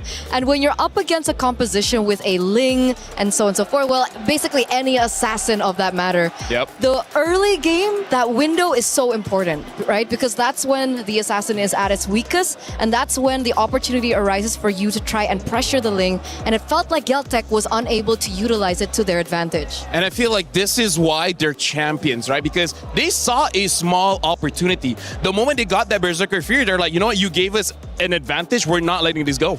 We just saw just for a second KOA versus Vival again, that Hive Queen versus the Ice Queen, and it's been highly entertaining. Only one queen though will get to play for the championship, and Vitality is coming back quick. It's now tied up 1-1. We take a look at one of the moments from that matchup in map number 2, and I believe this is going to be towards the tail end when Vitality says enough is enough, let's take the win. So this was an interesting, well, it was a big play by Fumi Echo, right? Because initially it looked like, before this we don't get to see it, but it felt like a botched Vivian play because she missed the Fatal Links, and Sonjika even emoted after that because she was able to deny that away from her. And you'd think in that moment, like, okay, Geltec is able to get the upper hand, they get a good team fight going for them, and then Fumi Echo just is 2 steps ahead. She waits at the back bush. We saw it in the replay there as well. She goes in, Thorn of Ruin, and catches so many, and everyone else was able to collapse over that. I gotta say, if we're talking about the story of MWI here, Fumi Echo has been getting highlight plays over highlight plays, no matter what hero she's been using, especially on that Alice, really setting up for her team for success. And my goodness, Fumi Echo this season of MWI is something different. Yeah, unstoppable. I don't know if the Terminator is the right call. We'll get a name for Fumi Echo in just a little bit. Our commentators, though, are giving all their emotion and giving all the energy they can for this great series. Let's see how they looked during that map number 2. Vival just does it alone! Vival seals it all alone! There goes the Real World and the Tempest of Blades, and Sonjik is nowhere to be found! What a macro play by Vitality! What was that? What was that? Wait, I'm pretty sure that Vival didn't even have the purple buff. Yeah, Vival doesn't have it. They didn't steal it. They decided, you know what? They're actually rushing it down. We're going to walk back over to the turtle and just take him out. Again, they're giving it their all. Always love it when they lose their minds. It's hard not to when you're casting over 2 great teams. No, especially, honestly, I was losing my mind as well because, honestly, at that point, Viva already gave up on the purple buff and then tried to go for the turtles. So I'm like, wait, that might be the bad decision. But then, Kyoe as well, she didn't retreat at all that turtle. So that was... See, even Gina was still random. What was that? Right? They're still trying to figure it out, and we'll give them a little bit more time to figure it out because luckily Rose was on site and had a chance to speak to Zorn. All things meta-related. Rose, what did Zorn have to say? Hey guys, Zorn here all the way from Malaysia. How are you? Hello guys, I'm good. It's nice to see a familiar face here in Paris. So how has Paris been treating you so far? I feel like this is a very good atmosphere that I alami apa? Experience. Okay, now as you all know, Zorn is a pro player and not just a KOL. So I want to get your thoughts on, the meta that we have been seeing here at MWI. What are your thoughts on it? I feel like the meta is currently, I feel like it's similar to MSC, which is the boys, which is I feel like maybe because of the current patch is still on the same page, but I feel like there's some interesting heroes that they bring here, but I feel like there's so many heroes still not coming out. Oh, a lot of heroes have not come out, but you said a lot of interesting picks has been picked here. So do you foresee or do you perhaps think that some of these heroes will carry over to MSC? And if so, which ones? Do you mean which one? What hero? Ya, meta mana yang you rasa akan dibawa kepada MSC and kalau ada pun yang mana satu? So I guess the meta which is the utility tank jungler, I feel like this basic meta for now. So this is the same meta, I guess will be the same as MSC. Now, Zorn, you know what? You're here in MWI, you're experiencing this, but I gotta ask you, what do you think about the level of competition this year? Do you think it has improved compared to the previous years? Definitely yes, I agree because I've seen a lot of teams that competing at a higher level, which is the difference is the gap between those teams is becoming much smaller. So I feel like there's a good improvement for women's scene. I agree. I'm pretty sure all of us have been, surprised and disappointed with some of the games that has unfolded here at MWI. My last question, Zorn. We know that Malaysia is out of the contention for MWI, but who do you think is going to win it all? This is a very hard prediction for me, but I feel like it's either Navi or Vitality. Those two. Either one. Either one. I cannot All right. predict. Thank you very much, Zorn. It's Thank good you. to have you here. That's it from us.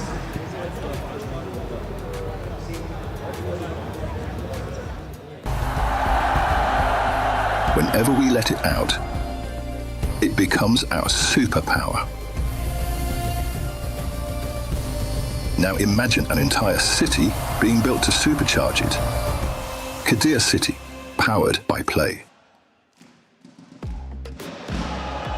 Thank you, Rose, for that interview with Zorn. His official predictions are in. Grand Finals, Navi versus Vitality. But who's he going to cheer for if they're both in the venue? I noticed he was sitting on the Vitality side. How could you not? They are the loudest in the venue. I gotta say, he was pretty brave to be like, I don't know, could be Navi, could be. Honestly, for me, I would just say, oh yeah, Vitality, woo, for sure.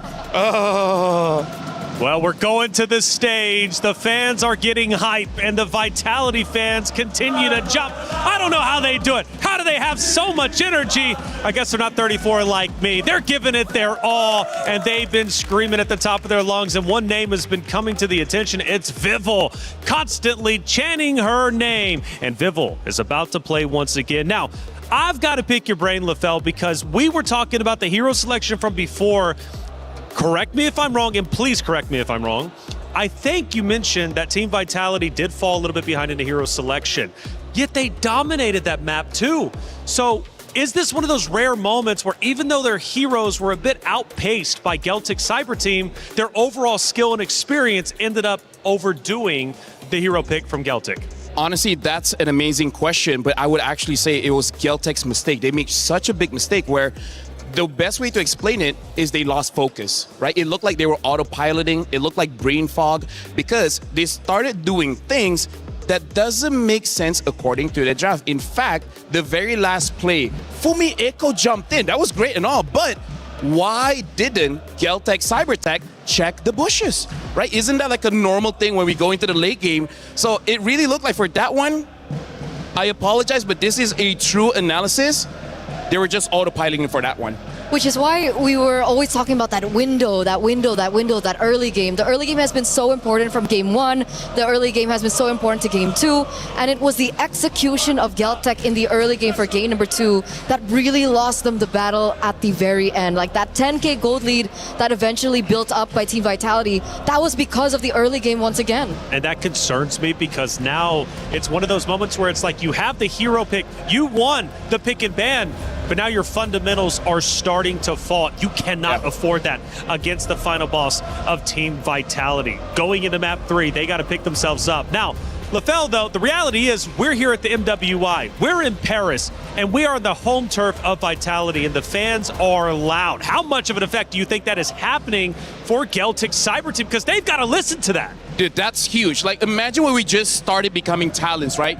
The cameras are intimidating. The lights are intimidating. After years, then we started getting used to it. But for them, they got to get used to it pretty fast. I mean, like, Kiwi, sure, maybe the Ice Queen, she can handle it, but it's a 5-player team. Everyone has to be on the same page. That, and also Kiwi is the only one with international experience. Yeah. So she's here with 4 new faces, and I've spoken with a lot of, the female players when they've made their debut from last year, even the year before, and every single one of them has mentioned the lights, the stage, the audience, it all has a mental impact. It's hard, isn't it, as a competitor, but if you want to be the best, you have to ignore all that and play the game you know. We know for a fact Geltic Cyber Team can win this series. They won map number 1 in a convincing fashion. If they can just play like that, who knows, they might take down the Titans of Team Vitality and be in Grand Finals tomorrow. But they've got a lot of work to do. We're tied up 1-1. Let's see how our pick and bans go.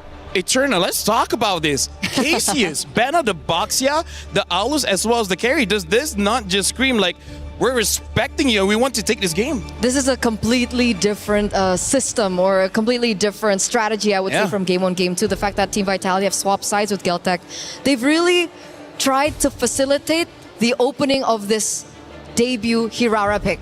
Right? First pick Hirara here for Team Vitality. They're very confident with that. And the surprising thing is, when you're up against Hirara, do you not think that heroes like the Moskov would be more of a problem compared to the carry? I feel like that shows that they just want to make sure that both Vivian, Vivian as well as Fumi Echo has a good time because, you know, Hirara, jungle, damage dealers are probably going to have an EXP that's more tanky. I think they just understood in this game, as long as Fumi Echo has a good time, as long as Vivian is having a good time, Vival is just going to have a good time. Okay, so we're talking about the EXP lane now. Because on one side we have Esmeralda, and on the other we usually see either Sora or perhaps a CC or a Yuzong sometimes even. What do you think Freya is the is best? open. Right? Even Freya is open. So this is very interesting here because I wonder what pick Kioe will pick here because technically 4 junglers has been banned now. Aulus has been banned, Baxia, the Gwyn, as well as the Akai. Celtic, they early picked the Esme. I respect that because there is no carry. And now they early picked the Clint to possibly say, hey, don't pick the Claude. We already have your counter. And now the Atlas has been picked up and even the Alice. Look at the AoE that Vitality has. It seems like they want to fight. But what do you think about the Alice into the Esme matchup? Because it's not necessarily like the best of matchups for the Alice. If Fumi Echo wants to get a good time going, usually she's the one who's playing strong side instead of Shell. Just ignore the hater. You know, like, I'm not going to win against you, so I'm not going to fight against you, right? The way that you play Alice against Esme, you just try to freeze the lane on your side, get level 4, and then try to win the first turtle, and then after that, do the same thing at game number 2. Okay, so we're expecting that kind of mentality coming into game number 3, and technically it did work out for them in game number 2, so let's see if it crossovers to their 3rd game. But of course, we are still waiting the last pick in for Team Geltec, Lilia. Okay, so they see really strong heroes for the first 3 from Team Vitality. They're picking up something of a momentum hero of their own, the Lilia, with highly fast clear and already really good base damage in the early game. Very good against tanks like the Alice as well as the Atlas. I'm just slightly worried because going up against the Hirara, because Lilia, out of all the heroes in ML, has one of the lowest HP pool, making it so that she's extremely squishy. So a good engage by Hirara, she's dead. And we don't know what the mid is going to be. If the mid is something like an Eve or even a Farsa, this Lilia will not have a good time. So I think it's an amazing pick, but it's not without its weaknesses. She needs to be very quick when and how she gets that level 4. Because that's the only saving grace that she has, her black shoes. The black shoes can take her out of really sticky situations and she's going to be relying on that. So they need to be able to facilitate that with an equally strong roamer pick. The only question is what is up right now, right? Because now the Belleric is gone. I wonder if they want to go fight fire with fire and possibly pick up something like a Gatot, something like a High Loss, someone that can bring Revitalize so that they can stay in the fight for much longer. But if they do that, they need some kind of fighter in the jungle. Because when it comes to the tanks, yeah, it's just Balman as well as the Barat. So I'm actually not entirely sure what their roamer is going to be. I agree. I think they need counter engage. And other than the Gatot Kacha, the one hero that has been trending so much with counter engage was the Belleric. So that is a really good ban coming in from Team Vitality. And the second one, which I'm kind of 50-50 with, but it has won games, is the Minotaur. Surprisingly so, it has gained popularity, and it also can bring out the Revitalize. Yeah, I feel like if Minotaur lasts after you see Vitality's pick in mid, it's fine. Because if they pick up an Eve, which they have not banned, if they pick up a Jushin, which they also have not banned, that might be very difficult. It looks like Vitality is on the same page as us. They're taking out the Belleric as well as the Gatot. Revitalized carriers, so now it's only High Loss, which there's multiple heroes that can deal with the High Loss. In fact, they can pick up a Gord, and the Gord might still work well here. Which is why I don't like the Hylos pick. I think they need a little bit more CC to work with, a little bit more tools to work with. I understand the Hylos still has that, point and click stun, which is really great, but it's not AoE. It's not groundbreaking like something like the that Fumi Echo has on the Alice or the Fatal Links that, of course, Vivian has on her hands right now. It's not great for counter engage. It's like meh. It's like meh. You walk fast a bit, and it's like pop, like, and then you're stunned. Because I would say Cho if they want. So it looks like they're setting up for either a Balman or a Barats. Most probably a Barats here, and I think it's going to be good. But this is high risk, high reward, Eterna, right? Because they have a lot of bursts. They can go in and out, but this is one of those drafts that requires high mechanical prowess and a lot of trust. If you don't trust your team, it's going to look very bad, very fast. And Matilda really has to be on point, I think, when she utilizes like all her resources. So with that in mind, carry was already banned by them. The gold lane is still wide open. They don't have any source of shred or burst just yet. So we're waiting on the next two picks. Without the carry, what would you utilize in the gold lane? Selena was not my first pick, but Claude still makes sense here. It sounds like Vitality is rushing to go back home here. You know, Selena can just make the farm so fast, get Herrera moving, and then Geltec, they don't have a lot of HP. It's just the Esmeralda, even the Matilda, right? If she gets the flash of the Oasis, sure, she's kind of tanky. But before that, I gotta say, both teams here, they're on the same page. High octane draft, we win fast, we lose fast. So, Barats? I think Barats is the choice. I can see a Balman. If they go crazy, anti-CC, right? Yes.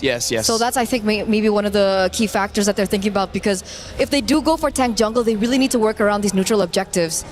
But the choice is Balman, and Balman is highly sensitive to crowd control, which Team Vitality has a lot of.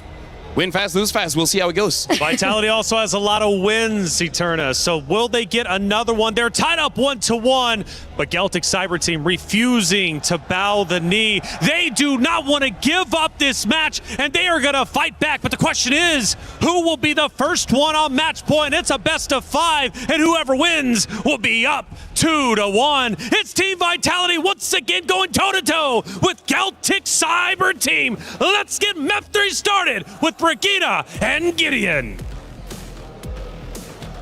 We've seen two sides of the story. One where Celtic might overcome the defending champions, or of course Team Vitality holding on to the trophy all the way to the end. Only one spot in the grand finals to fill as we jump into the land of dawn. The match score is 1-1. And we will be witnessing another Selena game from Cine to top off this draft that Vitality has decided to field, which I think came as a bit of surprise for both of us and even the panel, as they've decided to go for this instead of any other source of burst and or even shred.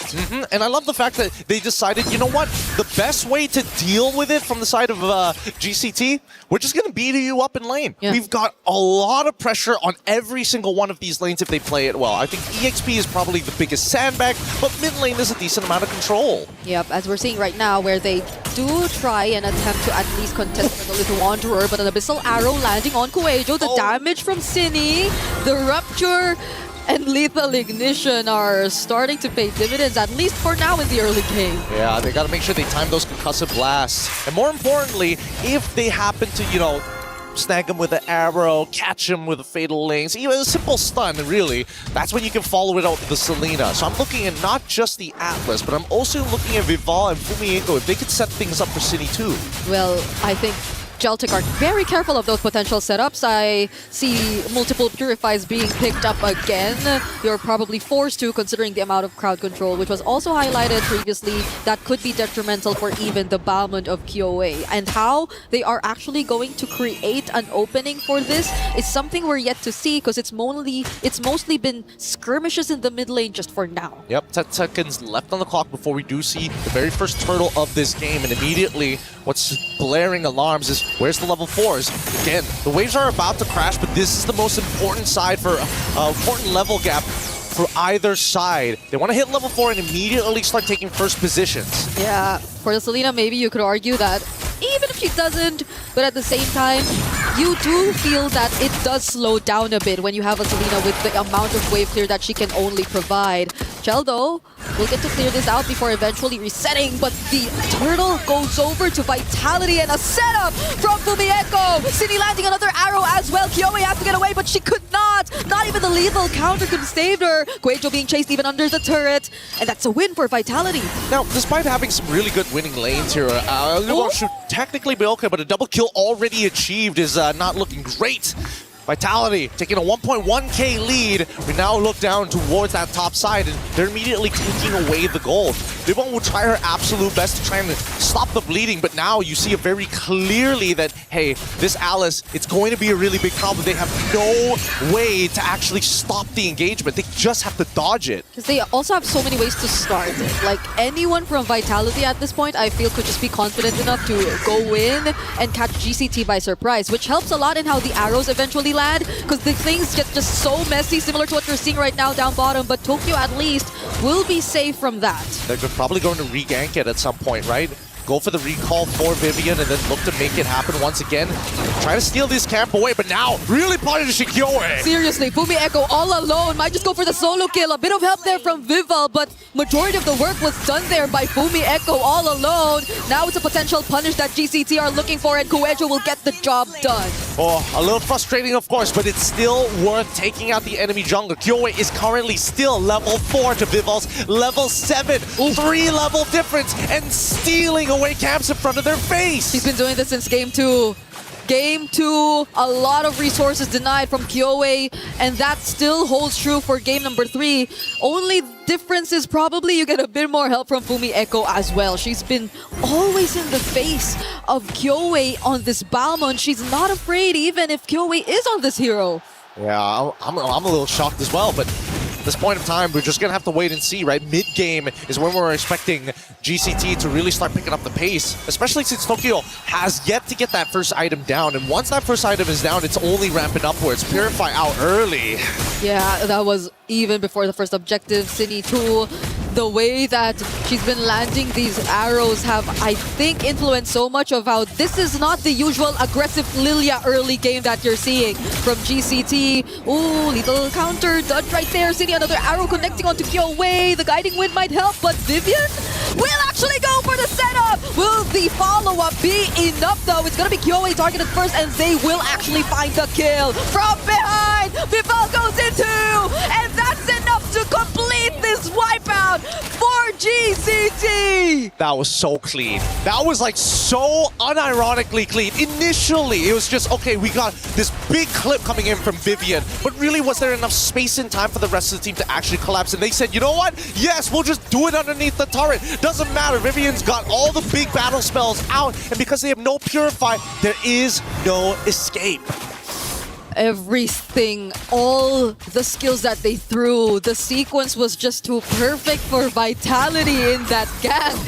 You mentioned it, they might go for another try, and that was the perfect time to do it up against Tokyo, who is clearly struggling in the gold lane matchup right now. Another arrow, the burst!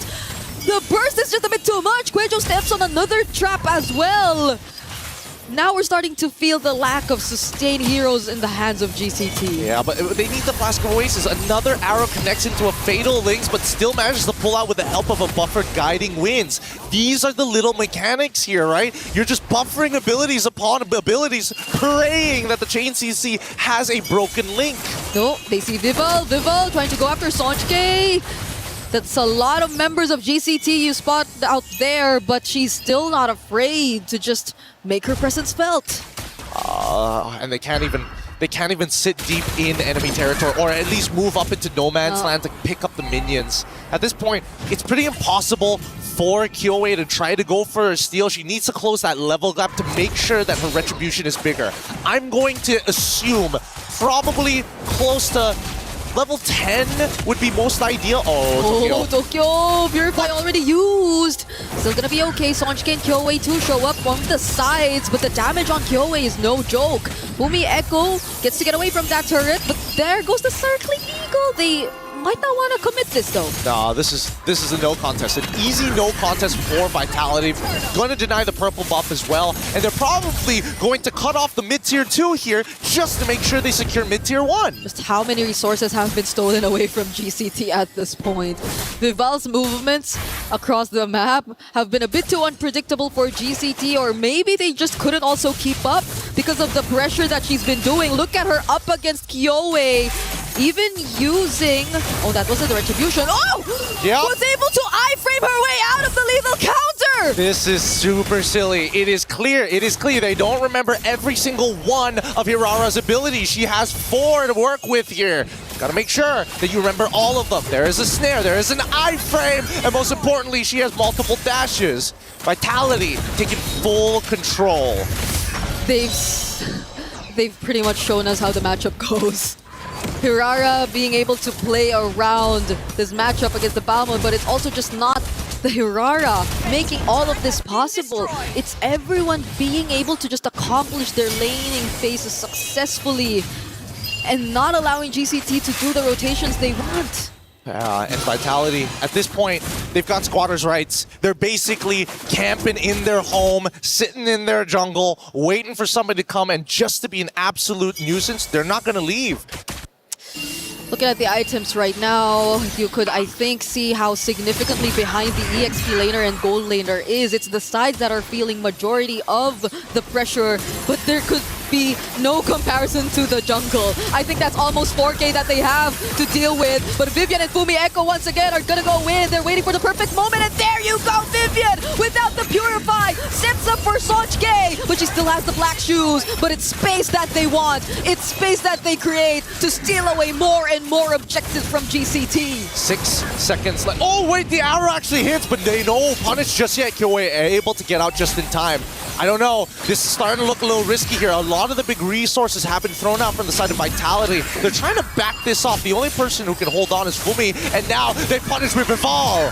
Fumi Echo on a purple buff, by the way. Whoa, whoa. Oh, Yubon jumping in, falling star move, but Chell also dealing a decent amount of damage. Vivian too, another perfect pair. Could she go for another setup? She doesn't have the flicker, and GCT are just gonna scramble away. This scramble is actually not really great for GCT, right? But at the same time, they kind of don't have a choice. They want to keep Vitality in check, and the only way to keep them in check is to be right up in their faces. Another falling star moon, Yubon and Kuejo trying to work hand in hand just to be able to get in, but Vitality let go of the lore just as they do so. They have other things to accomplish before they commit to that. Yep, they're going back to the fundamentals, reset up those waves. Look at that top and bottom side, both in neutral territory, and GCT are the first ones on it. However, with top wave pushing in, Vitality, are they going to get away with this? They're letting it go. They don't mind that top wave pushing in. They just really want to secure this objective for themselves. GCT will settle with at least a tier 2 up top, but maybe not even, because another Abyssal Arrow from Cine will connect. That's going to be Liubon, though, a very tanky XP lane. But this time, it's not just Cine. Vival shows up. Vivian's here, too. Cine tries to run away. That goes the Fatal Links just to make sure they get out alive and pick up a kill, even before the Lord. Oh, it's so good. And Fumi, she doesn't mind. Look at her. The unkillable EXP laner on this Alice. Absolute monster.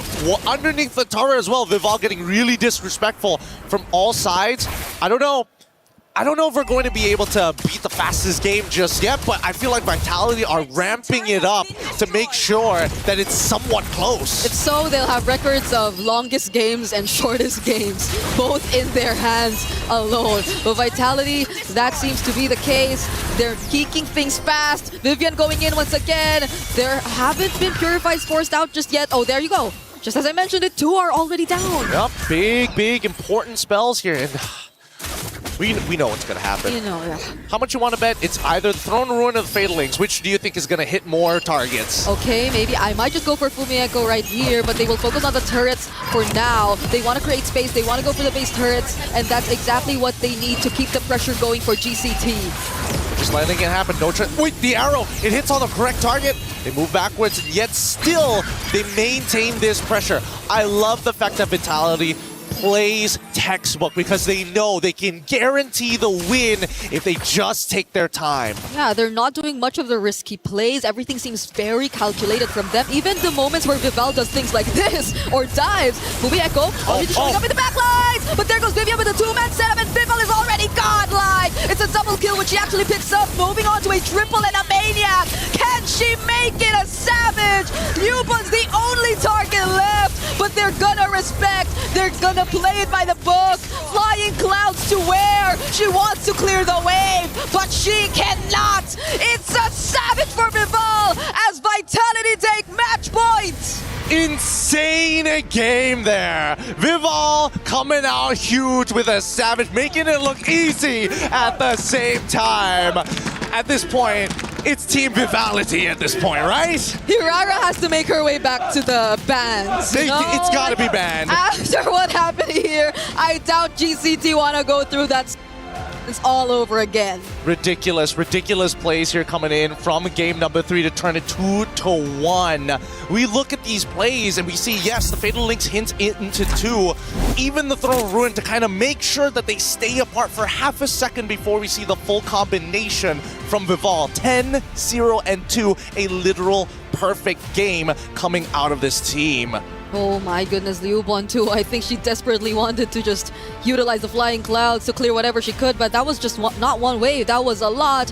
As I think it's about time we break down this game and throw it over to our panel after these messages.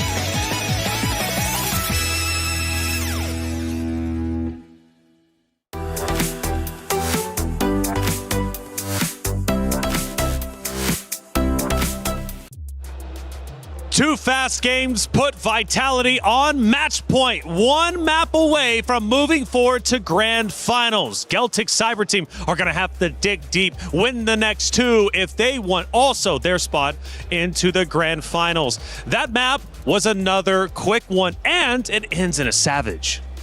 Yeah, honestly, that was amazing, but here's the thing, you were asking about Vival, when are you going to use the assassin?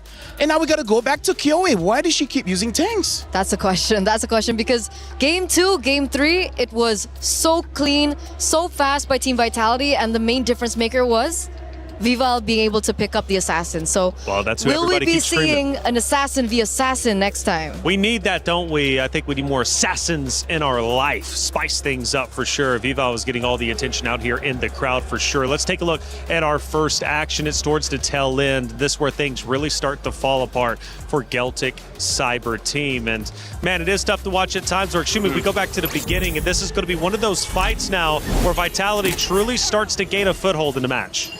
Allow me to rant just a little bit, right? Because here's the thing, Kyoe, she is moving away from her character. But here's the thing, what is character? Well, philosophers have said that character is defined by habits. What's habits is the thoughts and the activities that you do daily. And here's the thing, when you start to break character, when you move away from your natural routine, you will start to act without passion as well as perform or behave outside of your rational mind. So going from a damage dealer to a tank, we can definitely see Kyoe is not moving as she is supposed to do. That, and also she wasn't set up for success, right? If she was on maybe a different kind of tank that like a Barrett has anti-CC, maybe it could have been different. But we already did mention in the drafts it would be either the Balman or the Barats. But the fact that they chose the Balman is so susceptible to CC. And you could even see her in that particular clip being taken out by a trap. Let's go a little bit deeper into the match and look at around the 10-minute or so mark. And we have one of these incredible fights that ends up unfolding. Yeah, this was the make it or break it moment, and at this stage in time, man, if you don't expect a big play from Fumi Echo, make sure that you expect it from Vivian, because she's sure to get that Fatal Links in, even under turret, and then the collapse after that was insane. This was the moment when the Maniac hit, and then she only had one more left. Liubon had no choice because she really needs to clear the minions, but she then technically gave it to Hirara, gave it to Viva on a silver platter, and that is one of the first savages that we've seen so far here at MWI. Yeah. Honestly, looking at that play, I really want to make sure, because right now is match point. Celtic Cyber Team, we've seen teams going back to comfort, and honestly, it hasn't worked out. But I feel like for them, they really have to, because here's the thing, Kyoe, you're not a meta player, right? You always play things that's outside of the meta, but it's something that you've practiced non-stop. And I also feel like Cassius have seen that, right? That's why we see an unorthodox ban, banning out the Baxia, banning out the Owls, and then eventually even the Yisun Shin. We were talking about if the Yisun Shin was there, maybe they would do well. So is this one of those cases, you go back to map 2, the Hero Select actually benefited Celtic.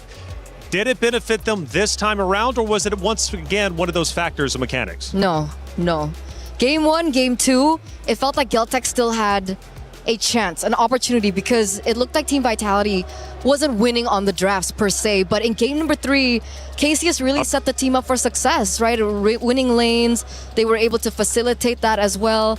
I feel like going up against the very best, it comes back down again to the drafts. Taking a look at Vitality's dugout, they're in there, and you notice not a lot of really talking going on, strategizing, and I think because they're in their flow state, they just feel comfortable. They know they're in control, right? This would be a much different story if they had lost. They'd been down 2-1. I'm sure they would have been huddling up, but right now, nice and relaxed, calm LaFell, they look good. This also shows that they have one thing in mind and they don't want to disrupt it, right? Because right now I feel like Cassius is having checkmate after checkmate when it comes to the bans. So I feel like the entire team, they're on the same page. Make sure Kyoei doesn't play. Step number 1. Step number 2, make sure that Fumi Echo gets out of lane. Step number 3, win. Well, the club championship update is well underway. And from what I'm hearing, Trev is traveling. He's over on stage 3. What's going down over there? With the semi-final action well underway in MWI over at the Allianz Vault, I've managed to slip away, meet up with Chris at the Lenovo Legion Gauntlet, and he's going to update us on everything Dota at the moment. Yeah, and you come at the right time, actually. When we're talking Club Championship, this is a big moment for week number 2. Falcons Key being crushed right this second. I literally, Slacks is right behind us getting this done.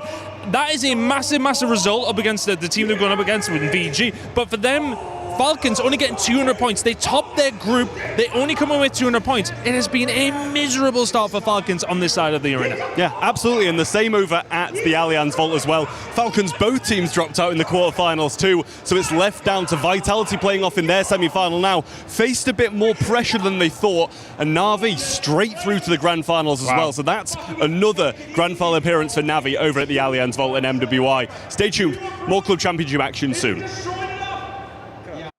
There. For every click, every clutch, every respawn. We were there for the years of grind, and we're here. Now, the proud founding partner of EWC, powering the biggest event in gaming, shoulder to shoulder with the world's best, making history. Greatness deserves a stage. Lenovo Legion, reach your impossible.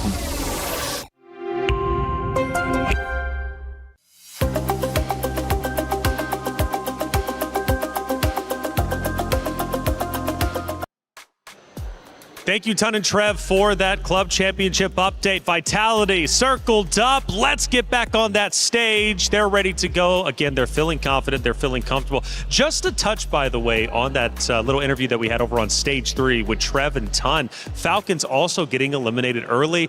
Obviously, making it here for MWI was a big deal to the knockout stage, but they only get, like, I think a collective total of 200, 400 points. So eliminated early on stage 3. They're having a tough run. The club championship race is looking tough for them, at least for the first 2 weeks. But for Na'Vi, it is all guns ablaze. They're already in first place, and on top of that, in the club championship race, and on top of that, they just secured a spot into the grand final. So Na'Vi looking like one of the strongest orgs out there early on in just week 2 for the club championship. Now, back to reality, where we currently are. Team Vitality versus Geltec Cyber Team. It is 2-1. Vitality is currently up, and Geltec needs to come back. The pressure is at a boiling point for the Geltec Cyber Team ladies. What's the game plan here? I'm going to go for Occam's Razor again. Do what's obvious, and I feel like in the first 3 pick, get Kyoei's hero. If not, it's just going to get banned out, and then you're going to be scratching your heads again, and then afterwards, you're like, well, I guess we lose. Because game number 1, Vival got the Fredrin, not a great jungler, lost. And then game number 2 as well as 3, Kyoei got the Boxia as well as the Bellman, not really that great, and then lost. There seems to be a pattern, break that pattern. So what's the hero select for Kyoei? What is the win condition for Geltec Cyber Team? I feel like there's plenty. When we're talking about Kyoei, she has so many unique picks under her belt, but obviously we're thinking about the assassins. She's picked up the Benedetta in the past, that's out meta. Fanny is something that should still find some success, but we haven't seen either. Lancelot, the Lings of the world. Kyoei is a highly mechanical player. That's the reason she was given the term Ice Queen yeah. in the first place, right? Everyone was really stunned with her exceptional gameplay. I would say top 3 in the league right now when it comes down to junglers. So give her a draft that allows her to perform at that level.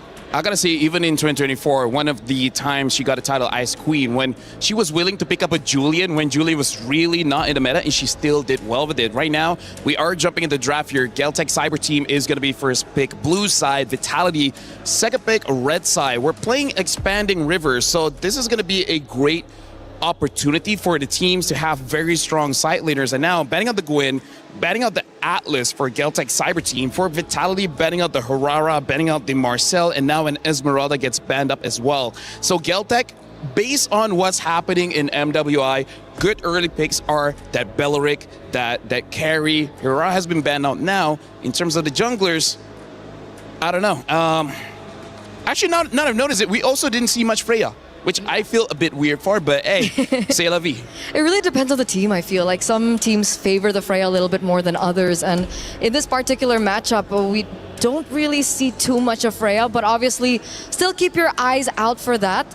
Geltech here, if they do want to set up for a assassin in the jungle, maybe pick up something that usually counters it. Like the Moskov is still open. That's something that they can go for in the early phase of the drafts. With the Paquito also banned out, it's opening up that possibility even more. Yeah, honestly, when you're playing Expanding Rivers, I feel like this is one of those maps, if you want to play double fighters, it's actually quite viable. But that does mean you have to pick up an early either Kimi, Yusin Shin, or a Freya. Because I feel like Freya also enables quite a few double fighter matchups.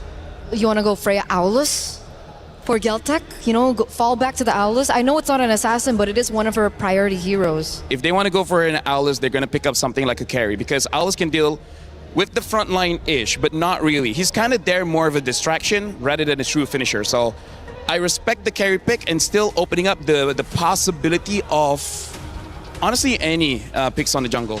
Okay. I think they're going to leave the gold lane matchup for later. They can do it on red 3.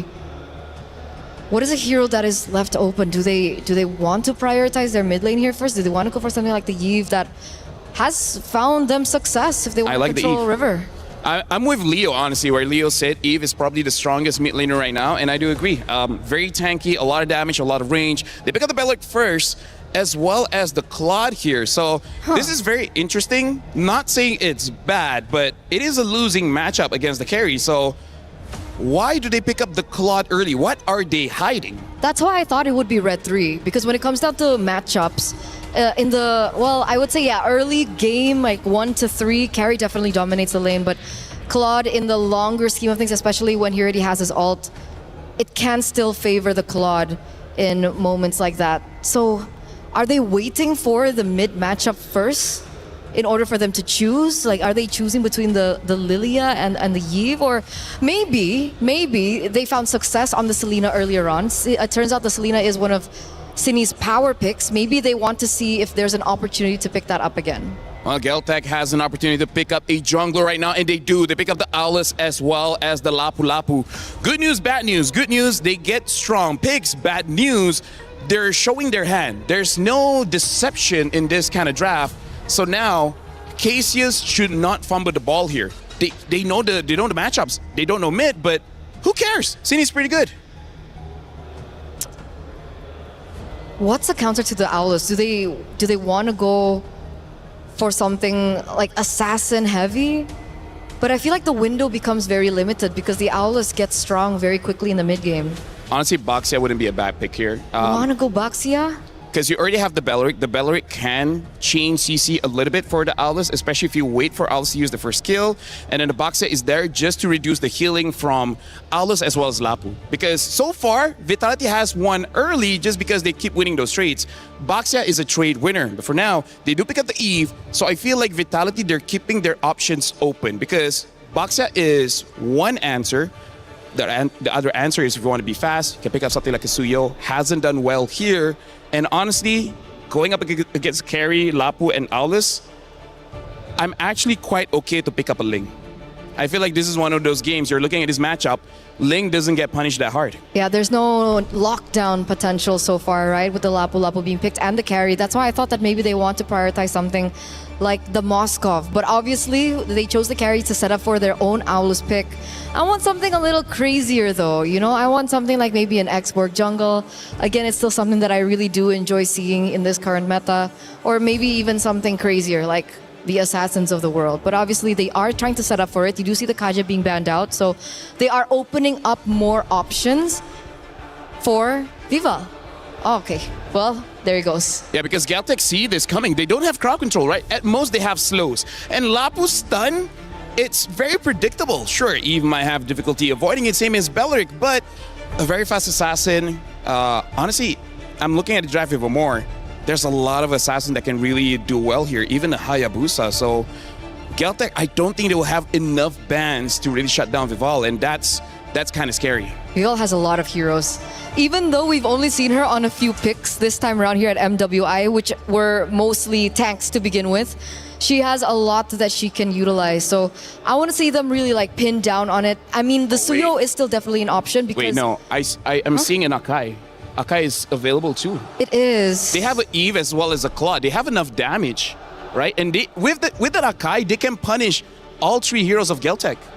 Force, carry, purify. Honestly, just shut down QA and then you're good, right? Start QA with 0, 3, and 1. You're off to the races, and now even the Lilia gets banned out. So this is looking more and more like they're setting up for one more tank here. I mean, gets banned. Okay, you know what? We know each other so well. You know, at this point, we're in his ears somehow.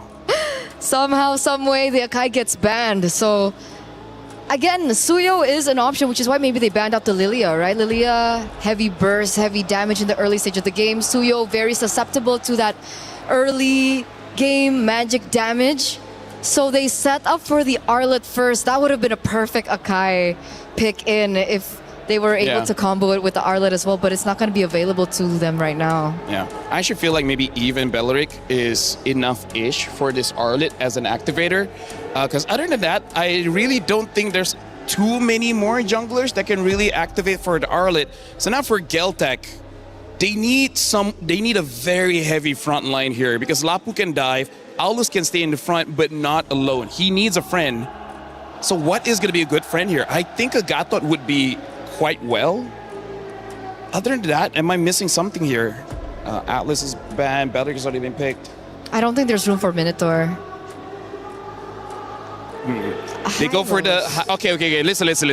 I know there's a lot of NT tanks from the side of Vitality, but the Glorious Pathway negates the slows coming in from the RWM, so maybe. And here's the thing, Galtech, they want to play how they usually play, which is force fights. I move forward, you fight me back. You die, I die, someone wins. Which is why the Belleric is still really good in this matchup. Yeah. Because that's what they want. They want people to dive onto him. So I'm surprised with the next picks as well. I'm surprised with the Valentina pick. Obviously, you can pick up the real-world manipulation. It could definitely put things in your direction, and you can also copy the ultimate from Arlet. So there is creativity and playability for this Valentina to work. Yeah, and now the Nolan gets picked up. So again, the story of the entire series here, win fast, lose fast. Although I do have to say, this time, both teams have pretty solid scaling, so we might actually go to the late game, maybe 17 minutes. Will the lights finally go out on the dark horse roster run of Galtech Cyber Team? Or will the sun shine on them one more time to force a Game 5? Or is this when Team Vitality shuts the door on their competitor, moves forward to Grand Finals, and once again secures a championship? All that and more to figure out as we head in to Map 4. It's Team Vitality versus Galtech Cyber Team. Brigitte, Gideon, let's see what Map 4 is to bring. And we're excited to bring you all the action here from the land of Dawn right to your screens here at MWI. The defending champions, as already put, with a composition that's looking pretty good, but I gotta give it to Galtech. That second half really caught me off guard. I wasn't expecting the Valentina and the Hylos to really pull this comp together. It completely changed our impression of how the game could potentially go, simply because I think it was also able to, if not balance out what we thought were lacking, but also complement the idea that that we were expecting from them. It's looking like a really rundown type of composition that you could just expect to fastly move around the team fights. Yep, speaking of fastly move, we're already seeing right here, right now, they want the Lethal Wanderer bad, but Nolan is nowhere to be seen. With that, that's going to give you plenty of information as we see Nolan going vertically into enemy territory. Oh, they're gonna not meet here in the purple buff. They were completely aware of the movements, and Guejo's probably gonna catch it a bit too late. That's okay, it's still at least Retribution away, and then you're gonna run. And there's nothing you can do. Nolan's particularly hard to catch in the early stages of the game, and now that he has purple buff, even more so. But now we start looking towards Fumiko's lane. A really nice freeze and a good call by Liu Leon to say, hey, you know what? Get your boy, get everybody here. We're expecting another engagement. Help me get this wave out, and then we can go back to neutral states. Yeah, they're playing it both aggressively on the sides, but they are not overstaying for too long enough to get punished because GCT seemingly, with the rotations that we've been discussing or with the lineup that they have, could be quick to do just that in order to provide some respo. We're seeing once again another attempt potentially up top, but Vival has different plans in mind. Vivian and Vival are just trying to scout out Kyoe. Yep, I mean, for the longest time, Kyoe was already revealed on the map, and Vival right now has some decent damage, but needs to catch Kyoe without her cooldowns. It's the only way they're going to be able to make this work. That's what I'm thinking.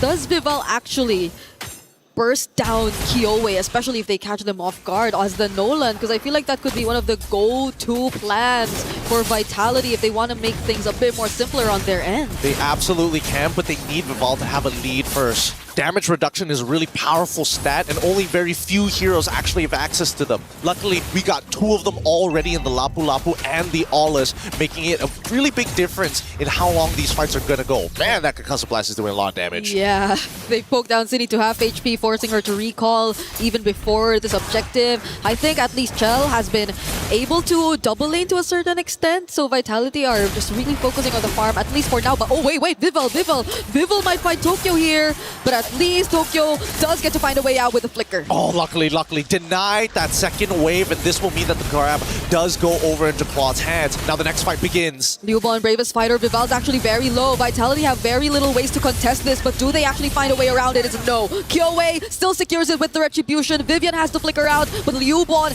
and Kyoe are actually going for the chase. That's going to be first blood for GCT. Okay, not bad. At least they get one into Vivian. Not exactly ideal to lose one of your team members, but at least Vivian hit 4 before she went down. Timers are still very low. 4 seconds, she's already back up, and now attacking on the bottom side. Guess what? Claude ain't that easy, especially with fighter emblems. So much sustain. But I think that was a huge advantage, really, that GCT got to make out of that simple poke they got to do onto Cine, and even the reaction from Vival. So now they've somewhat gotten a bit more control across the map, but Kyoe looking very low. Still not enough to take her down. Yep, the people who want to burst her down can't catch her without the cooldown. Everybody else just doesn't have enough burst to finish her off. And even so, we see that GCT, honestly, this has been a very honest game from both sides. No sly movements, no overly thought out plans. It's very straightforward. We're looking to play it and keep it simple. Vitality. So far, we've only seen the biggest play, Vival trying to catch out Tokyo. I don't know if they're going to be able to do that again, but they're readjusting to move a lot of their forces to the top side of the map. Yep, we might see a bit more of that come, especially here towards the purple buff. Vitality are not letting go of this push. Guejo already has to deal with a bit of damage, but now they're going to respond back with the Glorious Pathway. Vival, though, just goes right in. There's a cleaving axe as a response from Kyoe, and I think they deny the purple buff, and the real world manipulation too falling into place. The stuns from Liubon are actually going to connect. They find the trade onto Vival, and now City and Vivian just have to escape, but do they have the tools? This is Liubon going for the chase. The stun lands, and that's another kill over to GCT. Beautifully played by both sides, but most impressively, Liubon was able to respond in time to catch all 3 of the members into the Raging Slash after the Bravest Fighter, and now they look for turrets. Oh, Fumiko does use the final slash,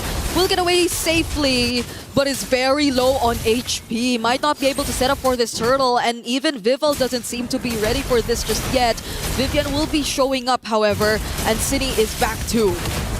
Oh, they're trying to zone them out here, and they successfully do so. They get, oh no, not a full reset. And unfortunately, Vitality will take the turtle off of that. GCT, a little unlucky there, but so far, this is why Yves is one of the best mages that we have in the meta. Are they going to be able to catch this? Oh, they give up that Tier 1 down bottom in exchange of the turtle since Chell had to participate in that too. Warak's pickup already there for Fumi Echo. Could Vitality potentially be a bit more aggressive now in terms of the team fights? Because so far, based on what we've been seeing, it's more of like a back and forth between GCT, but it's always GCT being the first to actually position themselves. Yeah, and better yet, they've been taking the initiative as well, right? They're not just going to take it lying down anymore. They're continuously trying to find opportunities. Vival looking to intercept Tokyo. Oh. Rest of them zoning them out. Vivian has Flicker, so she's going to be fine, but that's a pretty big battle spell to lose. His top side, they find it. Great patience from Vival. Vivian did burn the flicker there, but I think her passing through that route eventually allowed Vitality to get away safely too, but that was a much more favorable trade for them. They definitely got a kill and turret up top, which probably could hand back the lead towards Vitality this time, but Wrath of Dryad already forced out of Vivian! Fracture coming in from Vival, and now they just focus on Kyoe! The strength of the real-world manipulation is something you're really seeing when Vitality decides to punish. Yeah, but GCT, they gotta make sure that they do their due diligence, right? They gotta remember, if Vitality's making like a, oh, if we think this person is solo, would a solo player be walking up this far up? Never at this level of play, never in high level, unless they're trying to get into your head. Then there's another layer to add. This is currently a lead that's already back in Vitality's hands. It's just continuously going to grow from this point onwards as we look at Chell already prioritizing the DHS on the Claude. So you could really expect that they might be prioritizing a bit more of the fights early on rather than just scaling in a bit more of the macro. Oh, but the Glorious Pathway is already used by Quejo here. They just want to make sure they get out of this safely, right? They don't, it looks like they're not going to go for the contest because they don't have the first position. Neither do they have enough information about whether or not they can walk through Tribe Rush or maybe through mid lane. It's just not worth the risk, especially after what Tokyo had to go through. Down by bot side is going to be a upward spiral for Kyoe, right? Just gonna have to farm as much as she can. Unfortunately for a hero like Aulus, the jungle just isn't enough. Similarly like Nolan, you gotta go into the wave every once in a while. But this Nolan also picked up the Malefic gun just now. So you could expect a lot more damage. It's currently being surrounded though, but there will be help. Vivian too, coming from behind! That's Wrath of Dryad! The final slash did not connect, but I think it's gonna be enough to at least take down Quejo. GCT did not expect that quick rotation to come in from Vitality, and they still want more. Vivian going for the chase. Fumi Echo dashing in with the vengeance. Chell and the blazing duets! Fractures from Vitality!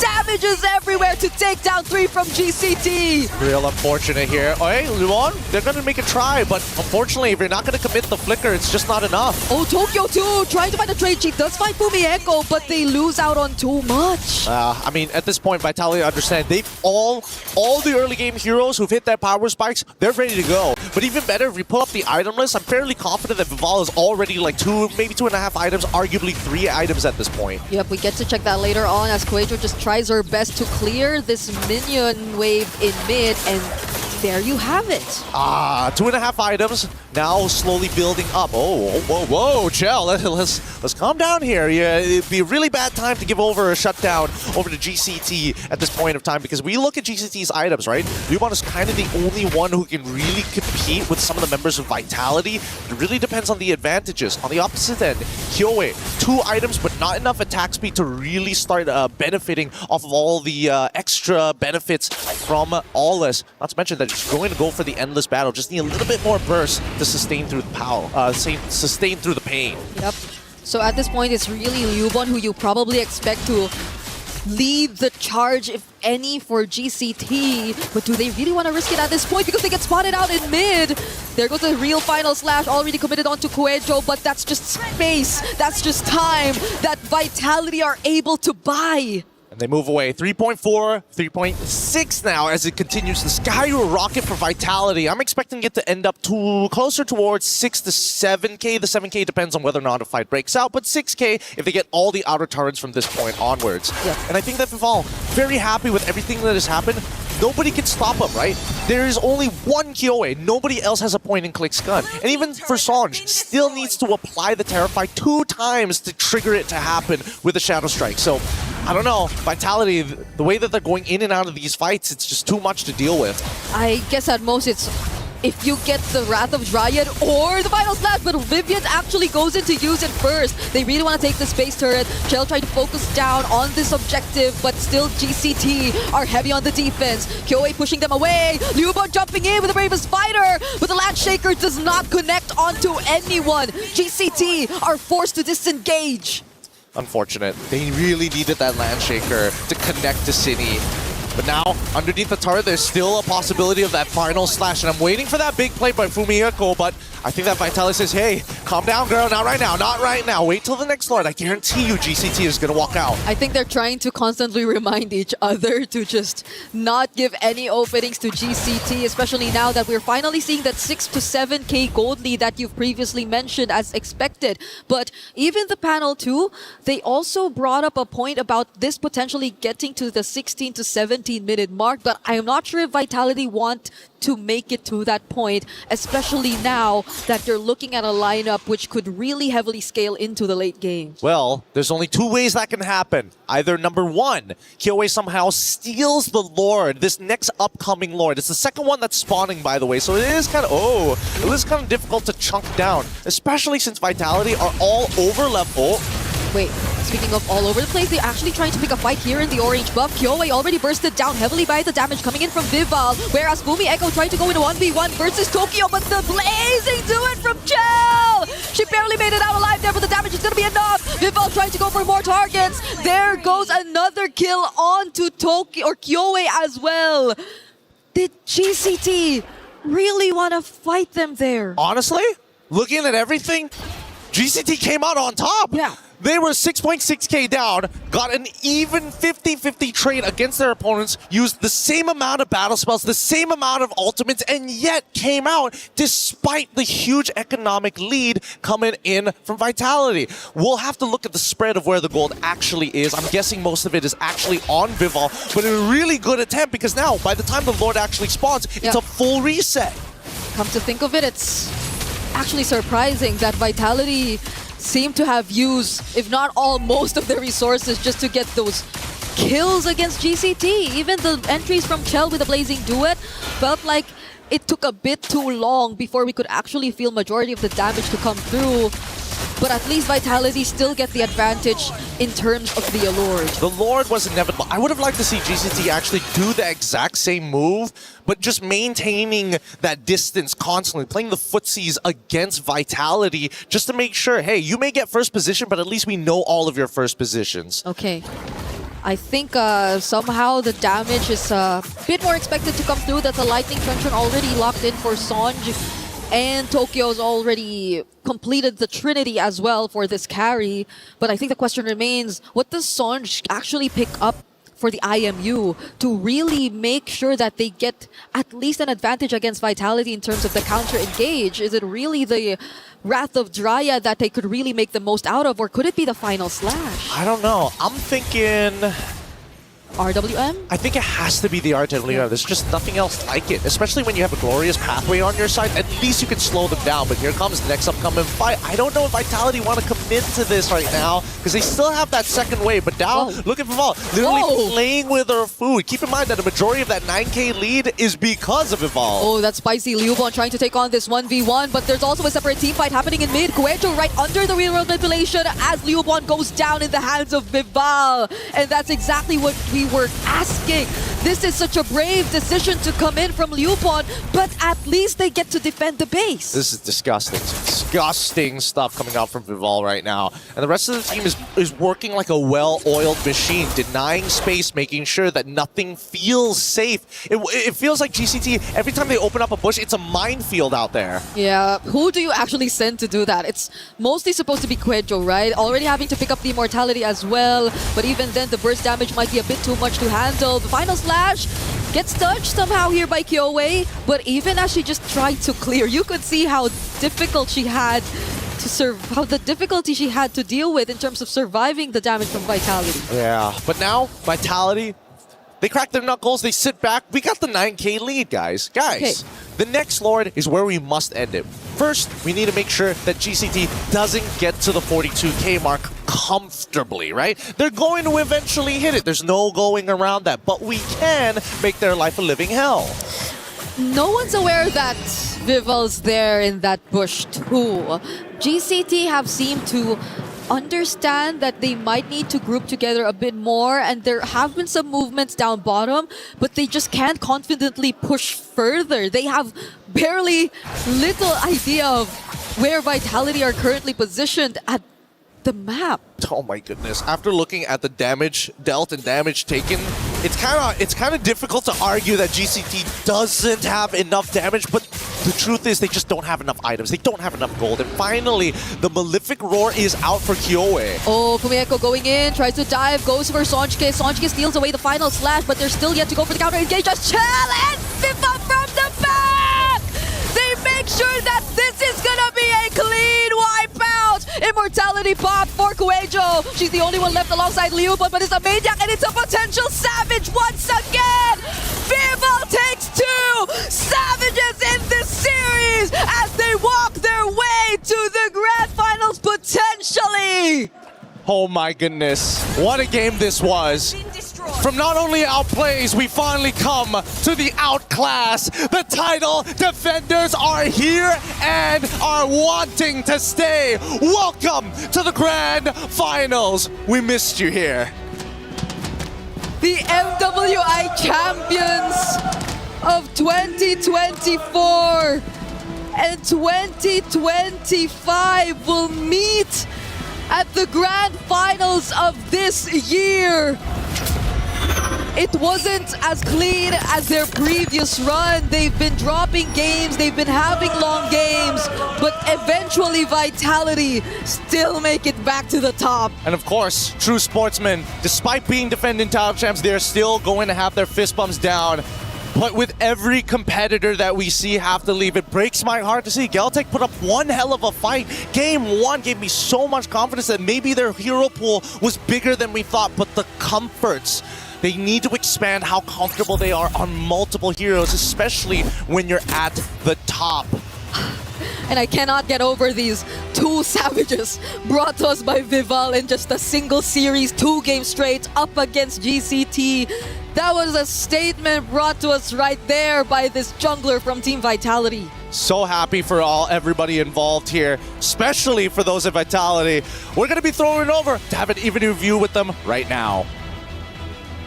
First and foremost, congratulations on yet another Grand Finals appearance. Absolutely phenomenal performance.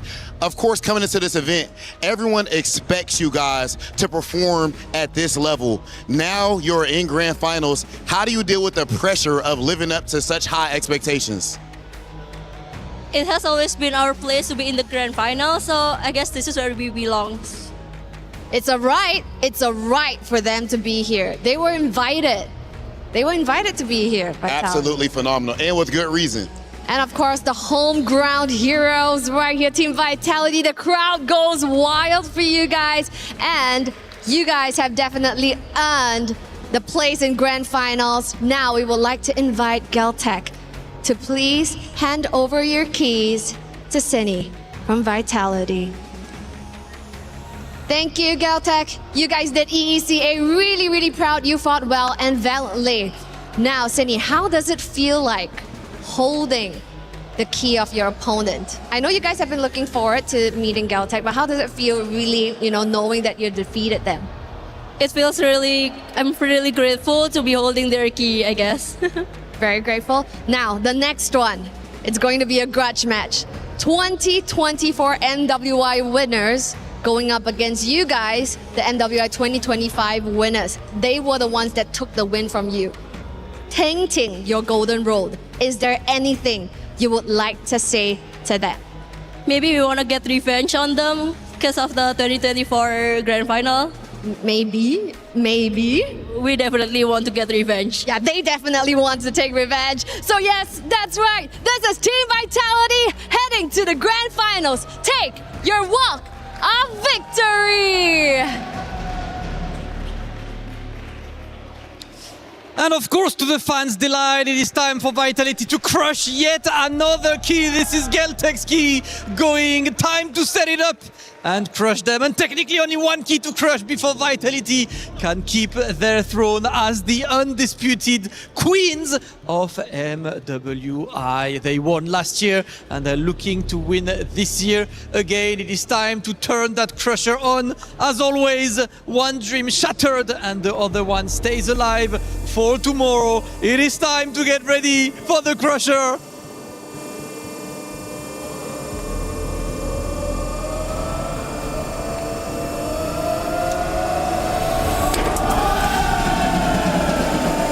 Vitality making it to Grand Finals. Obviously the fans will be there and back. These guys are ridiculous. The vibes are looking incredible. The vibes are immaculate at the MWI. And you know Vitality will be celebrating because these guys, they will be back tomorrow for Grand Finals in style. So make sure you're there tuning in for this. That's going to be ridiculous. Looking for the Grand Finals. Without further ado, let's enjoy the vibe and take a look at the highlights.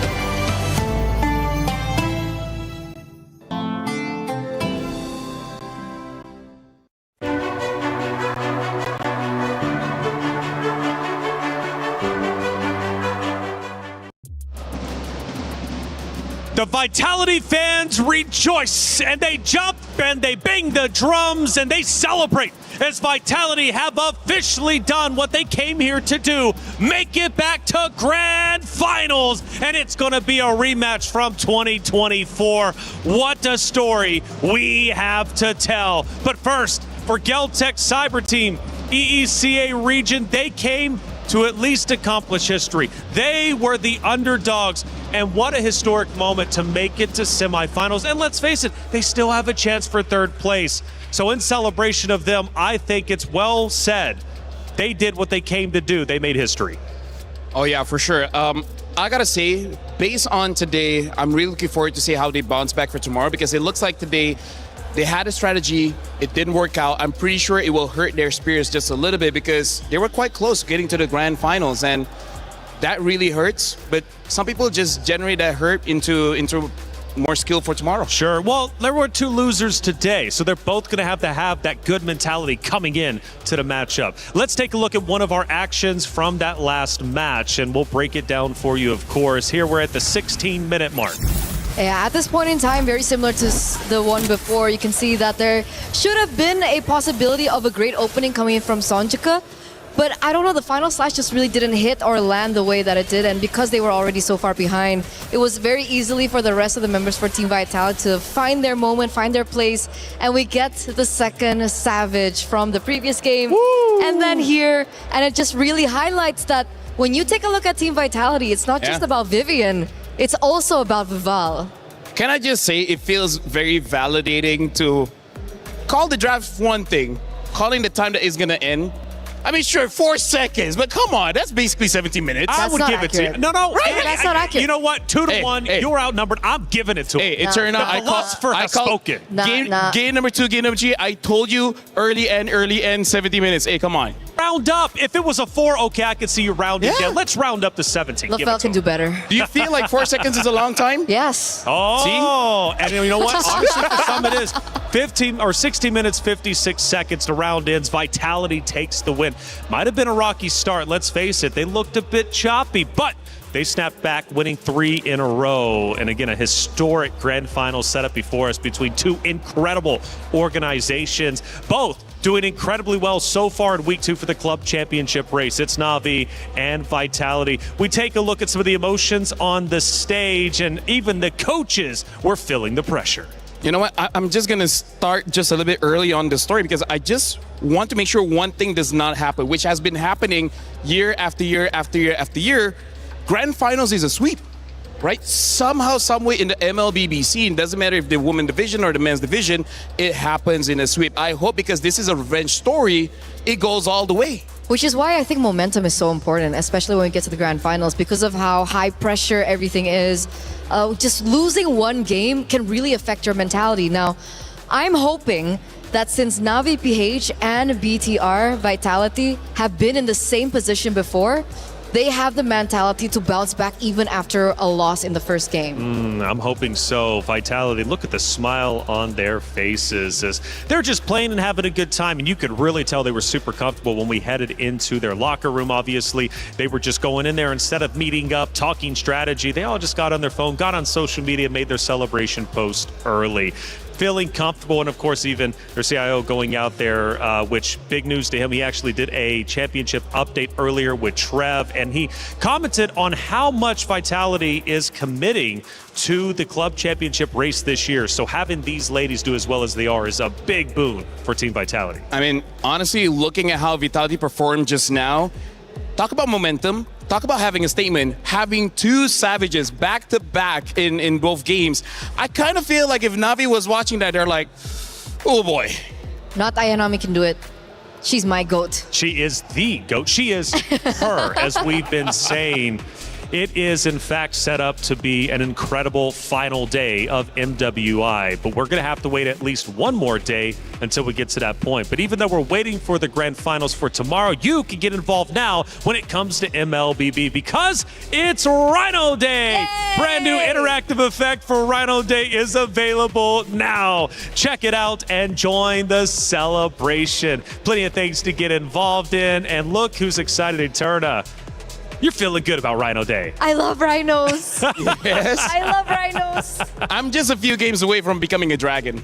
Ooh, dragon. Which is mythic.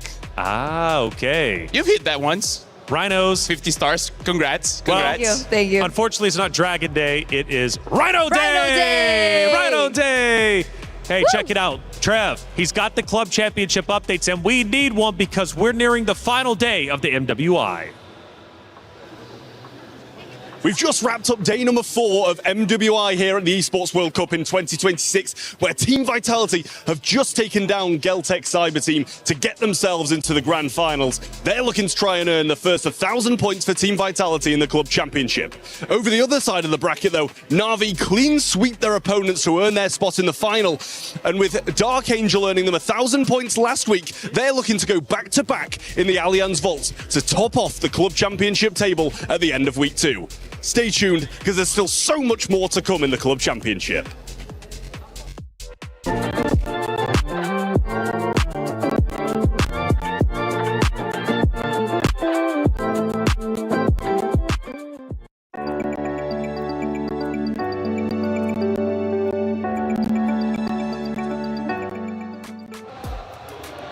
Thank you, Trev, for that update. He's right. Dark Angel won in a previous title just last week for Na'Vi, and Na'Vi could win once again here in the Allianz Vault. This is, I guess, turning into Na'Vi's arena after all. They're doing such a great job, but they've got a Titan to get through, and it's a rematch of epic proportions. Again, we take a look at some of the emotions of the players and even the fans, man.